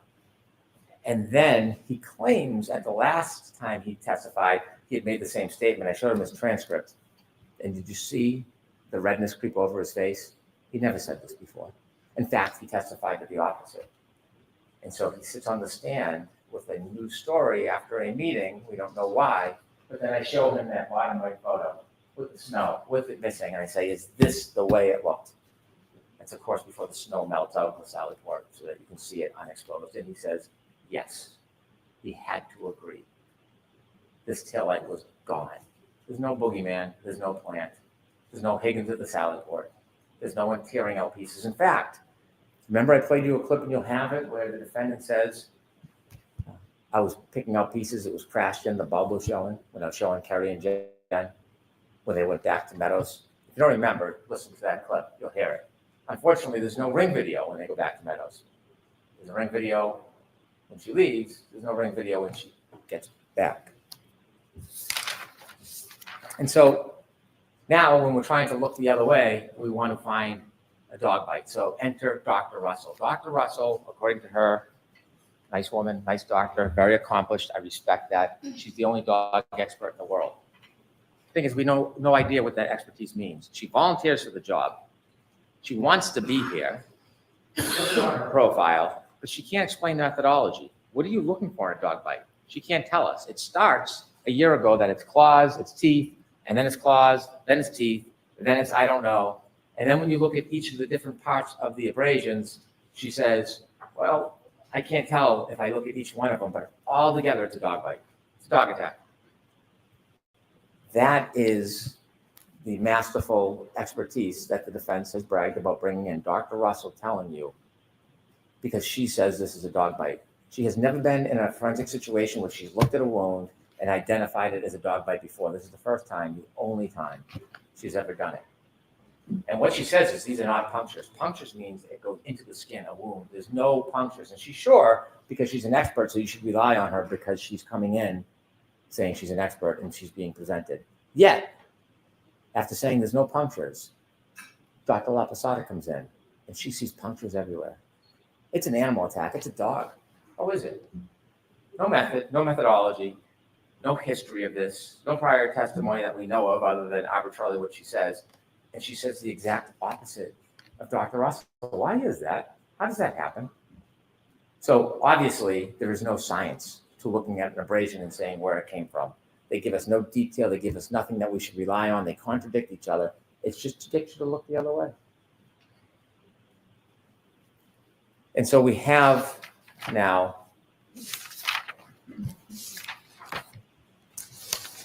the issue of the defense has said over and over again, there's no collision, there's no collision, there's no collision. And they had a number of witnesses come in to try to say that.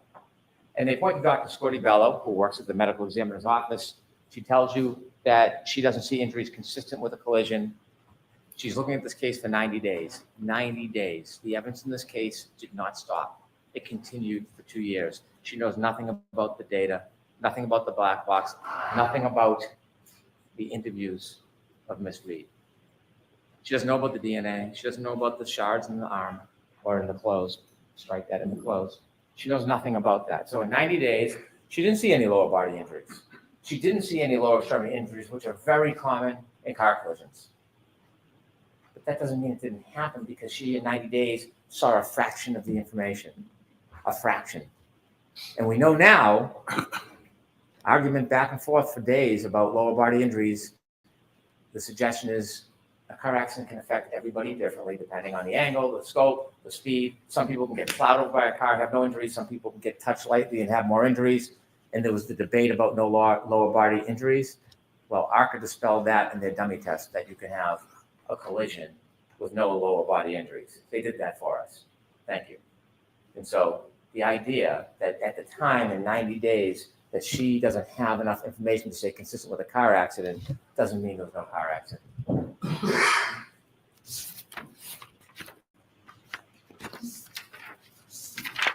Let me talk a little bit about ARCA. I don't want to waste too much time with them. What expert who's supposed to come to you, they're not the arbiter of truth. Their opinions weigh no more than yours. Your common sense has more value than an expert's opinion. Their job is to assist you, to explain what their expertise is so that it's a tool for you so that you can make a decision. That's objectivity. We've heard words like confirmation bias, objectivity. Mr. Wolf got on the stand, and before we even started, you have to ask yourself, what expert has a court order for text messages and then deletes the text messages? What expert, what objective expert uses Signal, an encrypted app, to communicate about the case? Never used it before, hasn't used it since. And so when he did his tests, he used a lower weight arm. Wasn't trying to bash him, wasn't trying to insult him, tried to get him just to recognize that a 9.38 pound arm is less weight than John O'Keefe's metric, which would be 11.8. That's all. And because it's a lighter arm, it takes more speed to create the same damage. I don't know science, I don't know math very well, but that's basic. It's basic. And he fought me over and over again. Did he seem objective that he was trying to help you? Because Dr. Renshaw came in the next day and said, well, you have to adjust for that. That's all I asked him for an hour about adjusting, just like Judge Welcher adjusted. So you adjust it. And he tried to talk to me like I was making something up. His own colleague had to admit it. Now, it's funny, he admitted it before he got through his credentials. No sequestration order violations. Nobody was coaching him, but he knew enough to come in at the beginning and get right on that point. And speaking of sequestration, remember Dr. Russell on her limo ride over? If Brendan asks you a question, make sure you ask for a transcript. Impede the progress. Slow down the questioning. Interfere. Sequestration orders is so there's fundamental fairness for all witnesses, not just some. And so what happens with Dr. Renshaw, we don't know, but we do know he comes in here and he tells you that he was not getting information that was helping him the last time he testified. He insisted. I asked him 5 times, was he getting information that would help him in his testimony? Not from the defense, from his former employer. He said, no, no, no. And at the end of the examination, he reads his transcript and it's yes, yes, yes. And he tells us that he's independent and objective. I asked him about a luncheon, not a big deal, just ask him about it. And he says, I have a sandwich and I stand in the corner until I remind him that we got video footage from a documentarian and he's in one of the scenes. And then things change. So when you talk about objectivity and who to trust, they can come in and say, Judge Welcher said this and that. It doesn't make it so. Judge Welcher, Dr. Welcher, never in any report in any presentation, in any testimony to you, ever suggested this is how it happened. This was how his arm was. This is how his feet was. He was trying to show whether or not the orientation. Could this happen with the angle, with the height? That's all that test was. It was no more. But what they do is they reposture it, repackage it, and say it means this when it doesn't, and we're going to show you why it's not that, therefore we win. That's all that is. It's semantics. Judd Welcher, Dr. Welcher, never suggested that. And his work on text stream data, unassailable. And so what we have, inevitably, is we have a timeline that never moves, data that never changes, physical evidence that can't be put in that spot without a collision. We have, inevitably, proof, without any doubt, that on January 29, 2022, Ms. Reed was with Mr. O'Keefe, and she got drunk. She drank. She was 2 to 3 times over the legal limit. And they went to a party, an after party, and they were fighting. It was a relationship in decline, and he got out of the car, and he had a brief window of life left. And when he got out, and she drove away, she couldn't let it go. She got drunk, she hit him, she left him to die. It's that simple. We don't know exactly how this collision happened, but we have a good idea from the physical evidence, and we know that it happened. Can someone have a collision without lower body injuries? Could I have slide 19, please? You bet they can.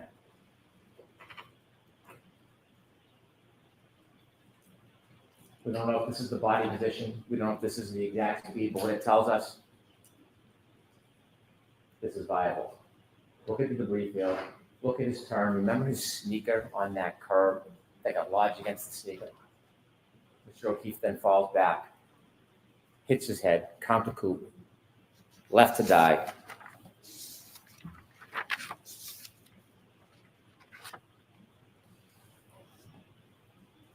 Thank you. Ladies and gentlemen, there is no doubt what happened that night. There is no doubt who did it. You have a very difficult task ahead of you when you consider the evidence and you consider the law. Very difficult. There are 3 charges. There is second-degree murder. Ms. Reed, when she chose to drive back at Mr. O'Keefe in that night with a 6,000-pound Lexus, in that anger, 75%, whether she meant to hit him or not, didn't mean to kill him, she hit him. Straight, it is a plain and strong likelihood of death. You would never get back down your driveway if your kids were at the end of the driveway. You'd say, well, you're going to kill somebody? You would never do it because you would expect, if you drove at them at that speed, that someone would die. That's second-degree murder. OUI manslaughter, she's drunk, she was reckless. She doesn't even have to know she hit him. She doesn't even have to know she hit him. But she did. She did. And she left a man who was kind and generous and thoughtful. She left him alone. She left him alone to die. Could I have slide 22, please? He is not an it. John O'Keefe is not a body. John O'Keefe is not a buffalo on a prairie. John O'Keefe was a person, and he was murdered by Karen Reed.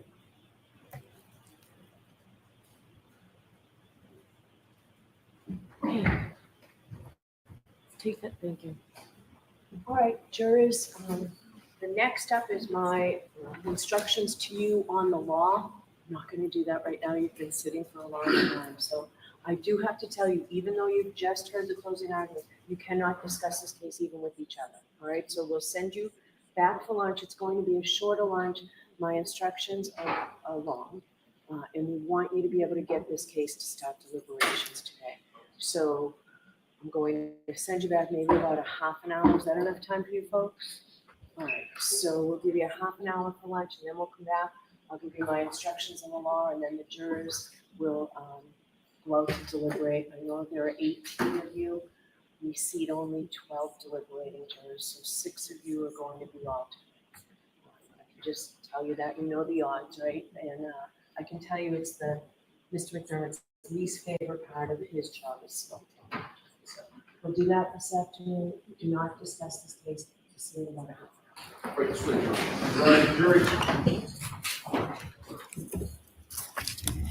Wow. Okay.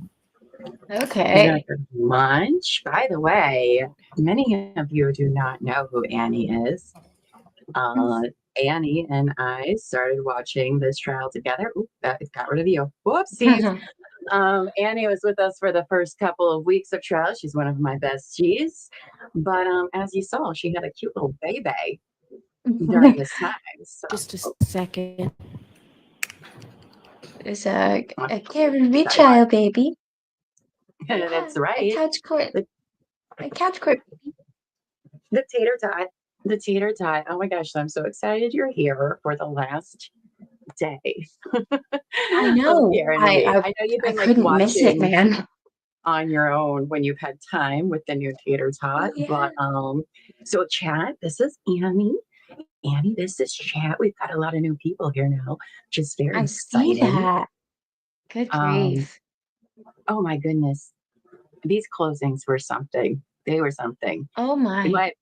I think Jackson knocked it out of the park. I really do. He was phenomenal. Fantastic job. You don't really see a lot of banger closings like that by anyone. But he laid a whole bunch of reasonable doubt on the table. And then Brennan was all right, I suppose. Fell short. I will say, he's trying hard to get, I don't think he's trying to get them for the second degree murder. He's really trying for the DUI manslaughter. Like he's definitely trying to go there. Also his whole, Jen McCabe is not the villain. Jen McCabe didn't murder anybody. Nobody said she did. Literally nobody pointed at Jen and was like, we know you did it. Oh, you done it. The theory is she's a willful idiot. Which no, she's just a helpless mom. Oh my gosh. How many times did he say that? Well, she's just my gosh. So many times. Sir, come on. And I like how he is like, I don't want to spend that much time on ARCA. Well, I think we know why. Then he also threw Burgess under the bus with like, you can mock him for his LinkedIn CV. That was funny. Oh my gosh. I'll say this though, with Brennan's closing, I'm going to give him credit on this, is that he didn't, and I don't think anybody looking at their notes is a big deal either way, but it did make him seem like the pacing back and forth and, not looking down a whole lot like Jackson did, which again, I don't care either way if they do, but some people think like, oh, then that person is very confident in their case. So I'm curious. I want to be honest, y'all.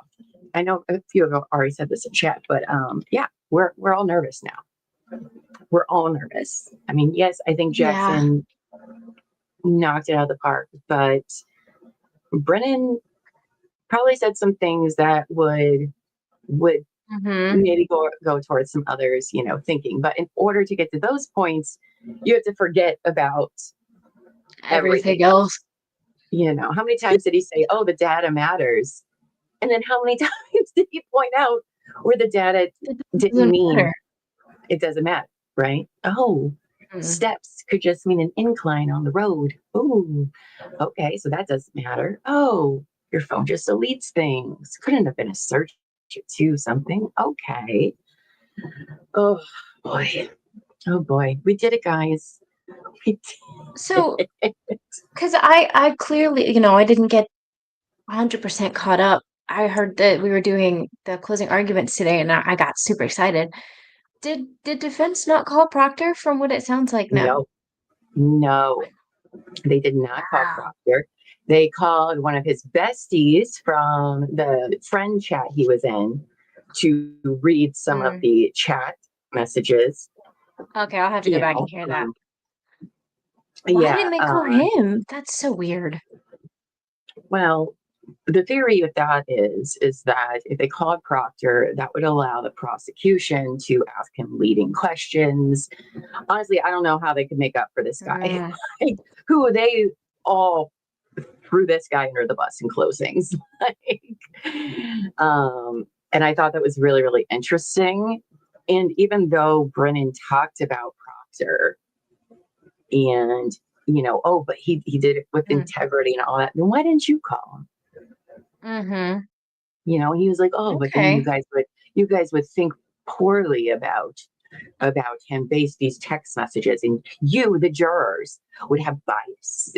Like, that's basically what he was getting across there of why he didn't call Proctor. Because before the defense went to calling witnesses, they actually, I forget exactly, they had, you know, out of the jury presence a conversation about something, and basically Brennan told them that, oh, well, if you want that, then you have to call Proctor or whatever. Like, he was basically, you know, telling the defense that. But you know what's fascinating, Annie? And I don't know how caught up you are with everything. So all week, Brennan has been saying that he's going to call rebuttal witnesses. Actually, 2 weeks now, but more so this week. I'm going to call these other DNA people, some who have already testified. I'm going to call Dr. Welcher back, who had flew into town Tuesday or Wednesday. And then Wednesday, he says, I'm not calling anybody for rebuttal. Nobody. The prosecution called no rebuttal witnesses because of the last witness, Dr. Rentschler. I'm sorry. He's so opinionated. How dare he? Yeah. Well, you know, Dr. Welcher he wasn't showing how it would happen. He was just showing where it could be, blah, blah. For $400,000? $400,000 is how much the state spent on Aperture, Annie. For That's two insane. expert witnesses. One who lied on his LinkedIn and his CV, and the other one who cosplayed as John and became a part Smurf. It's mind-blowing. Anyway, let's see what the chat has been saying. Sorry, guys. I apologize. Look, there's a baby. I mean, come on, look how cute her tater tot is. Oh, that's okay.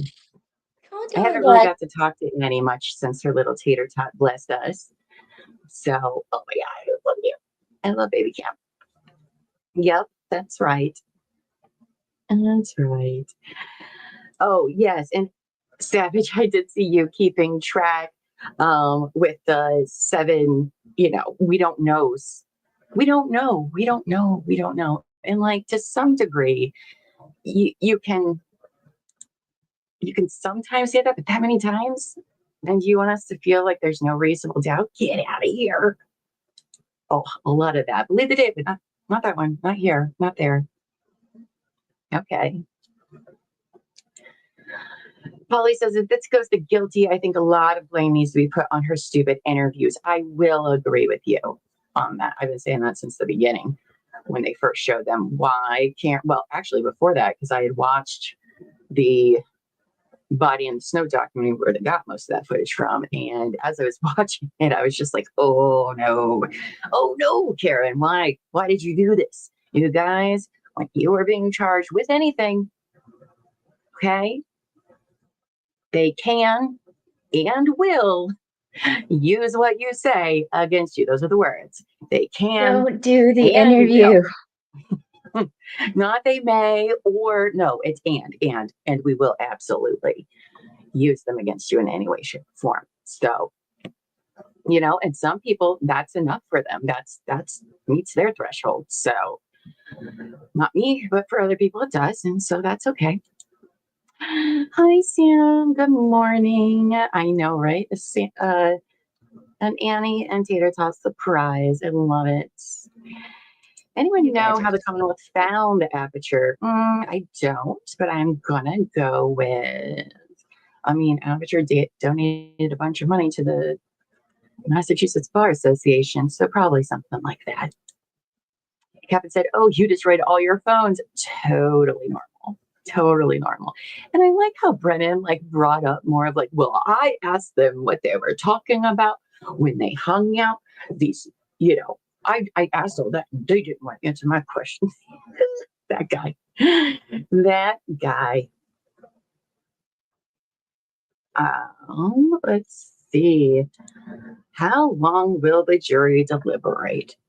I don't think we're going to get a verdict today unless they all go in there right away and vote and it's all not guilty. I don't think that we're going to get a verdict today. There's a lot of stuff to go over. And from trials we've watched previously, usually if a jury gets a case on Friday and it's not so obvious, they usually will give themselves the whole weekend to think about it and come back. And so if it's not, they go in there and it's all guilty or all not guilty, that's what I meant to say earlier, I misspoke, then they're definitely going to give themselves the weekend. And they might even still. So I heard, this is a spoiler because we're going to watch Lori Daybell next week, but the jury went home on Wednesday. Okay, I don't know, because they were set to deliberate. I think they went home Wednesday. They came back in Thursday. Took them 15 minutes to come back with a verdict. So it seemed like everyone agreed, but maybe they just wanted to sleep on it a little bit. I don't know.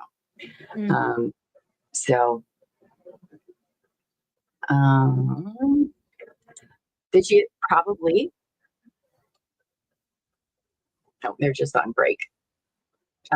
She probably did get paid for it, and she probably did that for her legal expenses, which I get, but probably shouldn't have done that. Buffy thinks it's going to be 5 days. I mean, I do think it's going to be quite a while. Oh, let me turn off this. I mean, they got a lot of stuff to sort through. All right, so Court TV is saying they will be back at 1:15 Eastern, which means 1:30. Which is a lot longer of a break than she said. But hi, Jim. Hello. Jim said this is actually a scary case. Look at how collaborative police officers from Canton, Boston, Massachusetts, the ATF town officials have been at drawing up and framing someone for murder. It is terrifying. It is terrifying. And it just isn't in there.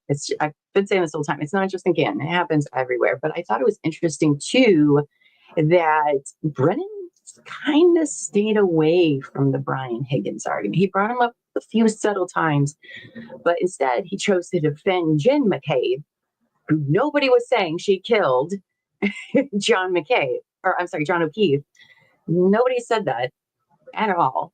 And I thought that was kind of interesting, you know? And talk about the guy who like threw his phone away on a military base, like a weirdo. So weird. Is Higgins still with the ATF? I don't know. I feel like somebody said that he has like an office job now, but I don't know, like for the ATF, but I'm not entirely sure. John's dad kept, I mean, he doesn't come very often, so. Haley asks, how long did the jury deliberate in the first trial? I believe it was like 5 days, a total of like 25 hours, I think is what somebody said yesterday or the day before in chat. I do know that it was like a week. I don't know if it was like full days or what, because they kept coming back to the judge being like, we can't agree. And she kept sending him back. And then till finally at a point, they were just like, it's not changing. And then she did an Allen charge, which is a mistrial, and she did not declare it with prejudice. So that is why we are here. Oh no, she absolutely will not allow a hung. She will make them deliberate for a few days. Normally, I think sometimes judges call it before I even think they should. Sometimes they'll give the jury like a day and a half or 2 days, and they come back with, I don't know. And then they're like, okay, that sounds good. I'm like, I do think they need, if they're, though in this case, I don't feel like there's a lot of gray area in this case. You know, I do feel like people are going to be like one to the extreme on one side. There's not a lot of gray area, but there might be some gray jurors, if that makes sense. Let's see what happens next. Well, I think you mean in this trial, but you know what, we'll talk about it. So when they come back, the Judge Bev is going to read them the jury instructions, which apparently are very long and wordy, according to Bev. And then once they get that, the alternates and the foreman will be picked, and we go into verdict watch. And we'll probably hang out for a little bit after that happens today. We'll hang out for like an hour or so afterwards. And then here's the thing, right? We don't know when the verdict's going to come in. If, let's say, we're not live when it happens, make sure you turn those notification bells on, okay? That way you get notified when we go live for the verdict. Or if you don't want to miss, I suggest joining our Discord, because people on, like, if we're already live, I know people go in there and tell the members in there, like, hey, we got a verdict, and tag you, in case YouTube's being YouTube. They said, would any of these jurors know any of these cops? I mean, I imagine that's a question they asked. But I don't know. And just, it depends how you know them. Like, I remember there was one trial we're watching, and there's been a few where the juror has told the judge, like, hey, I've met that person. Like, I'm acquaintance with that person. As long as there's not like an established relationship. But in Murdaugh, one of the jurors' brothers worked for SLED on that case. And he was in there, which I was not happy about. I thought that was BS. Oh, maybe. She did say she was going to let them have lunch before jury instructions yesterday. So I do think they'll be long and confusing. I do. But, you know, we'll see. Raindrops and Feathers says, so I found a news channel that is showing the outside of the courthouse. Cops are keeping people across from the street courthouse. People are applauding Karen and her team exiting the courthouse. They got a lot of people there. 100 to 150 people outside of the courthouse. And I know that goes even further back from there. So, and you know what's weird? We didn't hear a lot of sirens this morning. That's interesting. I haven't bought into the siren conspiracy. I know there is one there, but I will just say, interesting that there were no sirens today. Was everyone watching closing arguments? Maybe. I mean, this is a big day for everyone that's been watching. Dope Meditation says, in Karen Reed's first trial, the jury deliberated for 5 days before a mistrial was declared due to a hung jury. This is considered a relatively long time for jury deliberations. Absolutely. It is a long time. Even for cases that are 8 weeks long, like this one. But, you know. Oh, yes, that's right, guys. So yesterday we had all those tech issues. We weren't the only ones. Everyone everywhere did, on all sorts of places. And so Terry, True Crime, and I were not able to do True Crime and Wine Time last night. So we have pushed it to tonight, 8 p.m. Eastern, right here on the same channel, where we'll be talking about Austin Harris, also known as the frat boy cannibal, is what the media called him. But you might be surprised to hear that you may not actually know the truth about that story. So join us tonight at 8 p.m. Eastern. And yes, Buffy, it has no power right now. Earlier during testimony, she said they were going to get hit by storms. So hopefully that comes back for Buffy, because I know she was excited about today. We've got storms here too. Actually, Yeah, I think we're getting Buffy storms later. Oh, okay. Yeah, they called for like rain storms every single day this week until like next Saturday. I'm like, oh, Really? yay, that's super fun. Yeah, yeah. That's why I had little Llama mow the yard yesterday, last night. I was like, all right, so it's supposed to rain the next, 7 days. I'm going to need you to go do that now. Does Buffy need me to bring her to Sammy? I don't think she'll say no. Let's see. Oh, gosh. There's so much to recap from what we heard this morning. So many points that were made all around that I'm like forgetting a lot of them because I was just sitting here like, and I'm sorry I didn't put a lot of comments on the screen. I just honestly was captivated and trying my best. But I think they're very, very interesting closings. I think when it comes to a prosecution closing, I would not rank Brennan high on the list of closing arguments I've seen by prosecutors before. What do you think, Annie?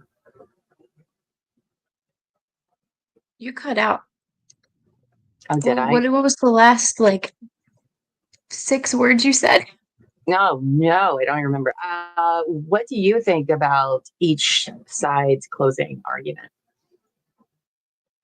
I think you know what? I think it was me actually. It could be. My earbuds Things have weren't been plugged super in all the messed way. up. Sorry. It's fine. Okay. I think, I agree with everything we've said so far. Pretty much, I think the defense was on it. I think he was passionate. Honestly, I think part of his delivery, what made it so good, was his passion because he fully believes in Karen Reed, or He at really least in her does. innocence. So I think the He really passion, does. and then just the facts that he had to put forward. Mm-hmm. Especially when you put it up with Brennan and everything he didn't have to say. Yeah.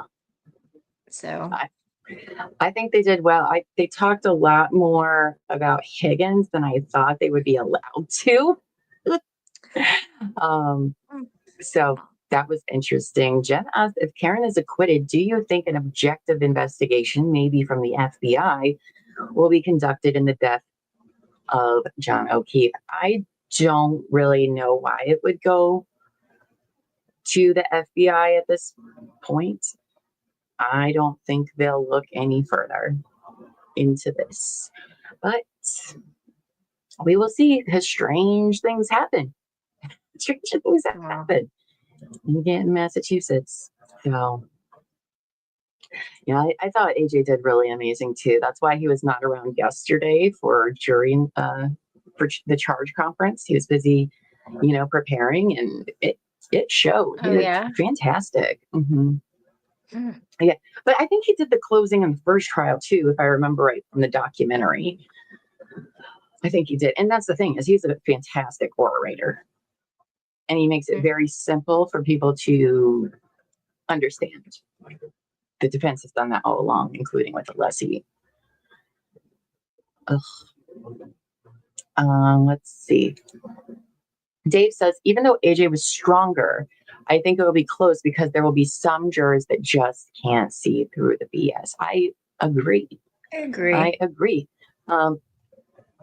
Because sometimes you're like, okay, let's use the dummy with the tail light. He's like, look, it busted the tail light. There's shards of tail light everywhere. Therefore, it must have been this, without saying that vehicle was moving 29 miles an hour.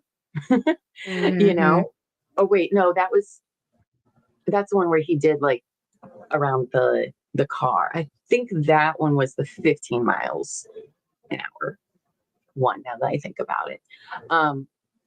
But we know that John was found, well, we have been told that John was found like 7 to 12 feet off the road, and the debris field didn't go that far from the car. But for some people, they don't need to ask more questions. I'm a questions person. I got all sorts of questions. And I really think that, usually defense attorneys, their defense is reasonable doubt, right? And boy, did they have a laundry list of reasonable doubt in this case. That again, if you even think one of those, if you're questioning one of those, guess what, folks? That's Well, and not then guilty. Hank didn't even come back after hearing most of the laundry list in the closing statements, and then he didn't say anything about most of them. He just kind of pushed him to the side and tried to sweep it under the rug.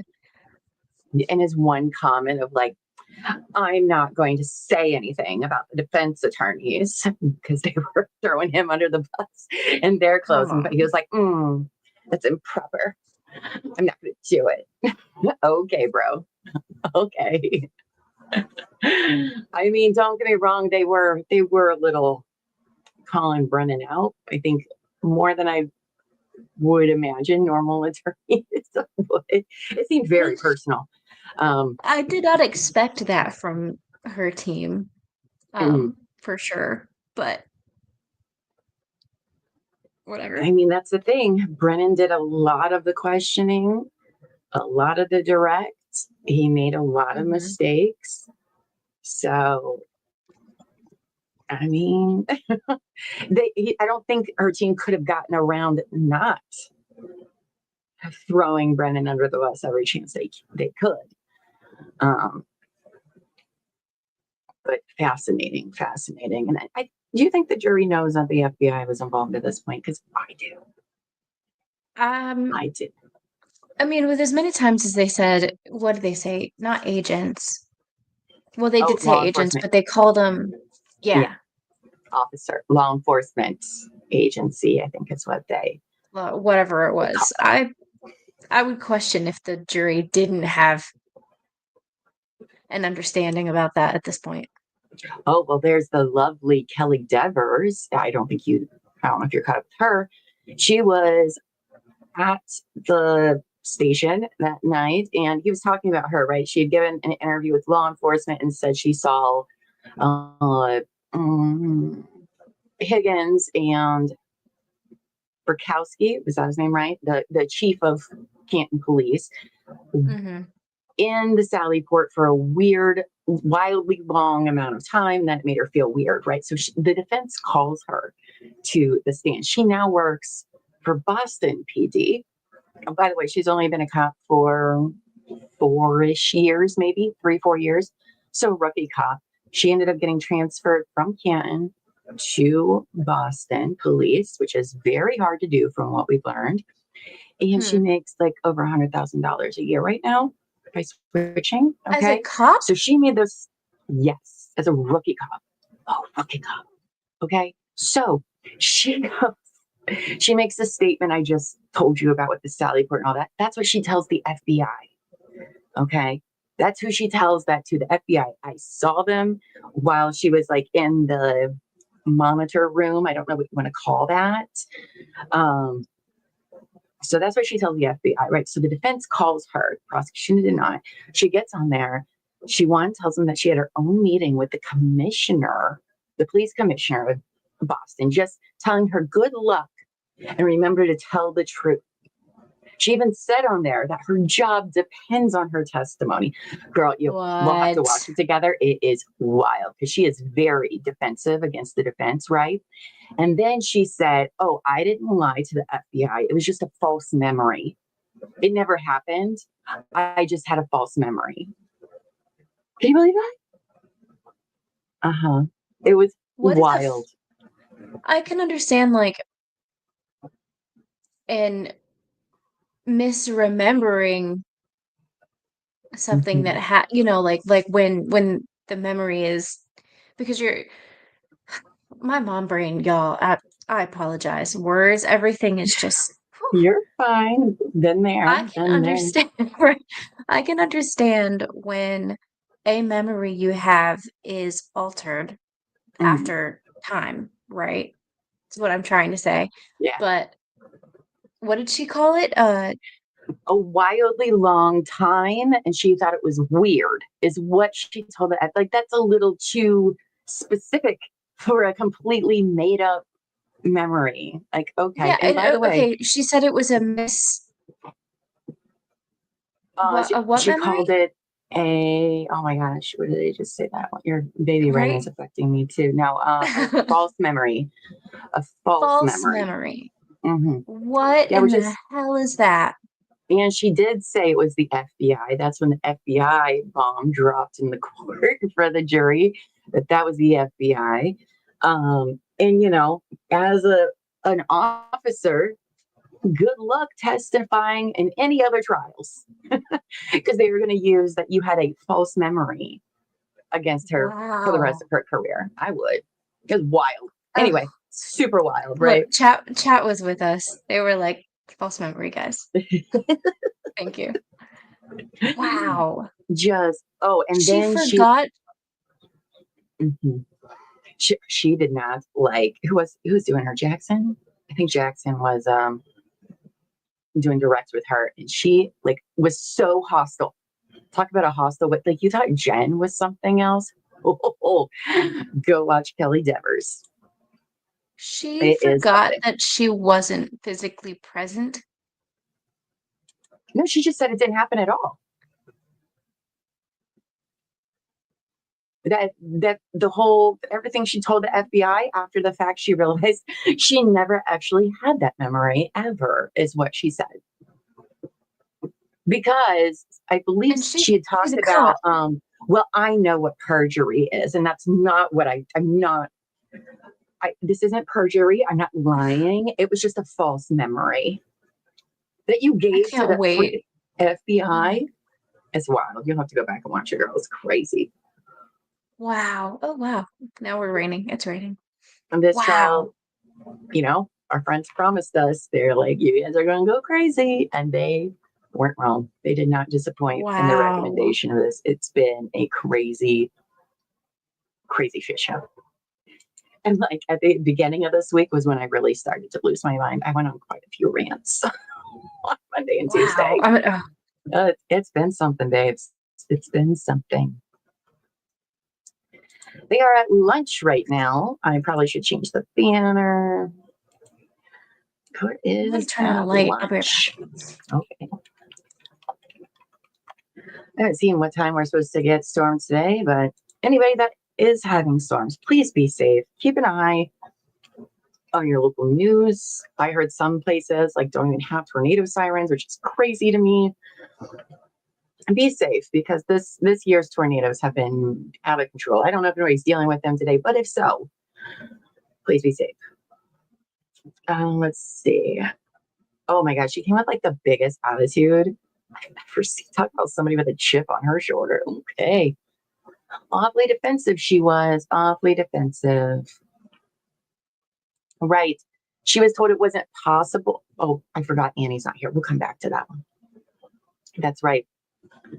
Because she wasn't there at the time because she clocked out at 3:45.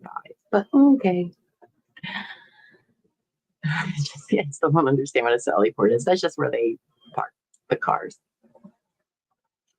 Like in jails, that's usually where they'll pull the car. Like let's say they have a person in the back, they'll pull into an enclosed, secure garage, and then take the prisoner out of, or the arrested person out of the car, so that way like they can't escape or anything. That's what a Sally port is. So Annie, so the reason it was a false memory, she said, okay, was because she was told it wasn't possible to have witnessed what she said she did because she wasn't there, because she apparently clocked out at 3:45. But that doesn't mean she wasn't there. And she had already picked up, like she was working a shift on top of a shift, if that makes any sense.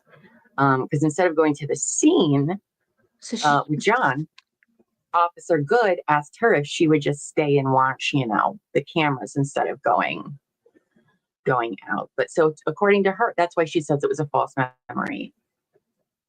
And the thing is, though, is she's also saying that it never happened. Not that, it was a different time. No, it was that it never happened. Which, okay, girl, okay. Okay. Sam says, seeing Brennan have to admit his mistake was everything for me. It was great to see him eat it in front of it. And he didn't bring up the sweater, did he? I don't think he did. No, he did not. Hello, Broken Baker. Oh my goodness, how are you doing? What a morning, right? You guys, if you don't know Broken Baker, he has his own YouTube channel as well that many of us enjoy and are fans of. He covers trials as well and all that legal stuff. So if you haven't yet, go over there and subscribe to his channel. Hope you're doing good today. My health data, I'm nervous. I am nervous. As you know, jurors, you can't predict them. And I am a little nervous, but I do think that AJ gave the best closing argument he possibly could. And I guess Brennan did all right. Oh, that guy. He should just stick to being a defense attorney. Even that, actually, no, I don't even think so. I question now him even being a defense attorney after what's happened in this trial. So, yes, Broken Baker, the most handsome baker on the internet. I will agree with that. Oh my gosh, I am nervous again about Samba of her interviews. Not big mistake. It was smart for him to put them in there. I mean, of course he was going to, but. Honestly, that's really the only thing that makes it,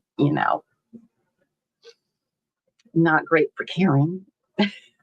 He should stick to being a parking warden. Oh man. What a trial, you guys. What a trial. So next week, you guys, we are going to be watching the Lori Vallow trial.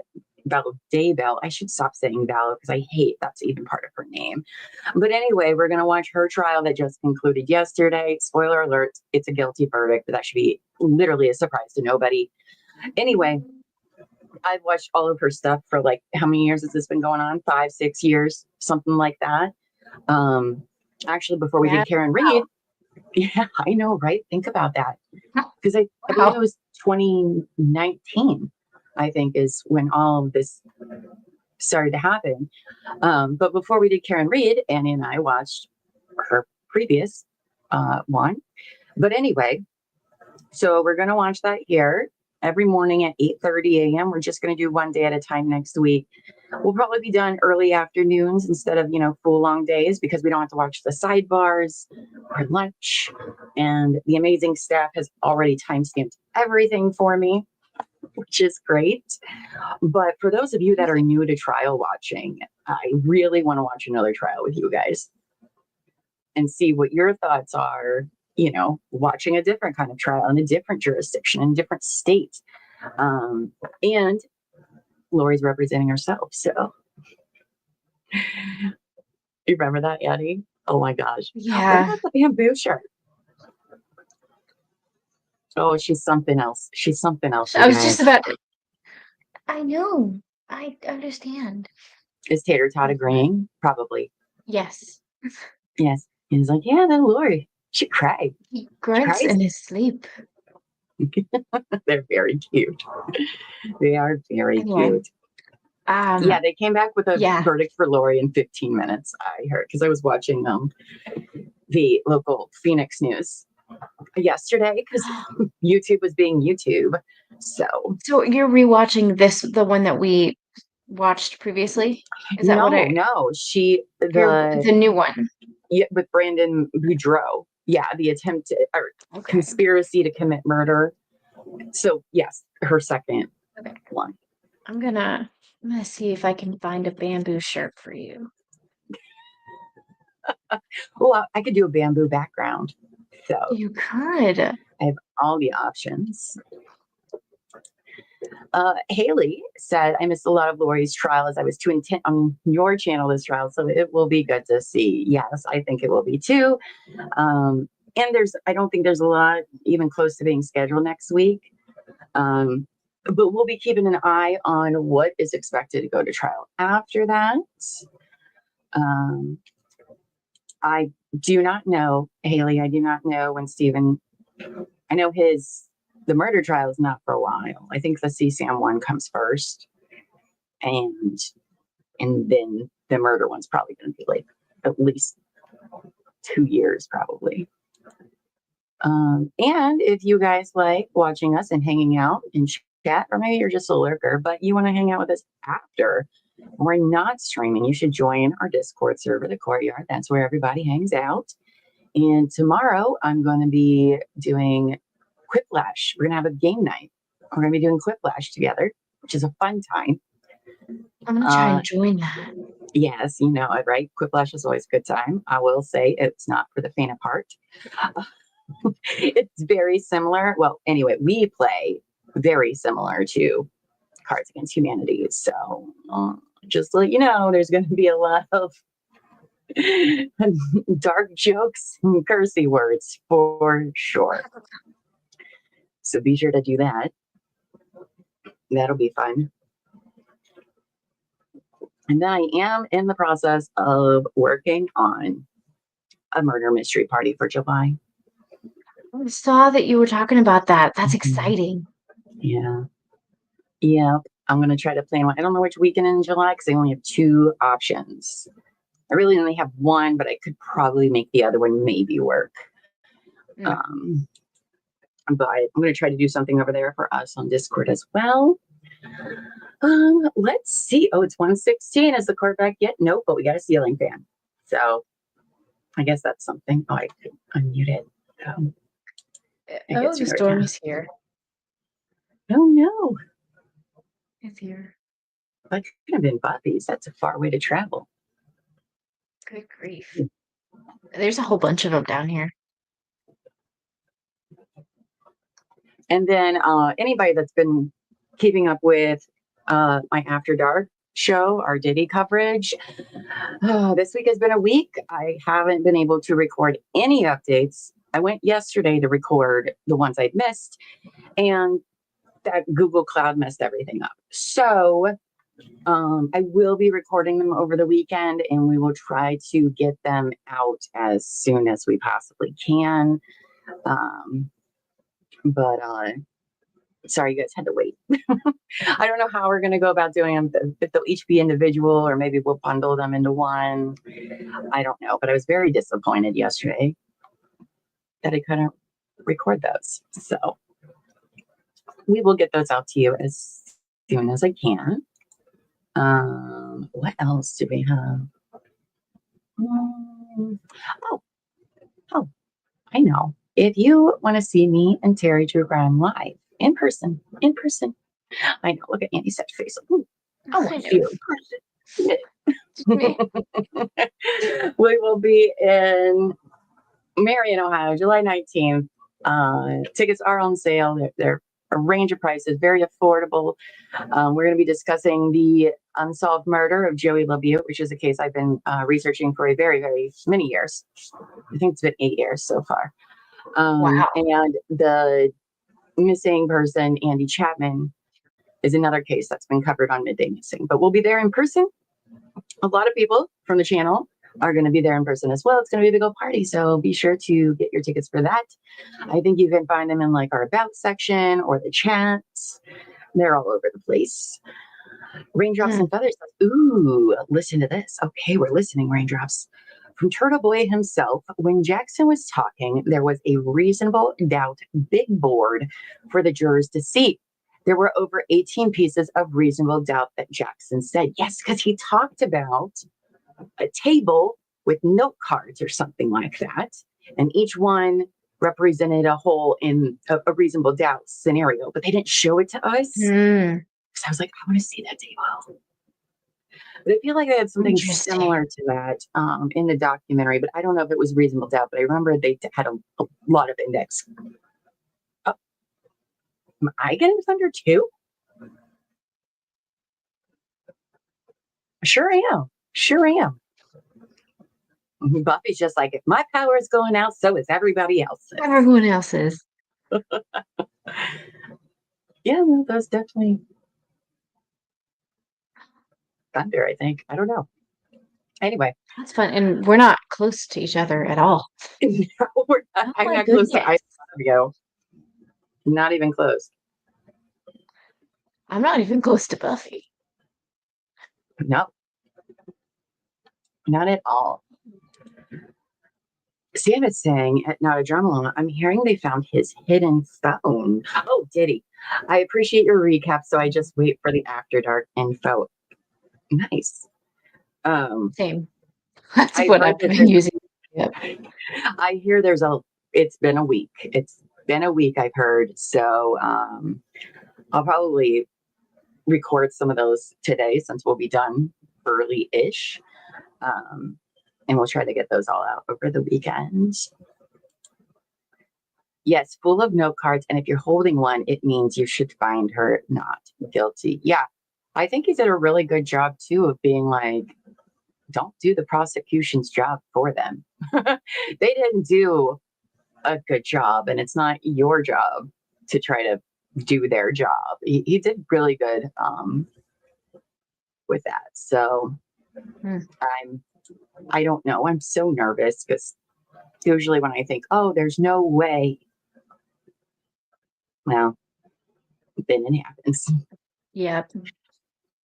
Numerous times I have been wrong, and I don't have a problem when I'm wrong, but I will be upset. Llama, your sure. lighting looks so good. And your background. Thank you. You're welcome. I know. Look at us looking more professional than ever. No, I just got like a little desk light, and then my ring light I keep purple, and then I don't get as bad of a blue smoke monster. Yeah, I was just you don't have the monster, so nice. Oh, it creeps up sometimes. Don't let it fool you. Don't let it fool you. But yes, we've made some changes while you've been away, but we're having the best time. We have been having the best time though, so good. That's fine. You're lucky you had a really cute baby. Yes, he wasn't cute at first. He was kind of cute. Don't they look like little aliens? Yes, he had like this little cone head, and his eyes were so open. It was weird. I was like, they're not supposed to look like that. Oh, wow, you're getting thunder there too, Shanka? I don't know. I'll look up my weather when we come back. They probably should do that. I was trying to look it up for you, but I threw my phone across the room. But I didn't wait to be. And it's just my fan and my headphone that made it sound like, oh, well, it's fine. It's fine. That's a cute idea, Shanka. Shanka says he needs a shirt that says, I was born during the Karen Reed trial of 2025. I love that. His birthday's a palindrome. I think it's so cool. It's so cool. That is cool. That is cool. The nurses cool. were laughing because, like, you know, popped the baby out, and I'm looking at the calendar, and I'm like, look, guys, it's a palindrome. And they were like, okay. No, I think that's very cool. My bestie, when she went to have her son, she went into labor on St. Patrick's Day.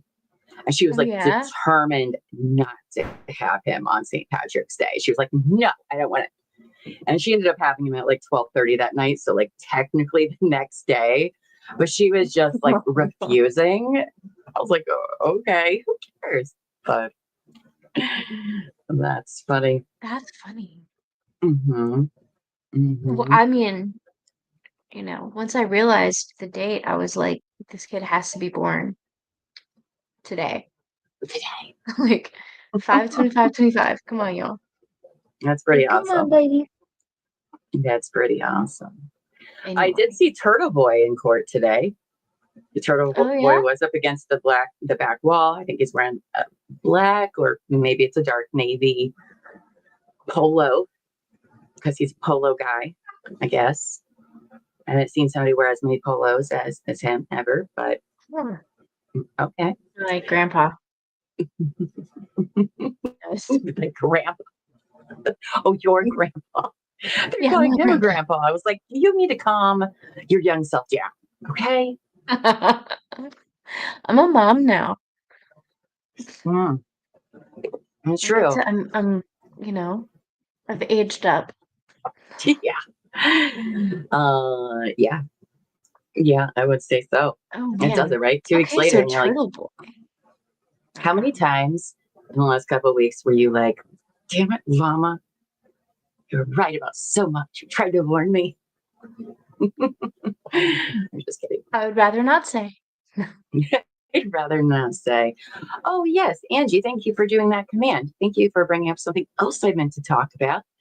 If you've ever been on a jury cool. or a witness in a case, or maybe you work in the legal field, I don't know, if you have some association and you want to be on my other show, Couch Confessions. Yes, Annie, I have a third one.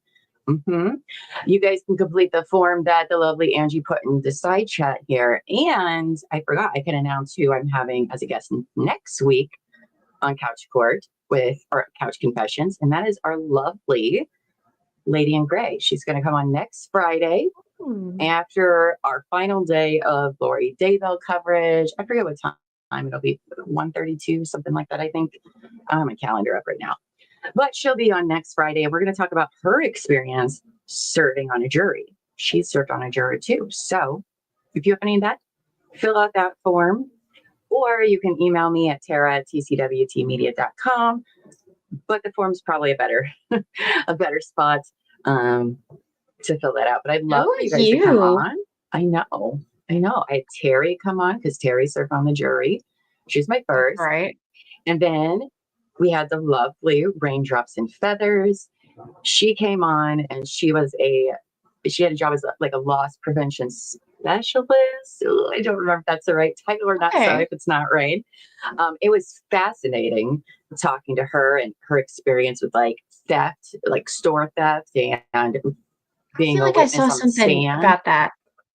Written somewhere. Okay, cool. Yeah, if you haven't seen it, look for Couch Confessions on this channel and you'll see it. It's very good. You guys go watch it this weekend when we're not around. But and she lives in the greater Boston-ish area. So we did talk a little about Karen Reed. So yeah. And you guys, if you want to be on, but you don't want to show your face, that's fine. I can make it so you just look like this. And that's fine. You don't have to show your face if you don't feel comfortable to. I'm totally fine with that. Whatever makes you the most comfortable, you just let me know and we can take care of that for you. And I've heard I'm pretty nice. I heard I'm pretty nice and make people feel comfortable, so it's okay. I'll be just as nervous talking to you as you would to me. I promise you that. Oh, that's funny, Dave. Dave says that's new expression. Look at us adding all sorts of new vocab and phrases to our lives after this trial. Glad I could teach something. Track a cat. Track a cat. And what was the other one? Oh, Rock Albert and Rescue Randy, the ham sandwich. It's so weird. You've missed so much, Annie. You've missed so much. I feel like I've missed so much. And that's what trying to stay on top of it. I know. It's crazy. Mendacity Mondays. Mendacity, we learned. Unless he used it, it means to be untruthful and something else. But I just remember that's the first word. Okay. You're drowning in Post-it notes here. I'm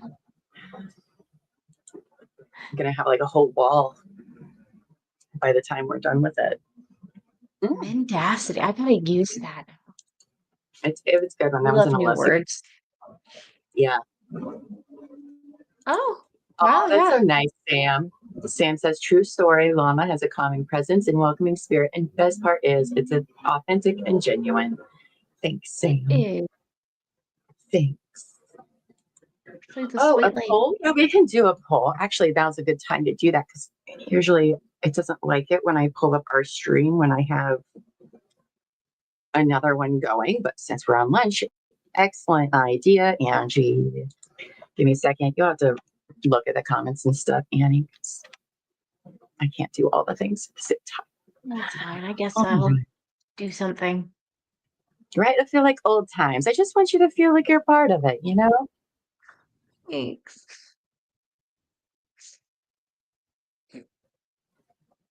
Oh my goodness. He took forever to go to sleep.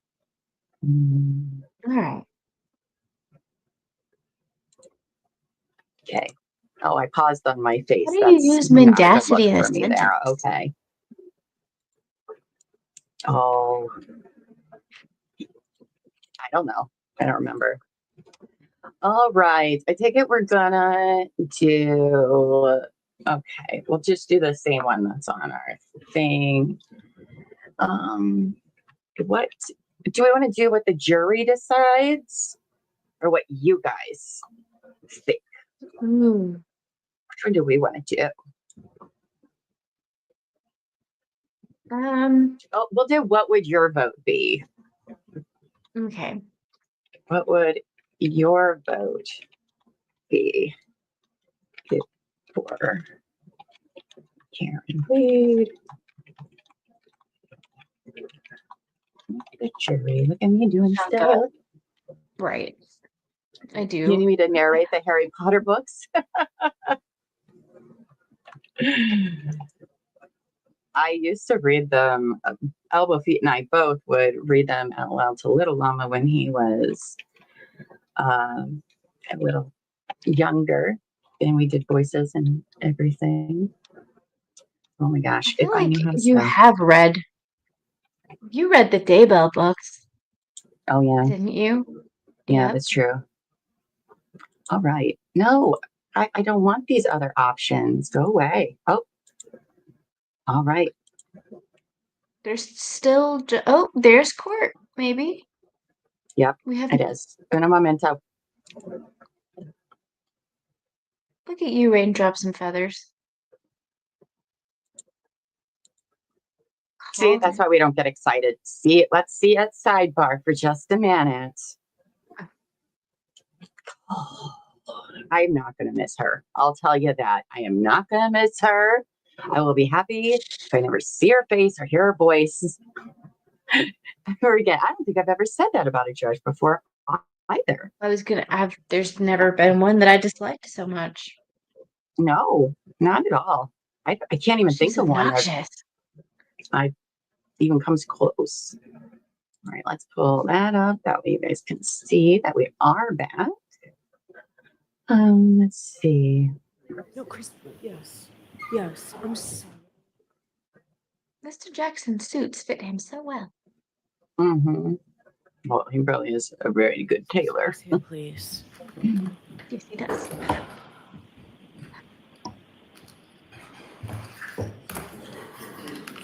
Is this caught up? Let me just make sure. No. A purple platypus. Oh, there we go.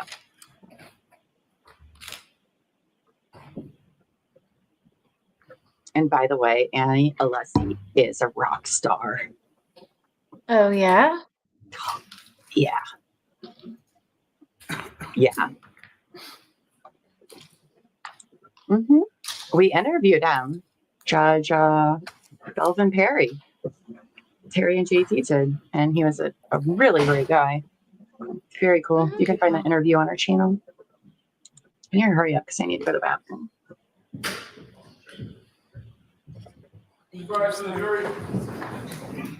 Okay. Oh my gracious. Girl, you would have been so annoyed towards the end. When she'd just be like, you guys, we really need to start wrapping this up because the jury is tired and I want us to not waste their time. And every single day she'd be like, we're trying not to waste your time. And you're like, really? Because you didn't even come into court until like 9:30. Oh. I thought they were ahead of schedule. Exactly. They were. Exactly. I mean, I'll miss the fan. Yeah. All right, jurors.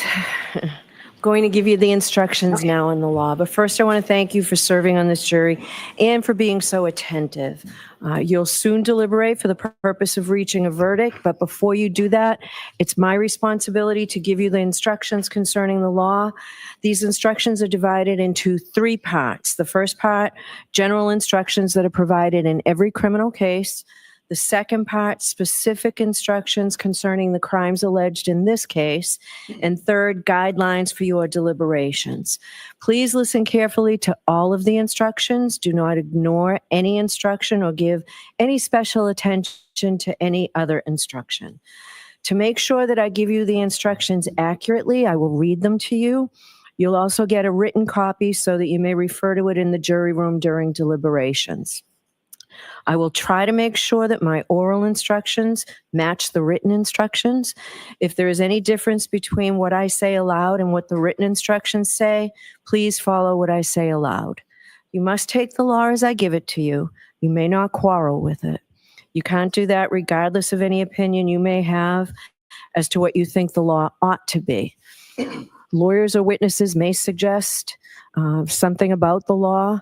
That's not necessarily the law. That's because it's my responsibility as the judge and mine alone to instruct you what the law is. I'll now turn to part one of these instructions, which are general instructions that apply to all criminal cases. As I've explained to you at the beginning of the trial, there is a fundamental rule that applies to all criminal cases, including this case. Every person who is accused of a crime is presumed to be innocent of that crime. Ms. Reed is presumed innocent of the charges in this case. That means you must consider Ms. Reed to be innocent unless the prosecution has proved beyond a reasonable doubt through evidence presented at this trial that Ms. Reed committed the crimes charged. I'll explain what I mean by reasonable doubt in a moment. Ms. Reed does not have to do anything to convince you that she is innocent. She does not have to explain anything. She does not have to testify, call, or question witnesses, or provide any evidence at all, because you must presume she is innocent. Instead, it is up to the Commonwealth to prove the charges against Ms. Reed beyond a reasonable doubt. This burden of proof never shifts to the defendant. After you have considered all the evidence carefully and fairly, if you have a reasonable doubt about Ms. Reed's guilt in a particular charge, then your verdict must be not guilty on that charge. You may find Ms. Reed guilty of a charge only if all 12 deliberating jurors agree that the Commonwealth has proved the charge beyond a reasonable doubt. Now, what is proof beyond a reasonable doubt? The term is often used and probably pretty well understood, though it is not easily defined. Proof beyond a reasonable doubt does not mean proof beyond all possible doubt, for everything in the lives of human beings is open to some possible or imaginary doubt. A charge is proved beyond a reasonable doubt if, after you have compared and considered all of the evidence, you have in your minds an abiding conviction to a moral certainty that the charge is true. When we refer to moral certainty, we mean the highest degree of certainty possible in matters relating to human affairs, based solely on the evidence that has been put before you in this case.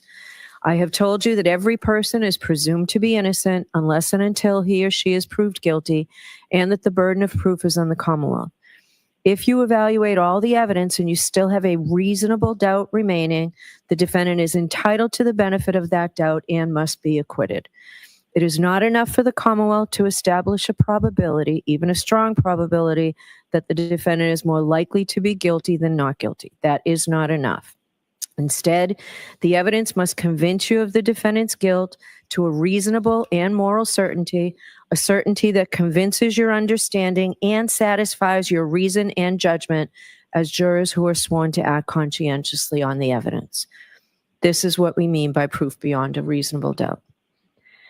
How do you decide whether the Commonwealth has proven that each element of an indictment is true beyond a reasonable doubt? Let's talk about the roles we all have.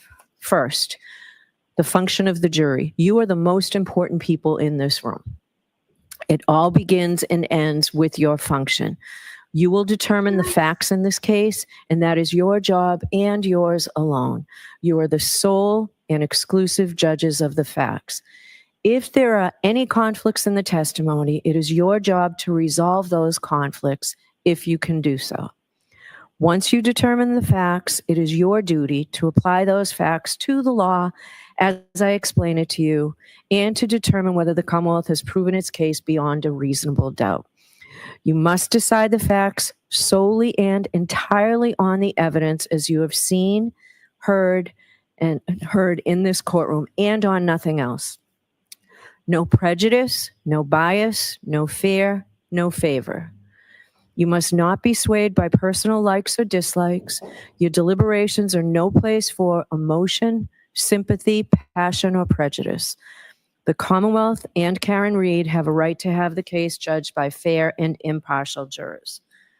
All parties who come before the court stand as equals before you. Therefore, your verdicts must be based on the law as I'm giving it to you, and on the evidence and the facts that you find, and nothing else. You cannot allow yourselves to be influenced by any personal feelings you may have about the nature of the crimes with which Ms. Reed has been charged or the consequences of your verdict. Just the cool, reflective, and impartial sifting of the evidence so that here in this courtroom, justice may be done. Your focus is on the evidence. I am the judge of the law. My job is to teach you the law that you must follow in the case. However, I have no opinion about how you should decide this case. You should not consider anything I have said or done during this trial as reflecting any opinion by me about how you should decide this case. If you believe I have an opinion about the facts of this case, you must disregard it. You must decide this case based solely on your evaluation of the evidence.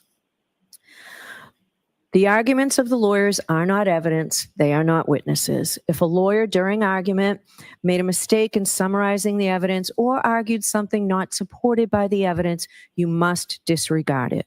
It is the jury's collective memory of the evidence that controls the matter. Lawyers' objections are a proper part of the court procedure and are not part of the evidence. So don't hold it against the lawyers or their client if they made objections, motions, or other requests. They're simply doing their job during the trial. There was testimony at trial that the lawyers interviewed witnesses when preparing for the trial. You may not draw any unfavorable inferences solely from that fact. There is nothing improper about conducting such interviews. On the contrary, the lawyers are obliged to prepare their case as thoroughly as possible and may interview witnesses. The verdict must be based only on the evidence and the jury's collective reasoning applied to the evidence in a fair and impartial manner. The extent to which you believe or disbelieve a witness or what an exhibit purports to show, and the importance to give any testimony or other evidence is entirely up to your own good judgment. The evidence consists of the testimony of the witnesses and the exhibits that were introduced in this trial. You will have those exhibits with you in the deliberation room. In addition, as you heard during the trial, the prosecution and defendant agreed that certain things are true. Therefore, you must accept those things as true. There are some things you have heard about that have not been introduced into evidence, such as previous testimony of witnesses, police reports, autopsy and accident reconstruction reports, and perhaps other reports. You may naturally wonder why neither side has introduced any of them into evidence. The answer is that under our rules of evidence, such reports usually may not be admitted, although the parties may refer to them for certain limited purposes while questioning witnesses. So you should not hold it against any party that you do not have them, and neither should you speculate on what they may or may not contain. Similarly, as you review the exhibits, you may find that some information has been removed because it is not relevant. Please ignore that and don't try to guess what may have been removed from there. Any information that you may have read, heard, or seen about the case outside of the courtroom is not evidence. My instructions to you and any other comments I made, the lawyer's opening and closing statements and any comments they made are not evidence. If the lawyers or I made any comments during the trial, those comments are not evidence and you must base your verdict only upon the evidence. In an interaction between a lawyer and a witness, you may consider only the witness's testimony as evidence.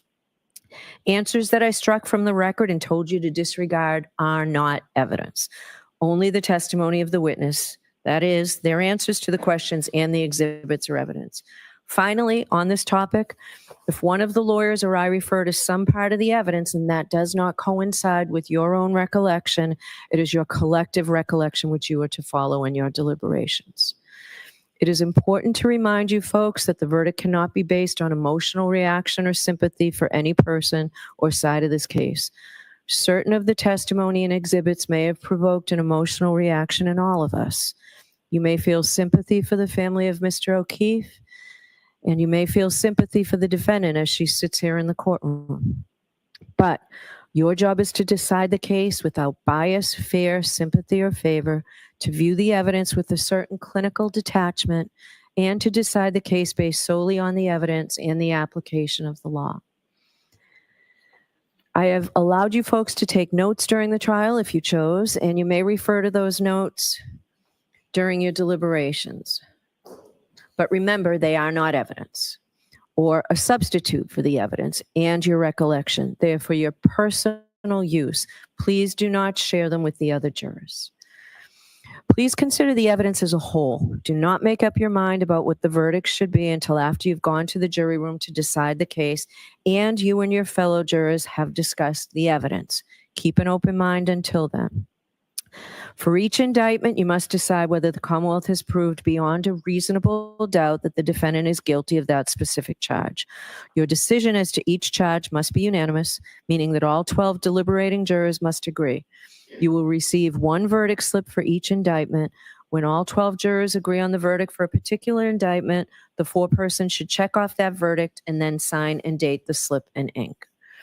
For each charge, if you all agree that the Commonwealth has proved every element of the charge beyond a reasonable doubt, then you should find Ms. Reed guilty of that charge.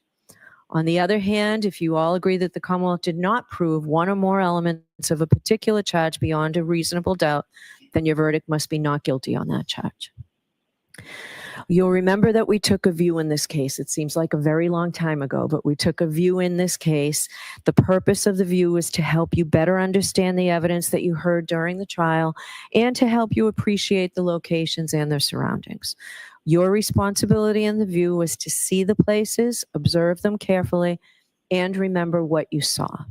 The view is part of this case.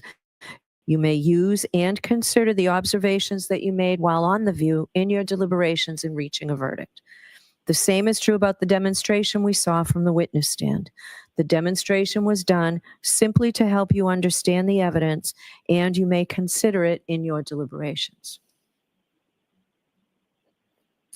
It is the jury's job to earnestly seek the truth of the matter. In doing that, the jury must decide questions of credibility and reliability. The jury must decide how truthful or reliable or convincing any part of the evidence is. You should evaluate the testimony of a police officer in the same way you would evaluate anyone else's testimony. You must not automatically believe or disbelieve a witness just because the person is a police officer. In deciding questions of credibility and reliability, you may rely on your common sense and reasoning powers and your life experiences. Consider a witness's testimony in the context of all the other evidence, not in isolation. You may consider the demeanor, candor, and appearance of the witness in testifying. Who was the witness? What relationship did they have to the case, to the other witnesses or parties?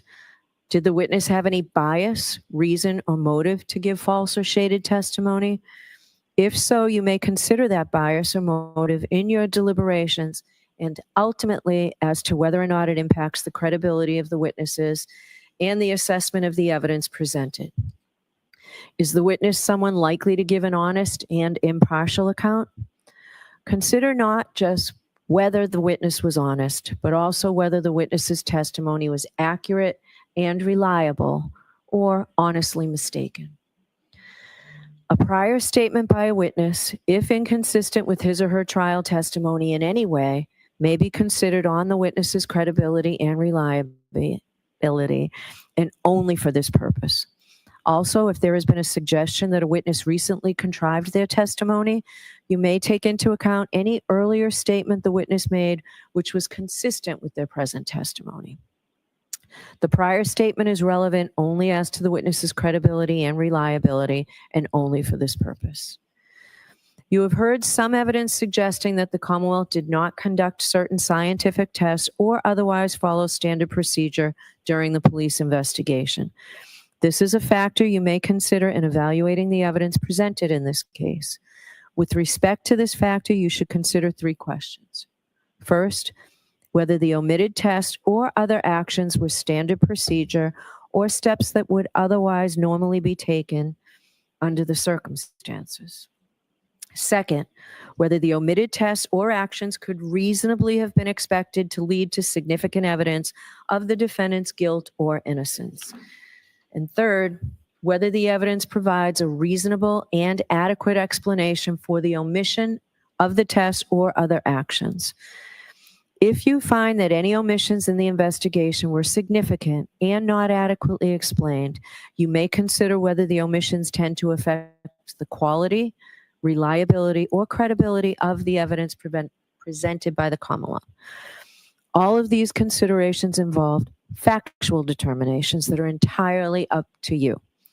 And you are free to give this matter whatever weight, if any, you deem appropriate based on all the circumstances. During the trial, I gave you some instructions on how you were to consider some of the evidence you heard, and importantly, how you are not to consider the evidence. I'm going to summarize those limiting instructions here. Ms. Reed is not charged with committing any crime other than the charges contained in the indictments. You've heard evidence about interactions that Ms. Reed may have had with Mr. O'Keefe in Aruba and others in Aruba. The evidence was admitted solely for your consideration as evidence of the nature of the defendant's relationship with Mr. O'Keefe and whether it goes to her knowledge or intent or motive on January 29, 2022. You may not consider the evidence as proof that she has a criminal personality or bad character. You may not take the defendant's prior acts as a substitute for proof that the defendant committed the crimes charged here, or to conclude that if she committed the acts in Aruba, she must have committed the offenses with which she is charged here. You can only use the evidence for the limited purpose of how it goes to the defendant's state of mind, motive, and the nature of her relationship with John O'Keefe. Before you consider any electronic communication in your deliberations, you must first find that it is more likely true than not that the persons who authored the electronic communications were in fact John O'Keefe, Ms. Reed, Michael Proctor, Brian Higgins, or others alleged to have authored or created them. If you do not find it is more likely true than not that the persons alleged to have authored or transmitted or created the communications were the persons alleged to have done so, then you may not consider the electronic communication in deciding the case. Photographs have been entered into evidence, and in some instances, those photographs will be inside an envelope when they go back to you to the deliberation room. The photographs may be graphic and unpleasant. As I told you when you first saw them, your verdict must not in any way be influenced by the fact that these photographs may be graphic or unpleasant. The defendant is entitled to a verdict based solely on the evidence and not one based on pity or sympathy. Consider a photograph only as it may show a medical condition, the nature of the injuries, or the details of the incident itself.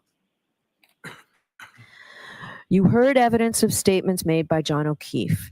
These statements were admitted only for a limited purpose of establishing John O'Keefe's state of mind. You are not to consider this testimony as proof that the defendant has bad character or propensity to commit crimes. The testimony of witnesses recounting conversations with Mr. O'Keefe or messages the defendant's phone received from him can only be used as they go to the defendant's motive or intent on January 29th, and only if you find that Ms. Reed was aware of Mr. O'Keefe's state of mind at the time of the crime and would be likely to respond to it.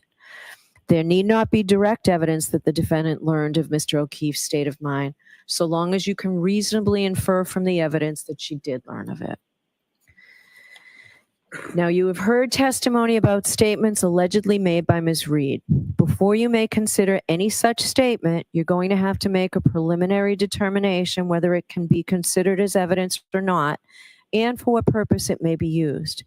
You may not consider any such statement in your deliberations for the truth of any such statement unless, from all of the evidence in the case, the Commonwealth has proven beyond a reasonable doubt that the defendant made the statement that she's alleged to have made and that she made it voluntarily, freely, and rationally. In determining whether or not any statement made by the defendant was voluntary, you may consider all of the surrounding circumstances. You may consider any evidence you have heard about the defendant's physical and mental condition, her intelligence, age, education, and experience. Your decision does not turn on any one factor. You must consider the totality of the circumstances. Some testimony came from witnesses who saw or heard something. Some witnesses also told you about opinions or conclusions they reached based on some special training or experience. But special training or experience does not necessarily make the witness's testimony any more believable or important than any other evidence. So you should consider the same questions about witnesses' testimony that I mentioned earlier, including any bias or motive these opinioned witnesses may have had to testify in a certain way. You may also consider the witness's level of experience and training and whether they base their opinions on the facts that you find to be true. There were hypothetical questions asked of some of the witnesses. You may give whatever weight you deem appropriate to the opinion based on the hypothetical, but only if, after careful consideration, you find that all the facts in the hypothetical were true. Remember that witnesses, even those with special training or experience, do not decide cases. Juries do. It is up to you whether to accept or reject, in whole or in part, any opinion or conclusion that a witness offered during the trial. You have the same powers with respect to the exhibits that you do with respect to the witnesses. Look them over and decide the weight, that is the value, that they deserve to receive in helping you resolve the case as you make your ultimate judgment about whether the Commonwealth has proved its case beyond a reasonable doubt. You do not have to believe something simply because it's written on a piece of paper or appears in a photograph. You are not, of course, required to disbelieve it because it appears there. You decide whether to believe what an exhibit purports to show and how much weight, if any, to give the exhibit. Certain charts and summaries not admitted into evidence have been shown to you as testimonial aids intended to summarize, clarify, simplify evidence, or to help explain the contents of records, documents, computer data, or other evidence introduced in the case. Charts and summaries are not new evidence, and you should give them only such weight as you think the underlying evidence deserves. So you've heard me talk about sources of evidence in this case. Those are the tools that you have to decide the case. Now, with that evidence in mind, what can you do with it? As jurors, you may bring to bear all your knowledge and experience. You don't check your common sense at the door to the jury room. Just the reverse. I instruct you to use your common sense. Give the evidence a reasonable and fair construction in the light of your common knowledge and experience. In determining the facts in this case, you may draw reasonable inferences from the evidence that you believe because you're entitled to rely upon both direct and indirect or circumstantial evidence. Direct evidence is evidence of what a witness claims to have seen or heard or touched or somehow perceived with their own senses. Indirect or circumstantial evidence exists where a witness does not testify directly to the fact that is sought to be proven, but you are provided with evidence of other facts and then asked to draw reasonable inferences from them about the fact that sought to be proved. Such inferences may be considered with all of the other evidence in reaching your verdict. Indirect or circumstantial evidence alone is sufficient to establish guilt beyond a reasonable doubt. Now, what do I mean by an inference? An inference is a logical deduction or conclusion that you may, but are not required to draw from evidence that you have accepted as believable. Inferences are little steps in reasoning, steps in which you take some known information, apply your experience in life to it, and then draw a conclusion. Sometimes you can draw more than one inference. You have to decide which inferences are reasonable and decide which seem more reasonable to you. Remember, when you're dealing with inferences, you never have to infer anything. You may, but do not have to draw inferences whatsoever. An inference drawn from indirect or circumstantial evidence need not be necessary or inescapable, but any inference which you do draw must be reasonable and possible. It must be logical. It must be a natural one, which is not too remote in the ordinary course of events. You may not guess. You may not speculate. You may not engage in surmise. You should not pile inference upon inference until the pile gets so high that it tips over logically, or that the chain gets so weak that it doesn't hold together anymore. When you run through your inferences, check the starting point and the ending point to make sure that they're still reasonable. Further, when the evidence tends to equally give rise to either of two inconsistent propositions, the Commonwealth has established neither proposition. In order to convict the defendant, you must find that all of the evidence and the reasonable inferences that you have drawn, taken together, prove that she is guilty beyond a reasonable doubt. Let me give you an example of an inference. Suppose that the issue you must decide is whether the U.S. Postal Service delivered the mail today. If you go home and someone in your household hands you the mail and states that they observed the letter carrier deliver the mail and retrieved it from the mailbox, this would be direct evidence that the U.S. Postal Service delivered the mail. The witness perceived the events with his or her own senses and told you what he or she observed. The issue you would have to decide is whether that witness was credible. On the other hand, if you go home from court and find mail in the mailbox, you may infer that it was delivered by the U.S. Postal Service today. You draw this reasonable inference based on the following known facts. The mailbox was emptied yesterday. You know that the mail is delivered by the U.S. Postal Service Monday through Saturday. The letters in the box are postmarked. You have exactly the same power in this case, not the power to speculate or to guess, but the power to draw reasonable inferences warranted by the evidence in the fashion I've just described. You may have noticed that Ms. Reed did not testify at this trial. Defendant has an absolute right not to testify, since the entire burden of proof in this case is on the Commonwealth to prove that the defendant is guilty. It is not up to the defendant to prove that she is innocent. The fact that Ms. Reed did not testify has nothing to do with the question of whether she is guilty or not guilty. You are not to draw any adverse inference against the defendant because she did not testify. You're not to consider it in any way or even discuss it in your deliberations. You must determine whether the Commonwealth has proved its case against the defendant based solely on the testimony of the witnesses and the exhibits. Now that completes the first part of my instructions. Now I'm going to turn to the elements of the charges against Ms. Reed. The Commonwealth has alleged that on January 29, 2022, Ms. Reed did assault and beat John O'Keefe with the intent to murder him, and by such assault and battery did kill and murder John O'Keefe. So in that indictment, Ms. Reed is charged with second-degree murder.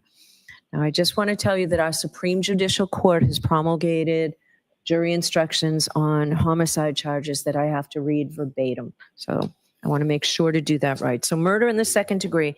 In order to prove murder in the second degree, the Commonwealth must prove the following elements. 1, the defendant caused the death of John O'Keefe. 2, the defendant intended to kill John O'Keefe or intended to cause grievous bodily harm to John O'Keefe, or intended to do an act which, in the circumstances known to Ms. Reed, a reasonable person would have known created a plain and strong likelihood that death would result. I will now discuss each of these requirements in more detail. The first element is that the defendant caused the death of John O'Keefe. A defendant's act is the cause of death where the act, in a natural and continuous sequence, results in death, and without which death would not have occurred. The second element is that the defendant intended to kill John O'Keefe, or intended to cause grievous bodily harm to John O'Keefe, or intended to do an act which, in the circumstances known to the defendant, a reasonable person would have known created a plain and strong likelihood that death would result. As you can see, the second element has 3 sub-elements, which I shall call prongs, and the Commonwealth satisfies its burden of proof if it proves any one of these 3 prongs beyond a reasonable doubt. The first prong is that the defendant intended to kill John O'Keefe. This means that the defendant consciously and purposefully intended to cause John O'Keefe's death. The second prong is that the defendant intended to cause grievous bodily harm to John O'Keefe. Grievous bodily harm means severe injury to the body. The third prong is that the defendant intended to do an act which, in the circumstances known to the defendant, a reasonable person would have known created a plain and strong likelihood that death would result. Let me help you understand how to analyze this third prong. You must first determine whether the defendant intended to perform the act that caused the victim's death. If you find that she intended to perform the act, you must then determine what the defendant herself actually knew about the relevant circumstances at the time she acted. Then you must determine whether, under the circumstances known to the defendant, a reasonable person would have known that the act intended by the defendant created a plain and strong likelihood that death would result. If you have a reasonable doubt as to whether John O'Keefe's death was accidental because the death was caused by a negligent, careless, or mistaken act of the defendant, or resulted from a cause separate from the defendant's conduct, you may not find that the Commonwealth has proved that the defendant intended to kill, intended to cause grievous bodily harm, or intended to do an act which, in the circumstances known to the defendant, a reasonable person would have known created a plain and strong likelihood that death would result. In deciding whether the defendant intended to kill, intended to cause grievous bodily harm, or intended to do an act which, in the circumstances known to the defendant, a reasonable person would have known created a plain and strong likelihood that death would result, you may consider any credible evidence that the defendant was affected by her consumption of alcohol. If the Commonwealth has proven both elements beyond a reasonable doubt, you should return a verdict of guilty. If the Commonwealth has failed to prove one or more of these elements beyond a reasonable doubt, you must return a verdict of not guilty. Now, the second indictment is the indictment charging manslaughter while operating a motor vehicle under the influence of liquor. And there are lesser included offenses on this verdict slip as well, and I'll explain those to you as well. In order to prove manslaughter while operating a motor vehicle, the Commonwealth must prove the following 5 elements. First, that the defendant operated a motor vehicle. Second, that she operated the motor vehicle upon a public way or in a place which the public has the right of access.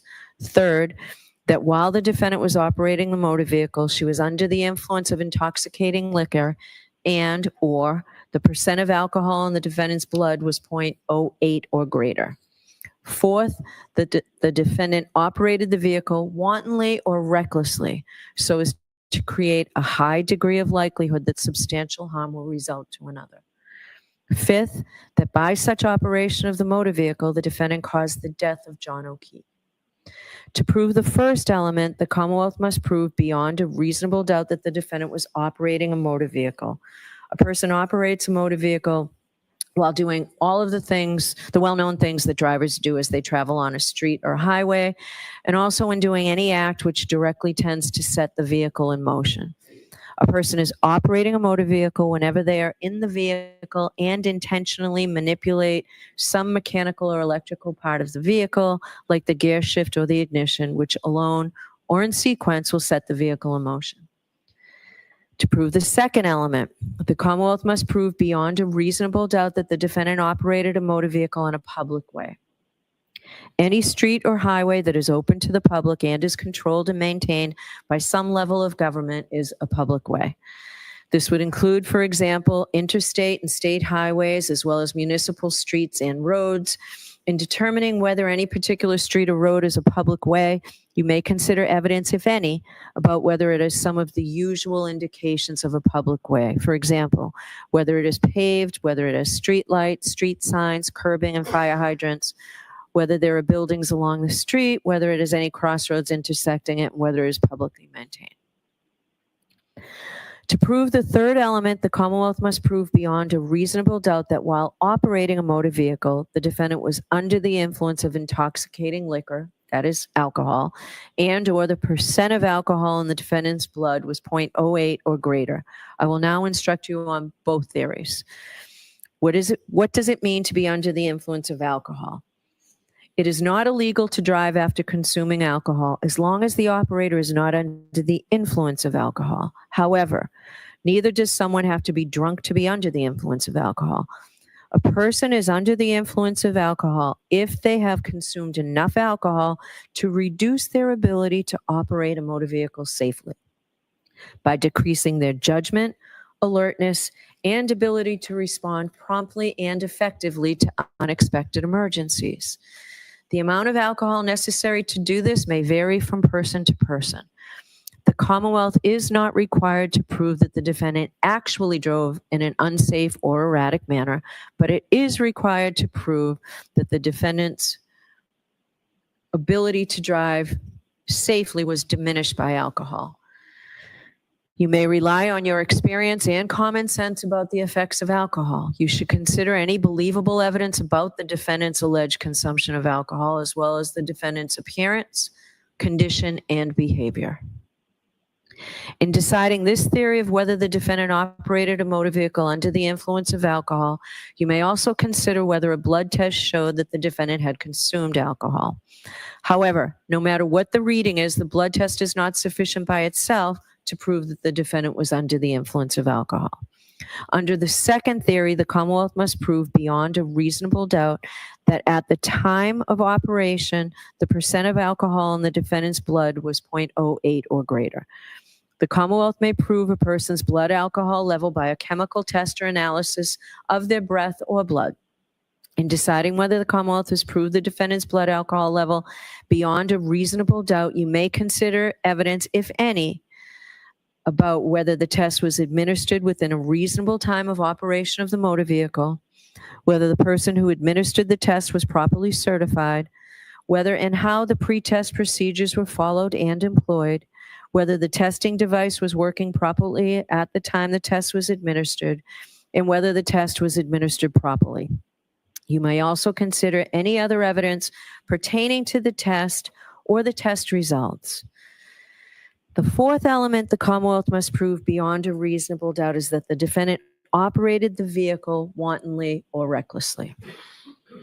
A person drives recklessly when they ignore the fact that their manner of driving is very likely to result in death or serious injury to someone, or they are indifferent to whether someone is killed or seriously injured. It is not enough for the Commonwealth to prove that the defendant acted negligently, that is, acted in a way that a reasonably careful person would not. It must be shown that the defendant's actions went beyond mere negligence and amounted to recklessness. The defendant was reckless if she knew or should have known that such actions would pose a grave danger of death or serious injury to others, but chose, nevertheless, to run the risk and go ahead. Whenever I refer to the defendant's state of mind or her intent, you may consider any credible evidence that the defendant was affected by her consumption of alcohol. A defendant may have the requisite state of mind or intent even if she consumed alcohol, but you may consider such evidence in determining whether the Commonwealth has proved this element. Here, the defendant must have intended her acts in the sense that they were not accidental. But it is not necessary that the defendant intended or foresaw the consequences of those acts, as long as a reasonable person would know that they were so dangerous that death or serious injury would probably result. As such, the Commonwealth does not need to prove that the defendant intended to kill John O'Keefe. Rather, this is in that category of cases where public safety requires each driver, once they know what the situation is, to determine and to adhere to an objective standard of behavior. In determining whether the defendant drove recklessly, you should take into account all the facts of the situation: the defendant's rate of speed and manner of operation, the defendant's physical condition, and how well the defendant could see and control her vehicle, the condition of the defendant's vehicle, what kind of road it was and who else was on the road, what the time of day, the weather, and the condition of the road were, what any other vehicles or pedestrians were doing, and any other factors, including the defendant's consumption of alcohol, that you think are relevant. The fifth element that the Commonwealth must prove beyond a reasonable doubt is that the defendant by her actions caused the death of John O'Keefe. The defendant caused the death if her actions directly and substantially set in motion the entire chain of events that produced the death. A defendant's act is the cause of death where the act is a natural and continuous sequence, results in death, and without which death would not have occurred. If the Commonwealth has proven all 5 elements beyond a reasonable doubt, you should return a verdict of guilty. If the Commonwealth has failed to prove one or more of these elements beyond a reasonable doubt, you must return a verdict of not guilty. Now, the lesser offense of manslaughter while operating a motor vehicle under the influence of liquor includes the lesser offense of involuntary manslaughter. As a matter of law, the indictment that is before you, which charges the defendant with manslaughter while operating a motor vehicle under the influence of liquor, also charges her with that lesser included offense. The Commonwealth may prove the lesser included offense of involuntary manslaughter, even if it fails to prove the greater charge of manslaughter while operating a motor vehicle under the influence. So I'm going to define involuntary manslaughter for you. To prove that the defendant is guilty of involuntary manslaughter because of wanton or reckless conduct, the Commonwealth must prove the following elements beyond a reasonable doubt. First, that the defendant caused John O'Keefe's death. Second, that the defendant intended the conduct that caused John O'Keefe's death. And third, the defendant's conduct was wanton or reckless. I will now discuss each element in detail. The first element is that the defendant caused the death of John O'Keefe. Remember, Ms. Reed caused John O'Keefe's death if her actions directly and substantially set in motion the entire chain of events that produced the death. A defendant's act is the cause of death where the act in a natural and continuous sequence results in death, and without which death would not have occurred. The second element is that the defendant intended the conduct that caused the death. The Commonwealth is not required to prove that the defendant intended to cause the death. You may consider any credible evidence that the defendant was affected by her consumption of alcohol. The third element is that the defendant's conduct was wanton or reckless. Wanton or reckless conduct is conduct that creates a high degree of likelihood that substantial harm will result to another. It is conduct involving grave risk of harm to another that a person undertakes with indifference or disregard of the consequences of such conduct. Whether conduct is wanton or reckless depends either on what the defendant knew or how a reasonable person would have acted knowing what the defendant knew. If the defendant realized the grave risk created by her conduct, her subsequent act amounts to wanton or reckless conduct, whether or not a reasonable person would have realized the risk of great danger. Even if the defendant herself did not realize the grave risk of harm to another, the act would constitute wanton or reckless conduct if a reasonable person, knowing what the defendant knew, would have realized the act posed a risk of grave danger to another. It is not enough for the Commonwealth to prove the defendant acted negligently, that is, in a manner that a reasonably careful person would not have acted. The Commonwealth must prove that the defendant's actions went beyond negligence and amounted to wanton or reckless conduct, as I have defined that term. In deciding whether the defendant knew or should have known her conduct created a high degree of likelihood that substantial harm would result to another, you may consider any credible evidence that the defendant was affected by her consumption of alcohol. A defendant may have the requisite knowledge even if she consumed alcohol, but you may consider such evidence in determining whether the Commonwealth has proved this element. Now, the offense of manslaughter while operating a motor vehicle under the influence of liquor also includes the lesser offense of motor vehicle homicide, felony OUI, and negligence. As a matter of law, the indictment that is before you that charges the defendant with manslaughter while operating a motor vehicle under the influence of liquor also charges her with the lesser included offense. With that lesser included offense, the Commonwealth may prove the lesser included charge of motor vehicle homicide, even if it fails to prove the greater charge of manslaughter while operating a motor vehicle under the influence of liquor. You may find the defendant guilty of motor vehicle homicide only if you are not convinced beyond a reasonable doubt that the defendant is guilty of manslaughter, and you are convinced beyond a reasonable doubt that the defendant is guilty of motor vehicle homicide. On the verdict slip That just means you start from the top and you work your way down.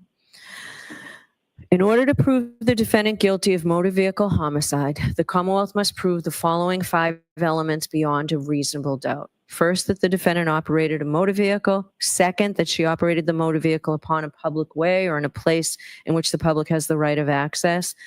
Third, that while the defendant was operating the motor vehicle, she was under the influence of intoxicating liquor and or the percent of alcohol in the defendant's blood was 0.08 or greater.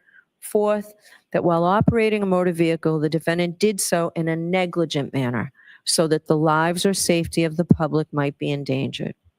Fifth, that by such operation of the motor vehicle, the defendant caused the death of John O'Keefe.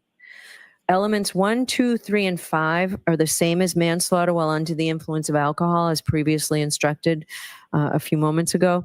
The difference between manslaughter while operating under the influence and motor vehicle homicide is the fourth element. So I'll focus on that. To prove the fourth element of motor vehicle homicide, the Commonwealth must prove beyond a reasonable doubt that the defendant drove negligently in a manner that might have endangered the lives or safety of other people. A person acts negligently when she fails to use due care. That is, when they act in a way that a reasonable person would not act. This can happen either by doing something that a reasonable person would not do under the circumstances, or by not doing something that a reasonable person would do. The defendant acted negligently if she drove in a way that a reasonable person would not have, and by doing so created an unnecessary danger to other people, a danger that she could have avoided by driving more carefully.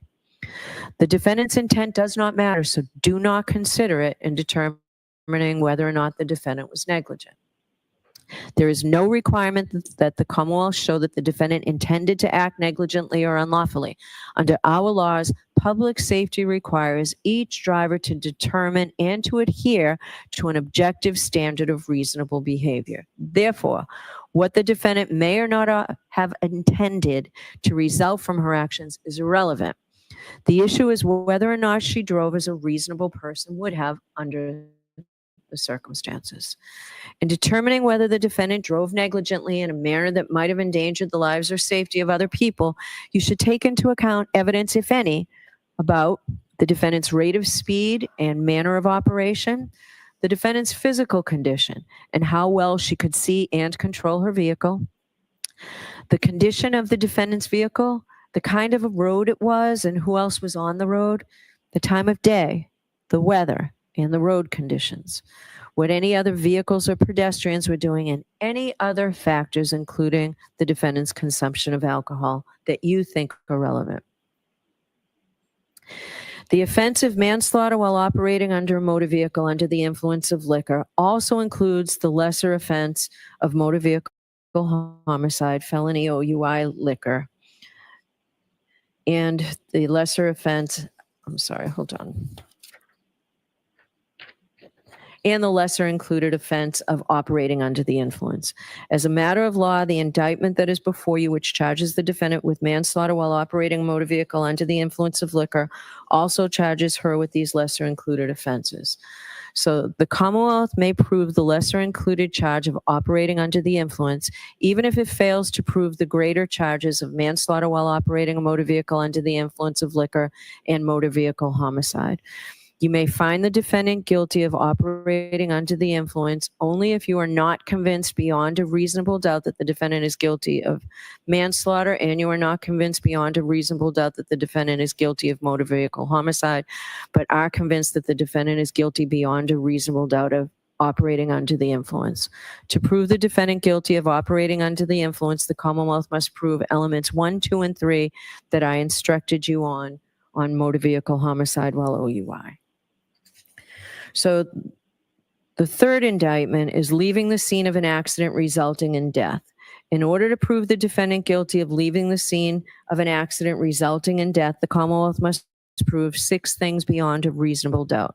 First, that the defendant operated a motor vehicle. Second, that she operated a motor vehicle on a public way or in a place which the public has a right of access.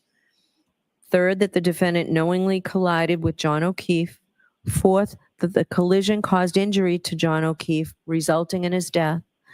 Fifth, that after causing such injury, the defendant failed to stop and provide name, home address, and registration number of the motor vehicle.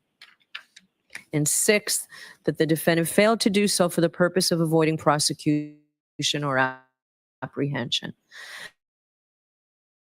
Jurors, I've already instructed on the first and second elements. The other four elements should be given their plain meaning, and it's agreed that I do not need to define these any further, correct?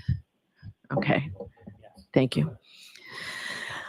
All right. As a general rule, you're permitted but not required to infer that a person who intentionally uses a dangerous weapon on another person intends to kill that person or cause him grievous bodily harm or intends to do an act which, in the circumstances known to him or her, a reasonable person would know creates a plain and strong likelihood that death would result. An item that is normally used for innocent purposes can become a dangerous weapon if it is used in a dangerous or potentially dangerous fashion.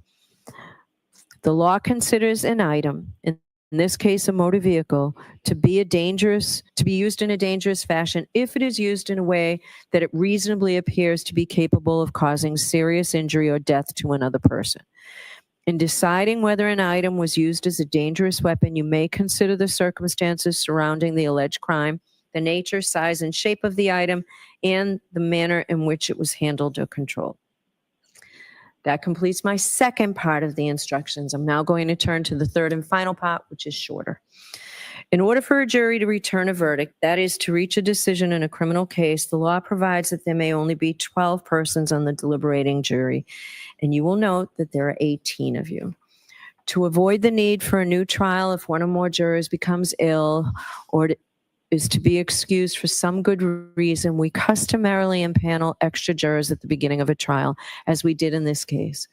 Because of the anticipated and now actual length of this trial, we impaneled more jurors than are commonly impaneled. However, when you begin your deliberations, the law in Massachusetts is that only 12 jurors can deliberate. Therefore, at the conclusion of my instructions, Mr. McDermott will reduce your number to 12 on a random basis. The jurors not selected to serve in the jury will become the alternate jurors. If you are selected as an alternate juror, please do not feel that your efforts in this case have been wasted, because as I've indicated, it's important that we have extra jurors in case of an emergency.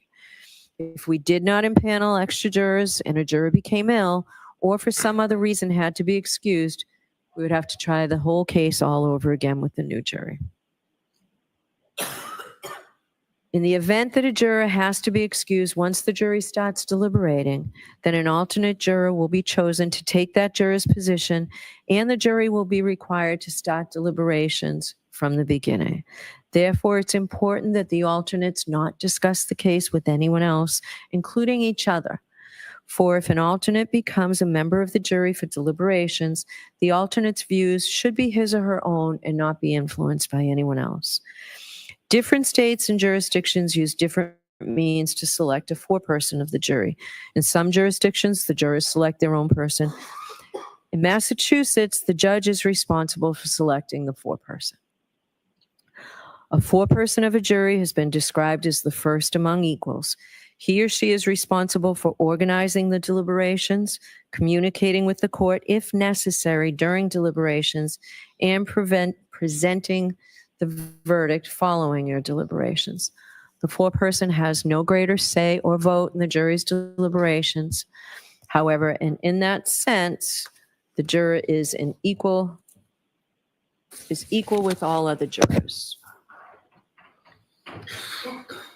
I am going to ask the juror seated in seat number 1, your juror number 5, sir, would you agree to be foreperson in this case? I'm going to ask you if you would be foreperson in this case. Thank you. I always appreciate it when people say yes before I tell you what's involved, but thank you very much. All right.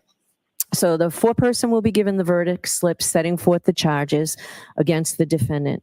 12 jurors must agree.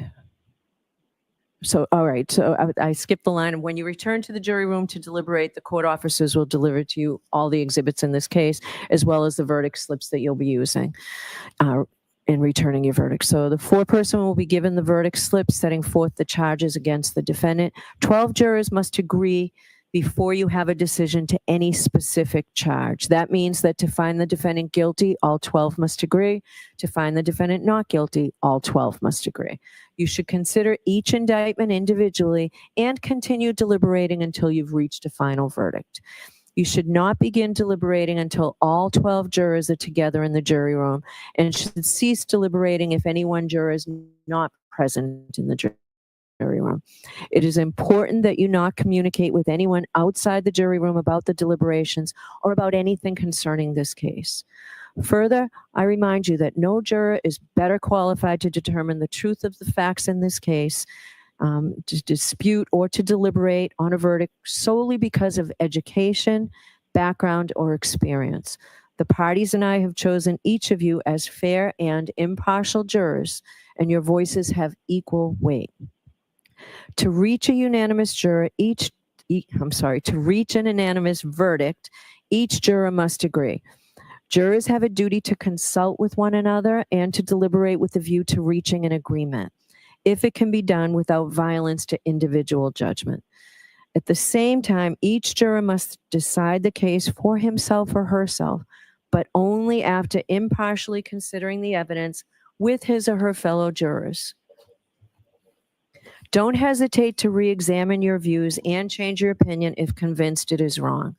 But no juror should surrender an honest conviction to the opinion of fellow jurors simply for the purpose of reaching a verdict. Although how you conduct your deliberations is up to you, I urge you not to begin by conducting an immediate straw vote. Rather, I encourage you not to take any votes before you've had completed a careful and thorough collective view of all the evidence. At this point, I want to remind you of an important issue that I raised with you at the beginning of this trial. I told you that our system of justice depends on judges like me and jurors like you being able and willing to make careful and fair decisions. All people deserve fair and equal treatment in our system of justice, regardless of their race, national origin, religion, age, ability, gender, sexual orientation, education, income level, or any other personal characteristic. I also pointed out that we all have our own built-in expectations and assumptions, even if we are not conscientiously aware of them. And I talked about some of the ways we can try to deal with them. First, slow down. Do not rush to a decision. Hasty decisions are the most likely to reflect stereotypes or hidden biases. Take time to consider all the evidence. Second, as you start to draw conclusions, consider what evidence, if any, supports the conclusions you are drawing and whether any evidence casts doubt on those conclusions. Double check whether you are actually using unsupported assumptions instead of the evidence. Third, as you think about the people involved in this case, consider them as individuals rather than as members of a particular group.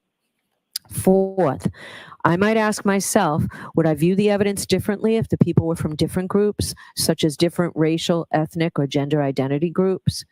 Fifth, listen to your fellow jurors. They may have different points of view. If so, they may help you determine whether you are focusing on the facts or making assumptions, perhaps based on stereotypes. Of course, your fellow jurors could be influenced by their own unstated assumptions, so don't be shy or hesitant to speak up. You should participate actively, particularly if you think the other jurors are overlooking or undervaluing evidence you find important. In fact, when you explain your thoughts out loud to other jurors, you are also helping yourself to focus on the evidence instead of assumptions. If you use these strategies, then you will do your part to reach a decision that is as fair as humanly possible, and that is your responsibility as jurors. Now, during the course of your deliberations, you might have a question concerning the law in this case. Perhaps I said something you did not understand. If you have any questions, please feel free to bring them to my attention by writing a note dated and signed by the foreperson and sending it to me by way of the court officers. I'm not suggesting for a minute that you have to have questions, but if you do, that's the process. Because your role as the jury is to determine the facts in this case, I cannot answer any questions you have concerning the facts of the case. I have no role in this case when it comes to deciding what the facts are. Neither is it possible for me to provide you with a transcript of the testimony. If you send a question to me, I'll respond after consulting with the lawyers. Please do not ask a court officer or anyone else to answer any questions concerning anything material to the case. Generally, we will not answer a question or take a verdict from 1 o'clock till 2 o'clock, but I think you've all waited so long to get this case, I think we can change that. But the court staff needs a luncheon break. You'll have lunch brought into you, and you can decide whether or not you want to stop your deliberations during lunch or continue and deliberate. At the end of the day, if you're still deliberating, I'll send in a note asking if you want to continue deliberating or break for the day and return the next morning.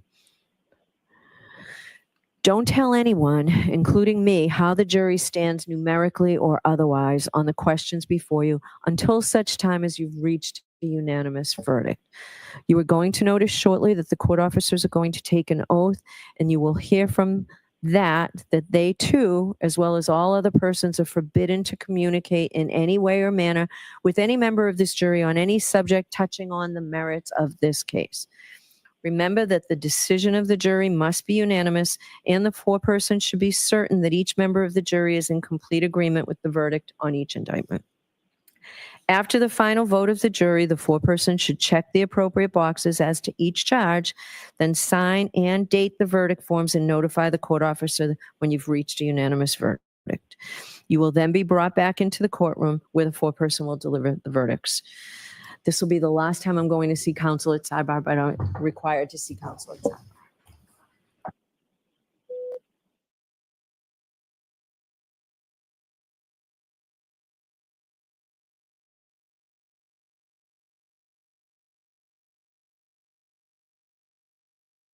Oh my gosh, I've stepped away for 1 minute. She's finally done talking, y'all.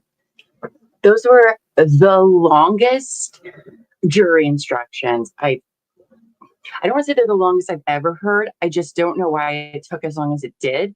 The longest ones I've ever heard have been like where a massive amount of people died, because you have to give those instructions for like each and every charge and for each and every person. Holy crap. I've never seen jury instructions where like the beginning, all these things to consider and all those. I've never seen anything like that before. That's crazy. That is crazy. May I ask why they're on a sidebar right now? Is it to pick the alternates? I thought it was confusing too. Like, you normally don't hear all of that. And both sides contributed to what those included. So they have their reasons, I suppose.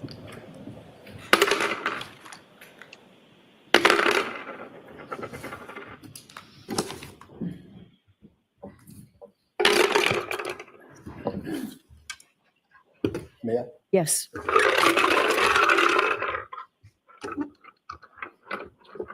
Could the juror sitting in seat number 13 step down and take your place as an alternate? I would be Could the juror sitting in seat number 7 step down and take your place as an alternate? Juror 6, could you step down and take your place as an alternate? We're seeing a bingo ever. Juror 17, could you step down and take your place as an alternate? Juror 2, could you step down and take your place as an alternate? And Juror 8, could you step down and take your place as an alternate? All right. Yes, please do. Could I have the court officers raise your right hands? Do you swear that you will keep this jury in alternates in some separate but convenient place until they agree that you not suffer any person to speak to them, nor speak to them yourselves, nor ask them if they agree, nor suffer them to disperse until they have discharged their verdict, except by further order of the court? So help you God. Thank you. All right. So members of the jury, I need not remind you that you have an important responsibility, but I believe that you will bring to bear all the wisdom and the judgment and conscience that you possess in reaching your verdict in this case. All that we can expect from you is that you decide the case with integrity and with principle. We all expect you to reach an impartial verdict dictated by your logic, without bias, without prejudice or sympathy, and not prompted by any facts except those that you've heard here in court during the trial. We are looking for impartial judgment dictated by your reasoning and the fullest discharge of your oaths as jurors. You may retire and deliberate your verdict. Jared, make sure you take your notebooks with you, please. Oh, well, guys, we're here. We are here. It is finally in the jury's hands. What is this, 8 weeks? I think we've been here for 8 weeks now. Almost, close, maybe. I don't know. I've lost all concept of a calendar at this point, but we did it, guys. We did it. And we're here. Oh my goodness. Oh, that's not the right one you want. We're officially on verdict watch, y'all. Right? I'm going to see counsel one more time. She's going to tell them all to stay close. Usually the media in some way updates and says like how much time. So like if the jury comes back, the court will usually tell like, if we come back with a verdict, we'll give like 15-minute warning, half-hour warning, something like that. It's not like they're going to be like, oh, we have a verdict and read it right there, because everybody's leaving. They have to wait for the attorneys to get back, family, especially the victim's family. So even if you hear one announced, we will come up as soon as possible with that, but they're not going to just, there will be at least a little bit of warning. A little bit of warning. That's right. Started April 1st. Jury selection. Thank you all for informing me that earlier, and goes to jury Friday the 13th. Oh boy, those jury instructions. Verdict watch. What's that? I said, and we're at verdict watch. I'm back. I know. Verdict watch. Can't believe it. Here it is. And I do hope that she told them try not to take an initial vote, which is interesting because I don't think I've ever heard that before. Because why wouldn't you do that? That's what a lot of juries do. Why that doesn't make sense. Don't you want to see where everyone is starting off? I would think so, but I mean, I get that. Oh, you should probably look over things, just like, you know, solidify that. But I mean, I thought that was a weird instruction. Does everyone leave the courtroom? Generally, yes, mostly. I don't think they like shut down the courtroom, but most people are going to go to lunch. The lawyers will probably go back to their offices. The family might stick around. I'm not really sure, but with the crowd that's outside, they may not leave the courtroom all that much. So that's fair. Did anyone get the alt numbers? I did not. Thank you, Juju Bean. I just changed it to B for me. I'm just kidding. Thank you. We love having you guys here as well. Do a lot of them say it? Maybe I just haven't noticed before, and I've heard them anyway. I'd want to scream in a pillow before I started deliberating. I mean, we would take a vote if I was in there, but I'd also, the first thing I would be like, did you all see all that? Like, let's spill some tea first. I've been dying to talk to you people. Now, jurors do talk to one another, that they're just not allowed to talk about the case. So I'm sure a lot of them have had like small talk conversations, probably getting to know each other here and there. So it's not like it's the first time they hear each other's voice, but most juries do, but like it's not mandated. But you know, the number of the note taker, I don't remember any numbers. And by the way, I do like that it is random who the alternates are. I would be so pissed if it was me, but I've seen Judge, the first thing is counsel this morning and yesterday looked at exhibits, and I believe that we were pretty close. We had one exhibit that needed to be dealt with. Ms. Little, what number is that one again? 150? Yes, this is exhibit 155. 155, and I'll let Ms. Little take it from there. Yes, there's just one page, Your Honor. I believe, and my memory is not perfect, but I believe that we were going to have this redacted, subject to the same redactions from last trial. I think there's just one line here that needs to be redacted. Okay, is the Commonwealth in agreement with that one line? No objection. I believe it was redacted last time, so if defense Okay. wants to make that redaction, we can go into evidence. Great. I'll see that Sharpie and I can take care. I think we probably have one here you can have. I definitely have one somewhere. All right. That's number one. And number two is, can counsel look at the verdicts and just tell me if verdict slips and just tell me if they're okay with it? Thanks. You'll see that it's not what you provided me yesterday, Mr. Mm. And don't worry, our amazing staff will be getting this verdict form ASAP. And it will be posted in our Discord if and when we can get it today.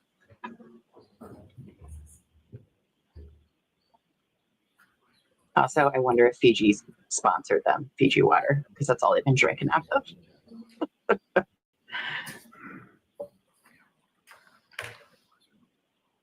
All right, Angie says, number one is the foreman. He is a middle-aged Black man who was the only juror who didn't take any notes the entire trial. Oh, what?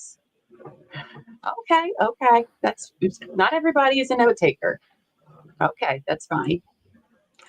Oh, thank you, Dave. Thank you for the super chat. We are on Verdict Watch. This isn't Merlot. It's a red, but you know what? It's midday Merlot time. We've made it. We've earned it. Oh, I'm so nervous. I'm so sweaty right now. Are you guys? I know, like, we don't have, this isn't about about us. There's no consequences for us, but I'm very anxious. Again, thank you so much, Dave. Appreciate it. Yes, thank you, Dave. And as Simone says, whatever the outcome may be, guys, don't retaliate. That's very true. I don't like it when people retaliate, harass, dox people. We're all grown-ups here, so you can please do protest and Counsel, you can keep doing that. Mr. Rose, can you just raise your right hand? Do you solemnly swear that you will keep that jury in some separate but convenient place until they agree, and that you not suffer any person to speak to them, or speak to them yourselves, nor ask them if they agree, nor suffer them to disperse them, they to charge their verdict, except by further order of the court, so help you God? Simply because you weren't in the room. Thank you. Is that the 5 notebook juror? Oh, I bet that person is. I would be. No, thank you, Dave. You all are worth it. I love hanging out with you guys every day. And we're going to do it more because I'm not going anywhere. We'll have many trials in our future and whatever else I can drum up to talk about. Certainly beats just talking to myself every day. Because I remember before I knew that trials were like streamed on YouTube, I watched the Daryl Brooks one, I think, and I didn't know. No, I watched it on Long Crime on YouTube, so never mind. I just didn't participate in the chat. And it would just be me and my mom. She'd just be calling me, being like, "Did you see this? I'm so angry." And I'd be like, "Yes, I see." So everybody else can sit down. Ms. Giannetti can stand. Thank you. I understand that you've rejected our proposed verdict slip. Our concern with this verdict slip is that there are 4 options for more than that. 7 options for guilty verdicts, 1 option for not guilty. And we're concerned that this is too confusing for the jury. So do you want to turn along over tonight? We are asking that there be not guilty options for each of the charges, including the offense charged and each one of the lesser included offenses. We really ran into the same issue last time. I think what complicates it is the fact that there are 2 theories for 2 of the lesser included. Do you suggest that doesn't accurately reflect the law? It does reflect the law. I'm not saying that. I'm saying that it makes things very confusing, and that's why we believe that it cries out for some not guilty option, given the amount of options for convictions on this verdict slip. So Come on, Kanoni. again, ask the court to adopt our proposed verdict slip. So your proposed verdict slip did not cite any case law. Do you have any case law that supports that proposition, Ms. Giannetti? I have not found any. I've looked. There's not a lot of case law out there in this verdict slip either. Other than that has never been proven, has never been found to be inaccurate. Not yet. Okay. And I mean that So, with all so respect. that's fine. So your rights are reserved. Does that help you? Right, well, all we can do is object to it, and you make Okay. the decision. Okay. Judge, the last couple. If you find authority for that, let me know. We'll do. Okay. The last couple of things, judges, that we were provided with a clean Laptop? computer laptop. Thanks. With a clean laptop. Defense counsel had a chance to, or at least defense had a chance to look at it, and I think that's fine. But All right. So we'll send that in with the exhibits. I need to go edit my charge to fix all the typos. and then the final thing is I provided counsel with the exhibit list that we had, and it was satisfactory for both sides. Great. Thank All you. right. Thank you. All rise for the court, please. Oh, wow. So Sue says, I know Angie's posting a bunch of the jurors' info, not info. I said that wrong. Let me rephrase that. Observations of them when they were in trial. So, the reporters have their own different, anyway, she's talking about the ones who weren't picked, I believe. So 5 notebook juror, and this is from Sue O'Connell, 5 notebook juror, science juror, and the juror I think hires people are among the alternates. The final jury is 7 women and 5 men. 2 are persistent note takers. The juror who I think draws and the expressive juror are seated on the final 12. Well, oh boy. Ooh, I'm nervous. I'm so nervous. I would be so pissed if I was 5 notebook juror. Oh, I bet they're so mad. God. But wait, hold on. Angie said, oh gosh. There's no way that happened, but there. Was that elbow beat? No. That was the feed. I had to mute it. I had to take it down and muted it. No, elbow feed is still working, but I'm sure when he gets home, he'll think I was very confused. Oh, here she says, juror 17 took 5 notebooks worth of notes and was the oldest juror. In the last jury, this was the demographic most likely to vote Karen guilty. That's interesting. That's interesting. Either way, just taking all those notes. Oh, I'd be so mad. I'd be so mad. And as we saw, Bev did not want there to be not guilty verdicts, or boxes, I'm sorry, which I don't know. I feel like that's a weird, I don't feel like that's how it is in other verdict forms we saw. It's either, guilty or not guilty for each one. So I do think it's confusing. I also have strong opinions about lesser included charges. So I don't think there should be any. That's just me though. So we'll see. What are we sending? What are we sending me? Let's see. After the jury watch starts, I'm going to clean my house, do my paperwork, and then work on my day. Sure. Or you're just going to be anxiously sitting there like we all will be like, is it time? Refresh. Oh, your dollhouse. Oh yeah, that's because you do dollhouses, which is very awesome. Is there a charge with a guilty choice? I'm sorry, if there is a charge with a guilty choice, there should also be a not guilty choice. WTF. Agreed. It looks like we lost Annie, but that's okay. She probably got her hands full. We also the cute little tater tot today. The best part of my day. Oh, there she is. She's back.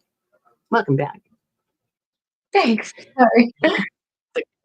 Kathy said she did it the last time. They was confused because they didn't have not guilty in only one place. I mean, I would think that you wouldn't necessarily need the not guilty, right? Because if you find her not guilty of everything, it would just be the one box on the bottom. I don't know. We'll just have to see when it comes out what it looks like. I don't know if it comes early or after the verdict comes in. we will see. We will see. Oh yes, send me a preview of it, and I shall share with the class. Probably not today, but I will. I have a question. Yes. Did I miss you picking a fan for the OnlyFan? Did that happen? No, you Okay. haven't. You haven't done that. Look, I will we probably have have that done. priorities. I would try my best to have all that done and caught up by Monday, but this week was garbage. So, Yes, it was. and when I finally had a day to do everything yesterday, couldn't do a whole lot. So that was fun. I was very annoyed.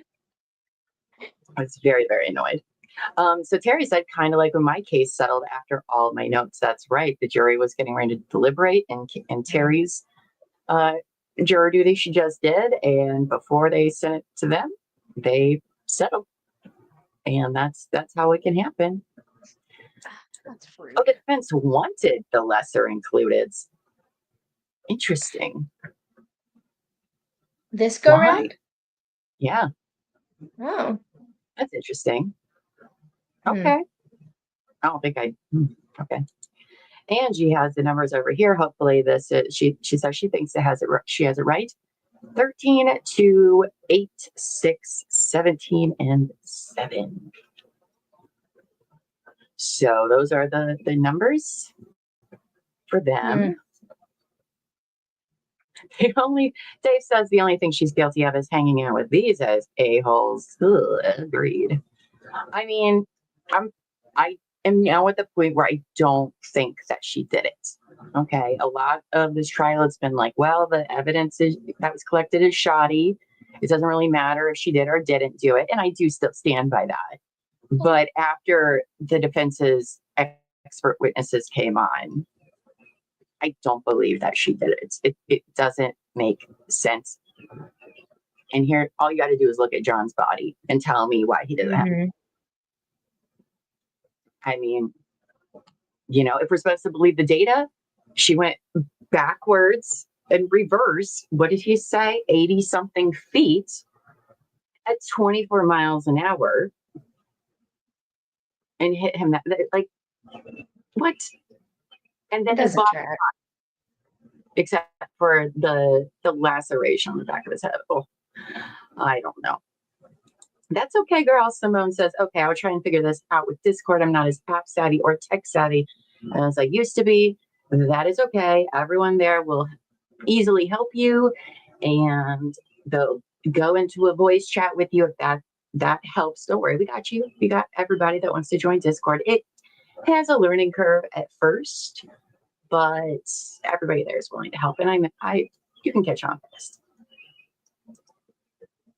Discord's how I met Llama many years ago. That is true. What, like 2, 3? I don't know. I think it's 2.5 years ago, somewhere around there. Yeah. He just came in to listen to me talk about nothing. So we will get you all sorted out. So if it's the same as last trial that is out there for viewing, I don't know if it's the same.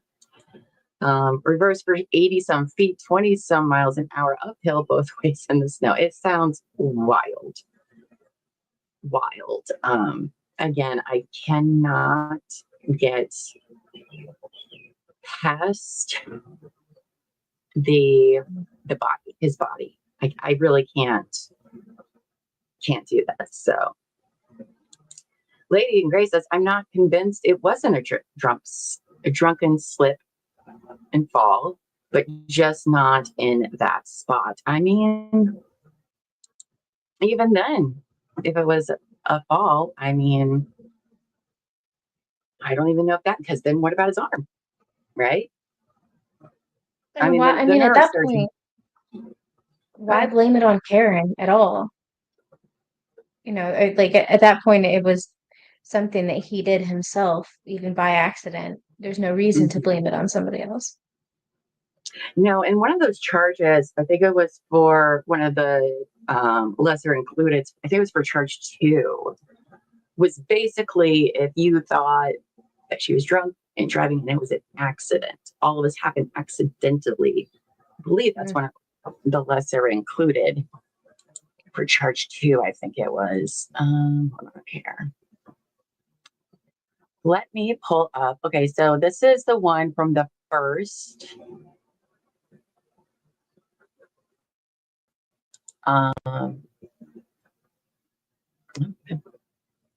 Oh, this is for, hold on, this is for 2. Okay. Let's save these real quick and then I will show the class. Go. Actually, I don't really know what, oh, hold on. Discord's being stupid now too. I'm so over this week.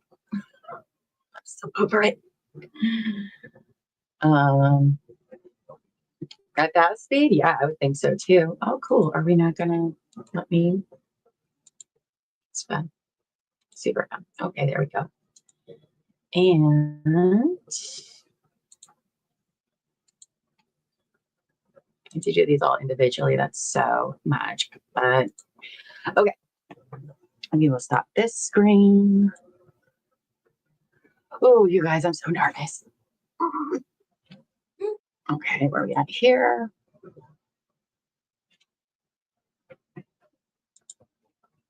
Okay, that's weird.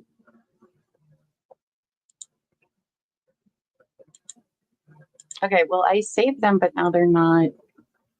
Oh, you know why? Because I never actually clicked save. Oh my goodness. I didn't click save on any of them. Like a crazy person.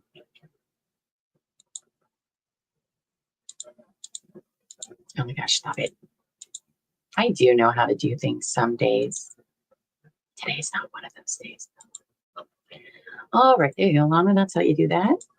It's not your first day. Save. We'll do it again. Save. Okay. All right. Now that I did that. All right. So that'll be 1.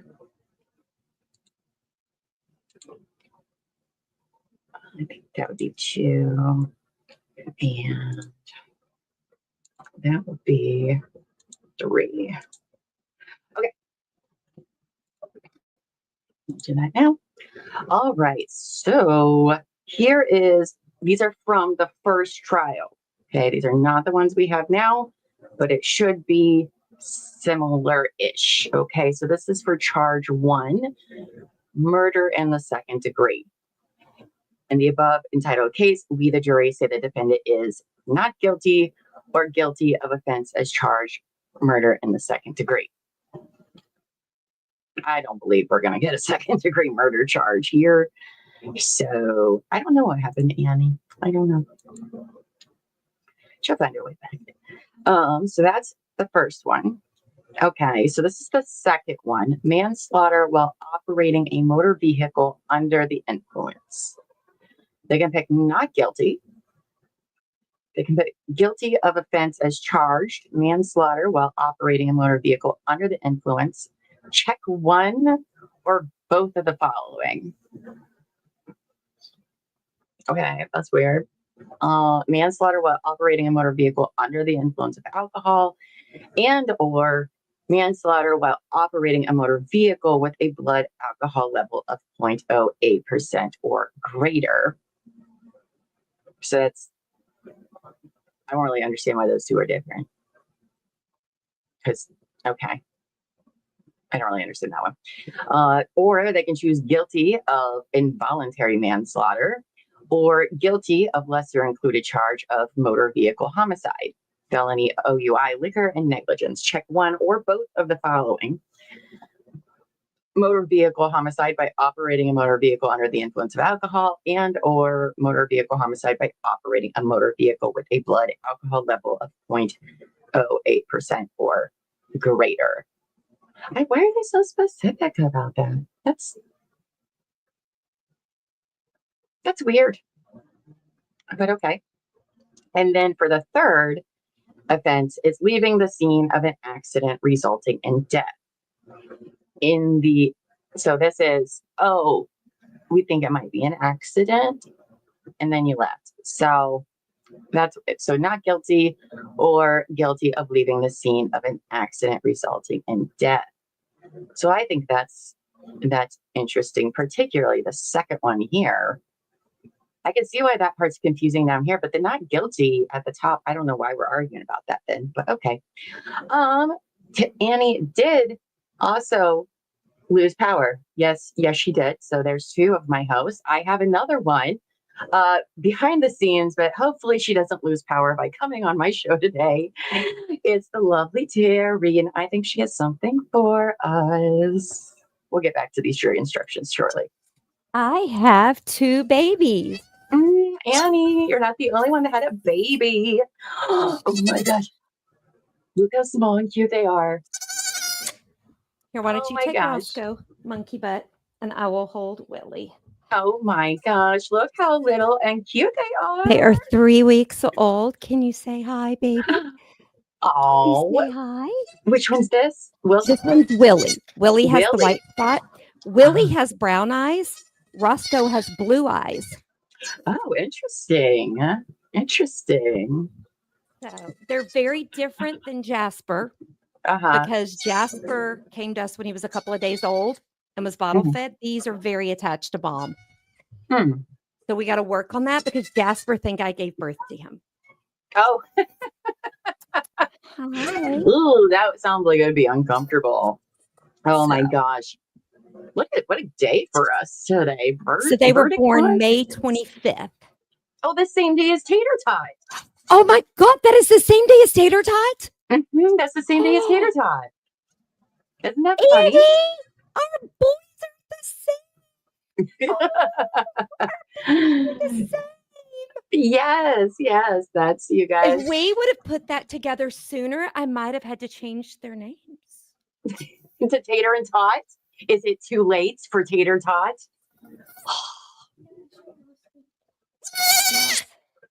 So in Monkey Butt, because we don't want her face on camera, look at what we got Monkey Butt to wear. Monkey Butt, lean over. I can't see you. There you go. Oh, wow. That's not, terrifying at all. And this one's Roscoe. Roscoe's a little bit more chill and not as screamy. Willie's a little bit of a wuss. Oh my okay, gosh. that's enough. Don't scream anymore. So cute. And so their mama's here with us. Her name is Iffy.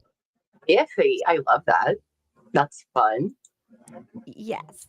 So guess what, you guys? You ain't going to see goats on another stream. You're not going to see goats on another true crime trial stream. That's right. You're not. We got goats. And I just went and picked up formula for them. And then, because we're going to start doing some bottle feeding. And Monkey Butts decided she wants to try to milk the mama goat. So if anybody has advice, please send it to me over in the Discord. Okay.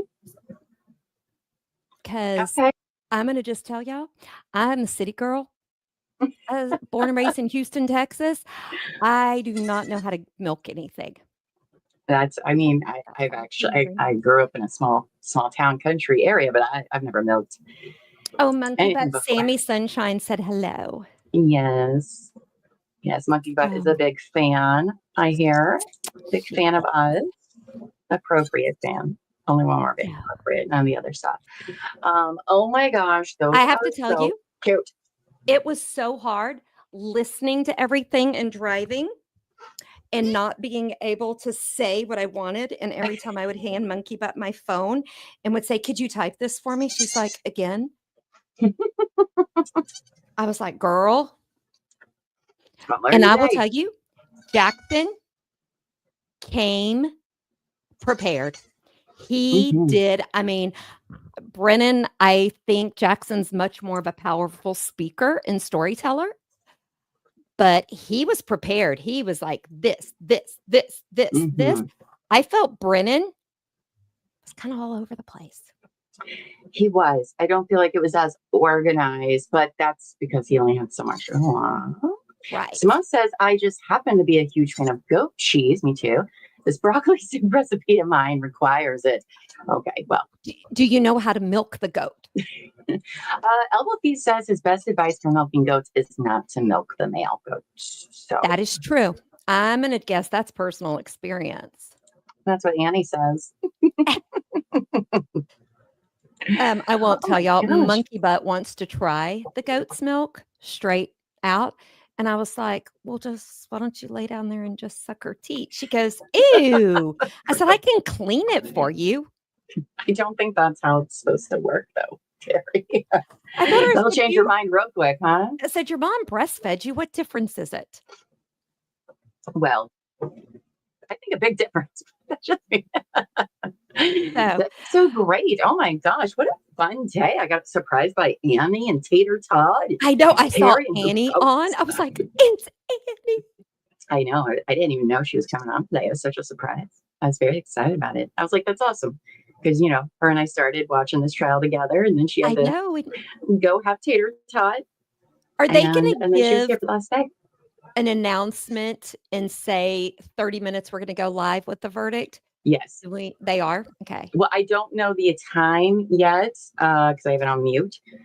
So they usually will set a time, like if the verdict comes back, we're going to give lawyers, family, 15 minutes to get there, 30 minutes to get there. I don't know what the time is, but yes, there will. Okay. We'll all know when a verdict's is ready, and we're going to be live when it happens. If we're not Annie, on, we will be.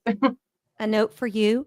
Check your mailbox Monday or Tuesday, and just know there is not one drop of glitter or confetti in that box. Yeah. Because I did not want to be responsible of it possibly getting in Tater Tot's eye.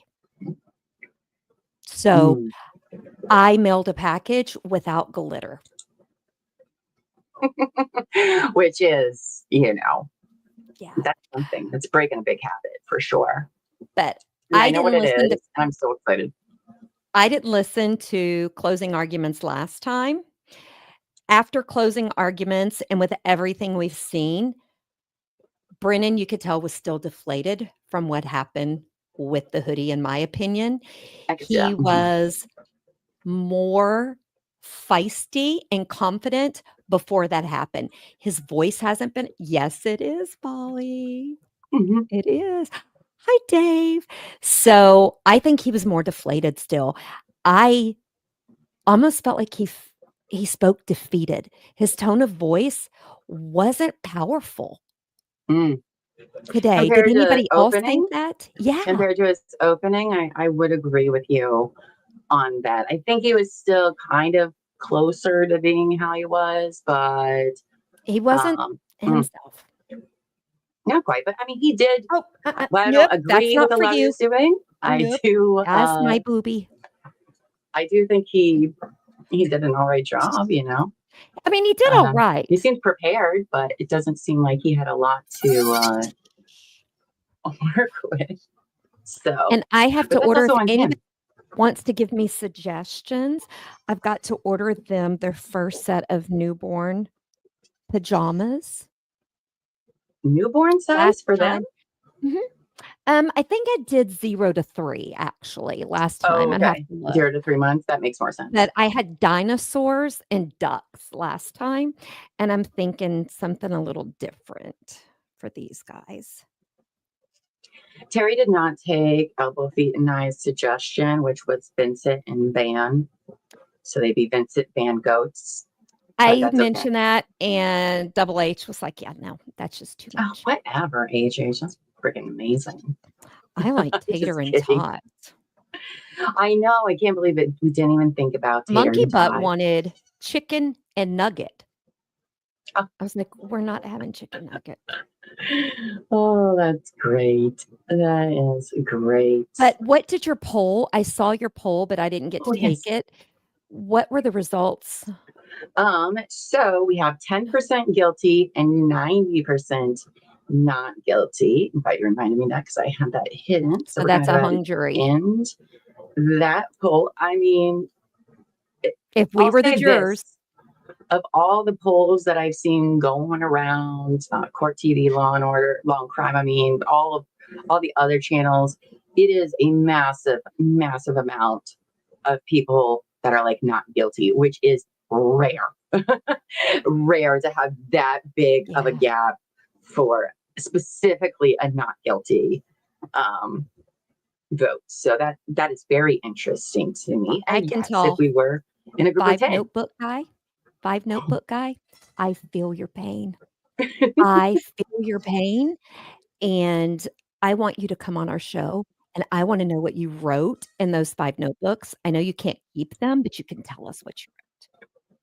Well, you're gonna have to, Terry, will you tell Upliffy he has to stop at a different store? What's he trying to get? I told him to get stuff from Margaritas. But there isn't a liquor store inside the Kroger. That's what I'm going to have tonight. Oh, nice. On True Crime and Wine Time. Well, see, I did go ahead and pour myself the glass of wine I was going to drink tonight because it's Friday. I've had a horrible week.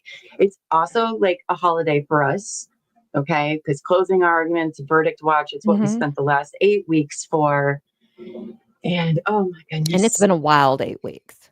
It has been a wild 8 weeks. My friends, you all were right. Every single one of you. That was like, Llama, you need to watch this. You're going to love it. You're going to lose your mind. We get bath salts, cannibalism, and it's so not what you think it's going to be. This case, I thought I knew this case. Oh, shebang, it is Friday the 13th. It is Friday the 13th, too. Good luck day in our house because my son was born on Friday the 13th. Oh, I love that. So it's a good thing for us. So Angie says 55,000 votes on Court TV poll, 13% guilty, 76% not guilty, 7% hung, 5% lesser included charge.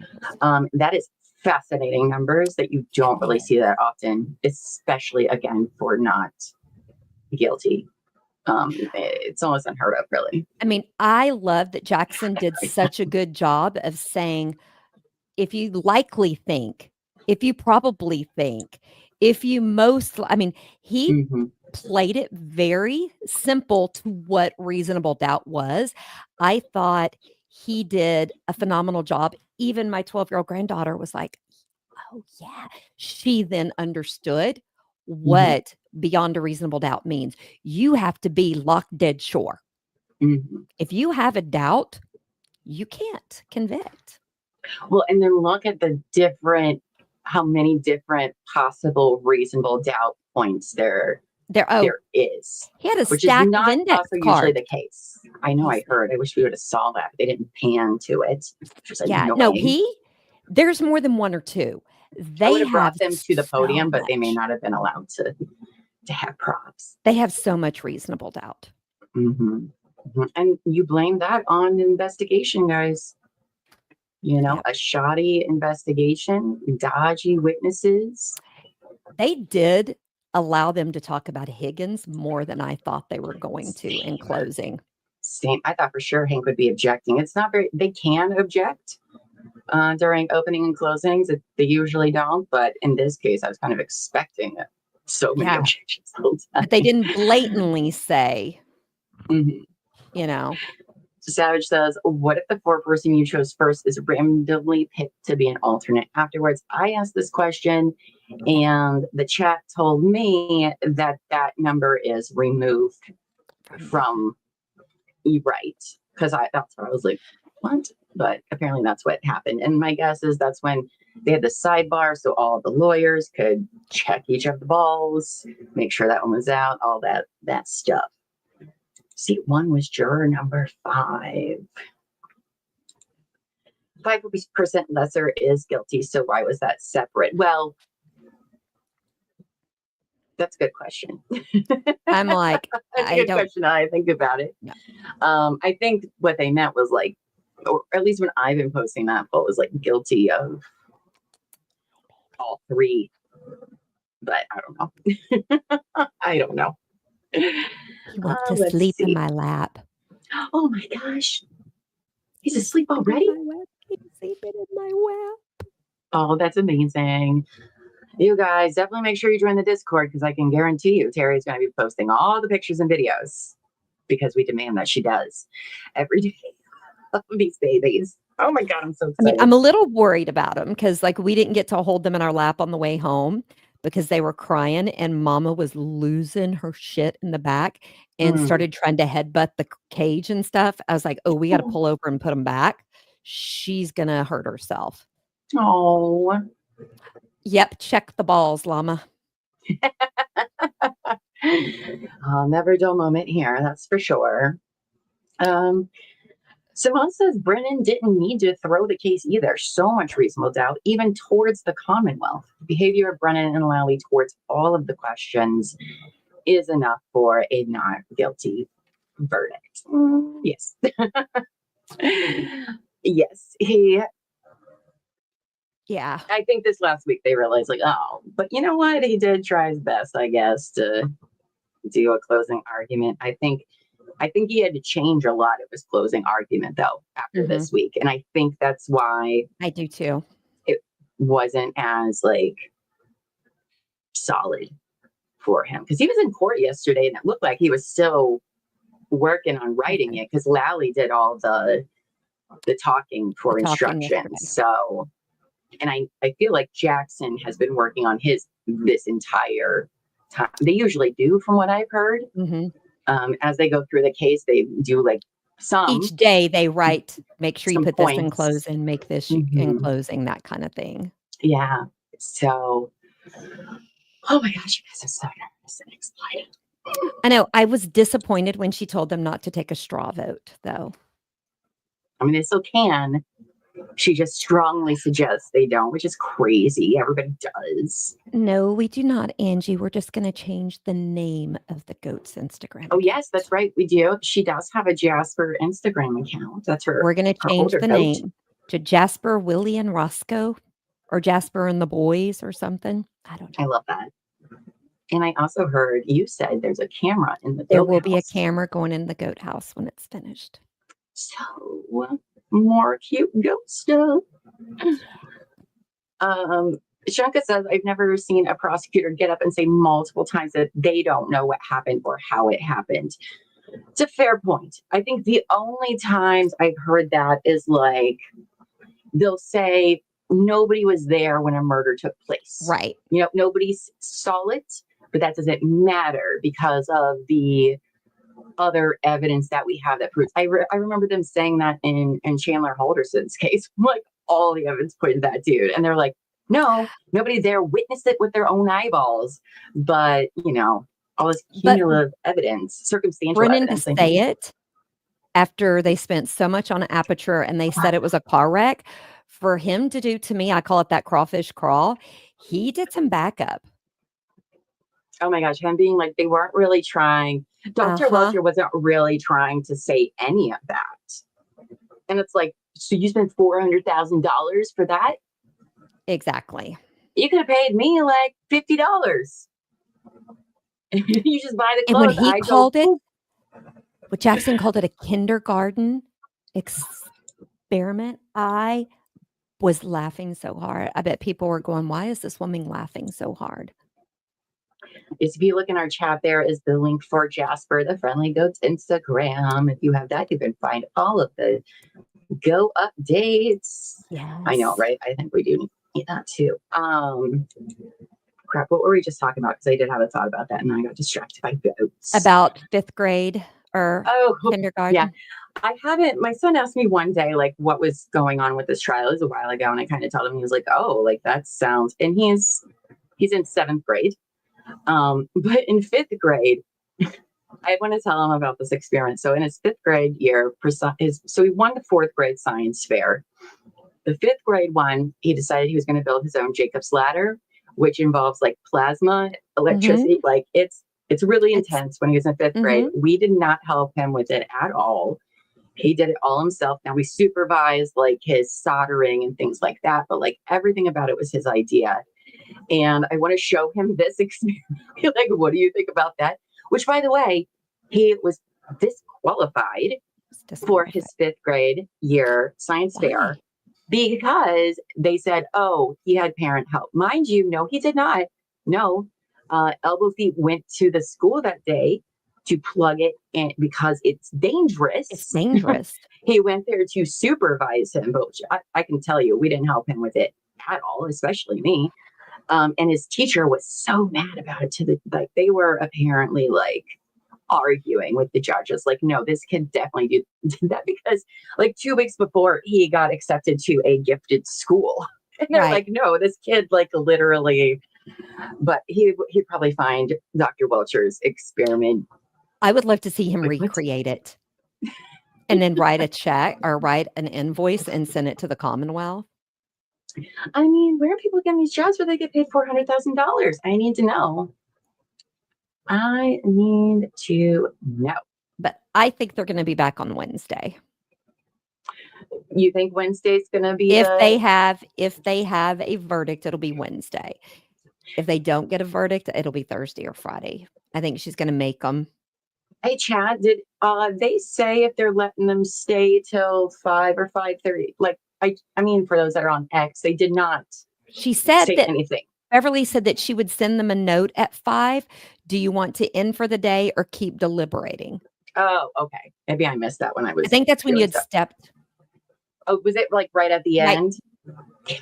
Okay. Because I was like, oh, I'm going to go to the bathroom real quick and get me a drink because I know it's about to end soon. And I missed it. 5:30. Okay.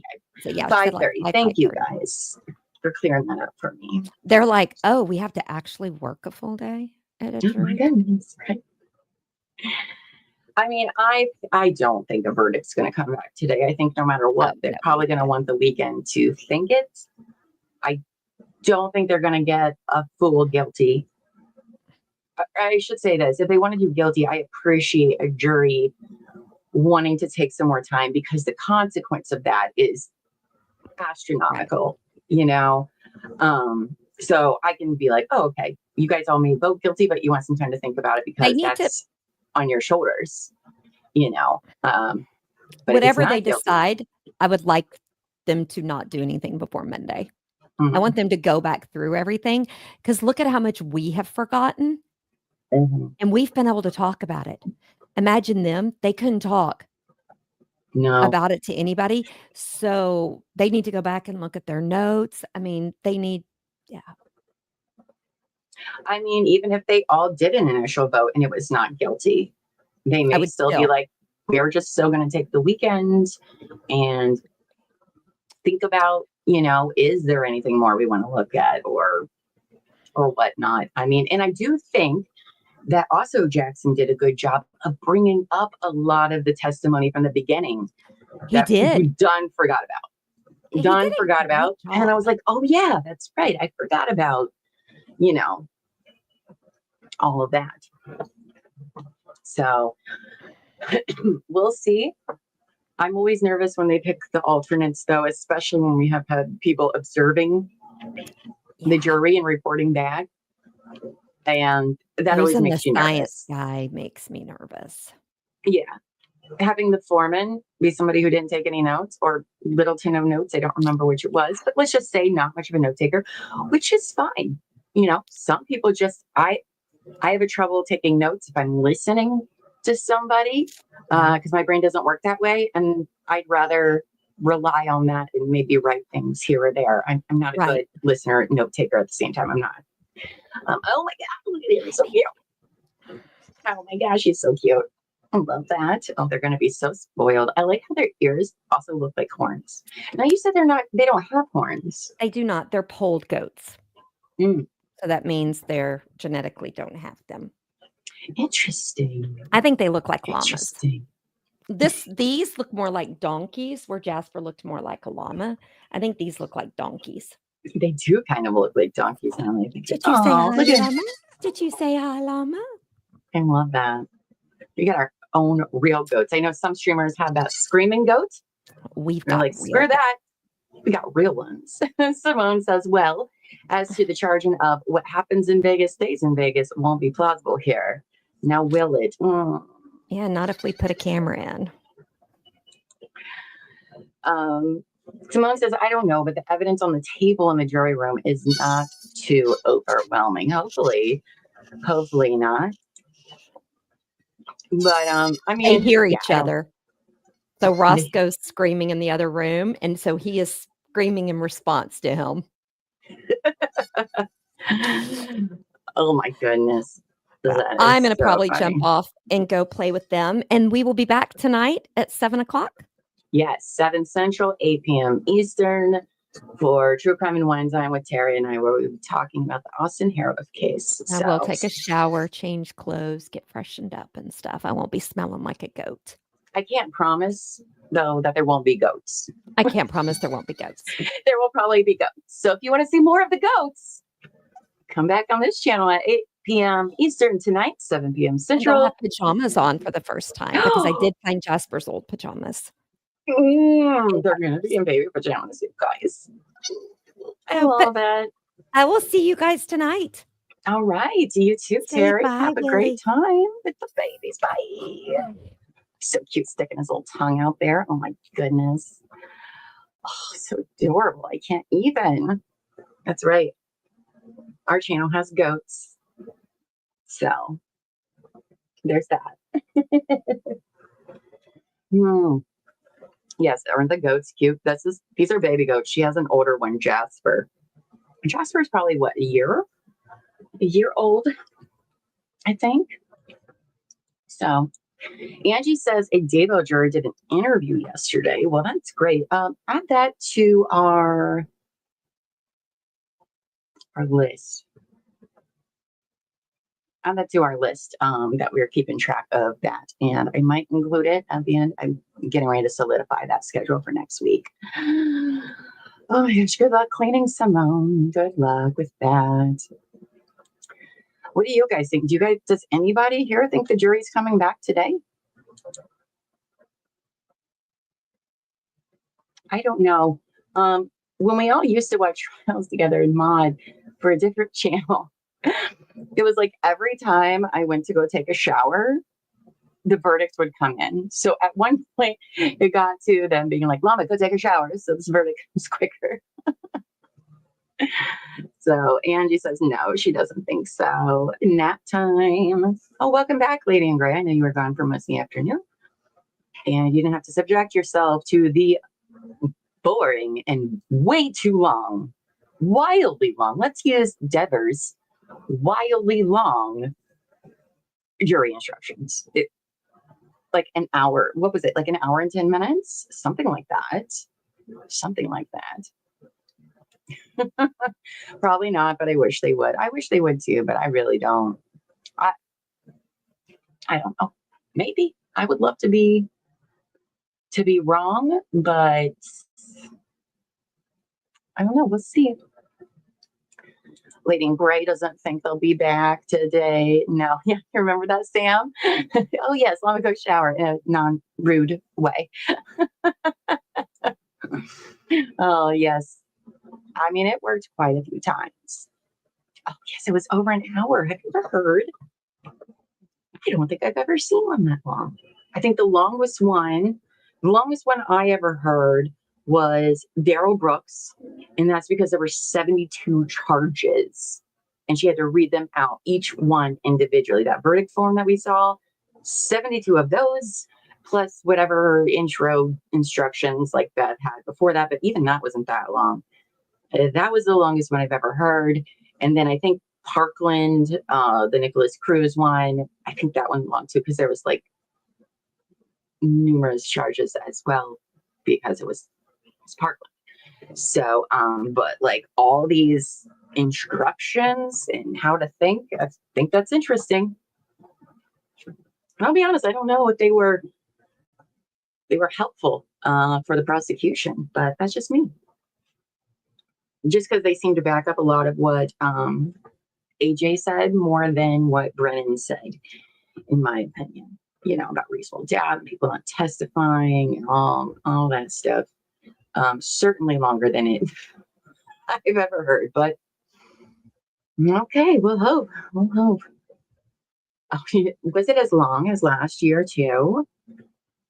Oh, I thought maybe they just put in more because of last year's shenanigans, but well, you guys, here's what I'm going to do.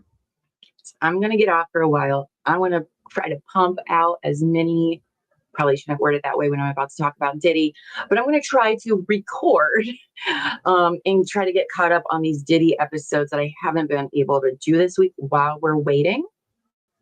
But listen, if you haven't yet subscribed, hit the notification bell for the whole channel.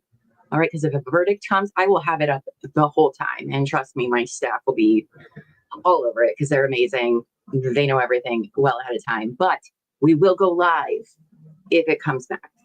If a verdict comes back. If it doesn't, then I will be back at 8 p.m. Eastern for our True Crime and Wine Time show tonight that we had to postpone from last night because of the interconnection issues, which it says I'm still having. I may not be able to record Diddy after all. We'll see. Super cool. What? I don't know what that means. I'll call you in like 5 minutes, okay? Let me call you. I know, right? Be very, very careful. Discuss Diddy. I don't know. I have a whole week's worth to do. Well, I think I did Mondays. Either way, that's what I'm going to go do so everybody that's been waiting can get caught up. You guys, thank you for being with us all today. We made it. We've made it. And I will see y'all tonight. If you don't join us tonight, Monday morning, 8:30 a.m. Eastern, we are watching the Lori Vallow trial. No matter what, 8:30 a.m. Eastern, Monday. Be here. Please and thank you. Until then, everybody, go forth and be amazing. Bye, everybody.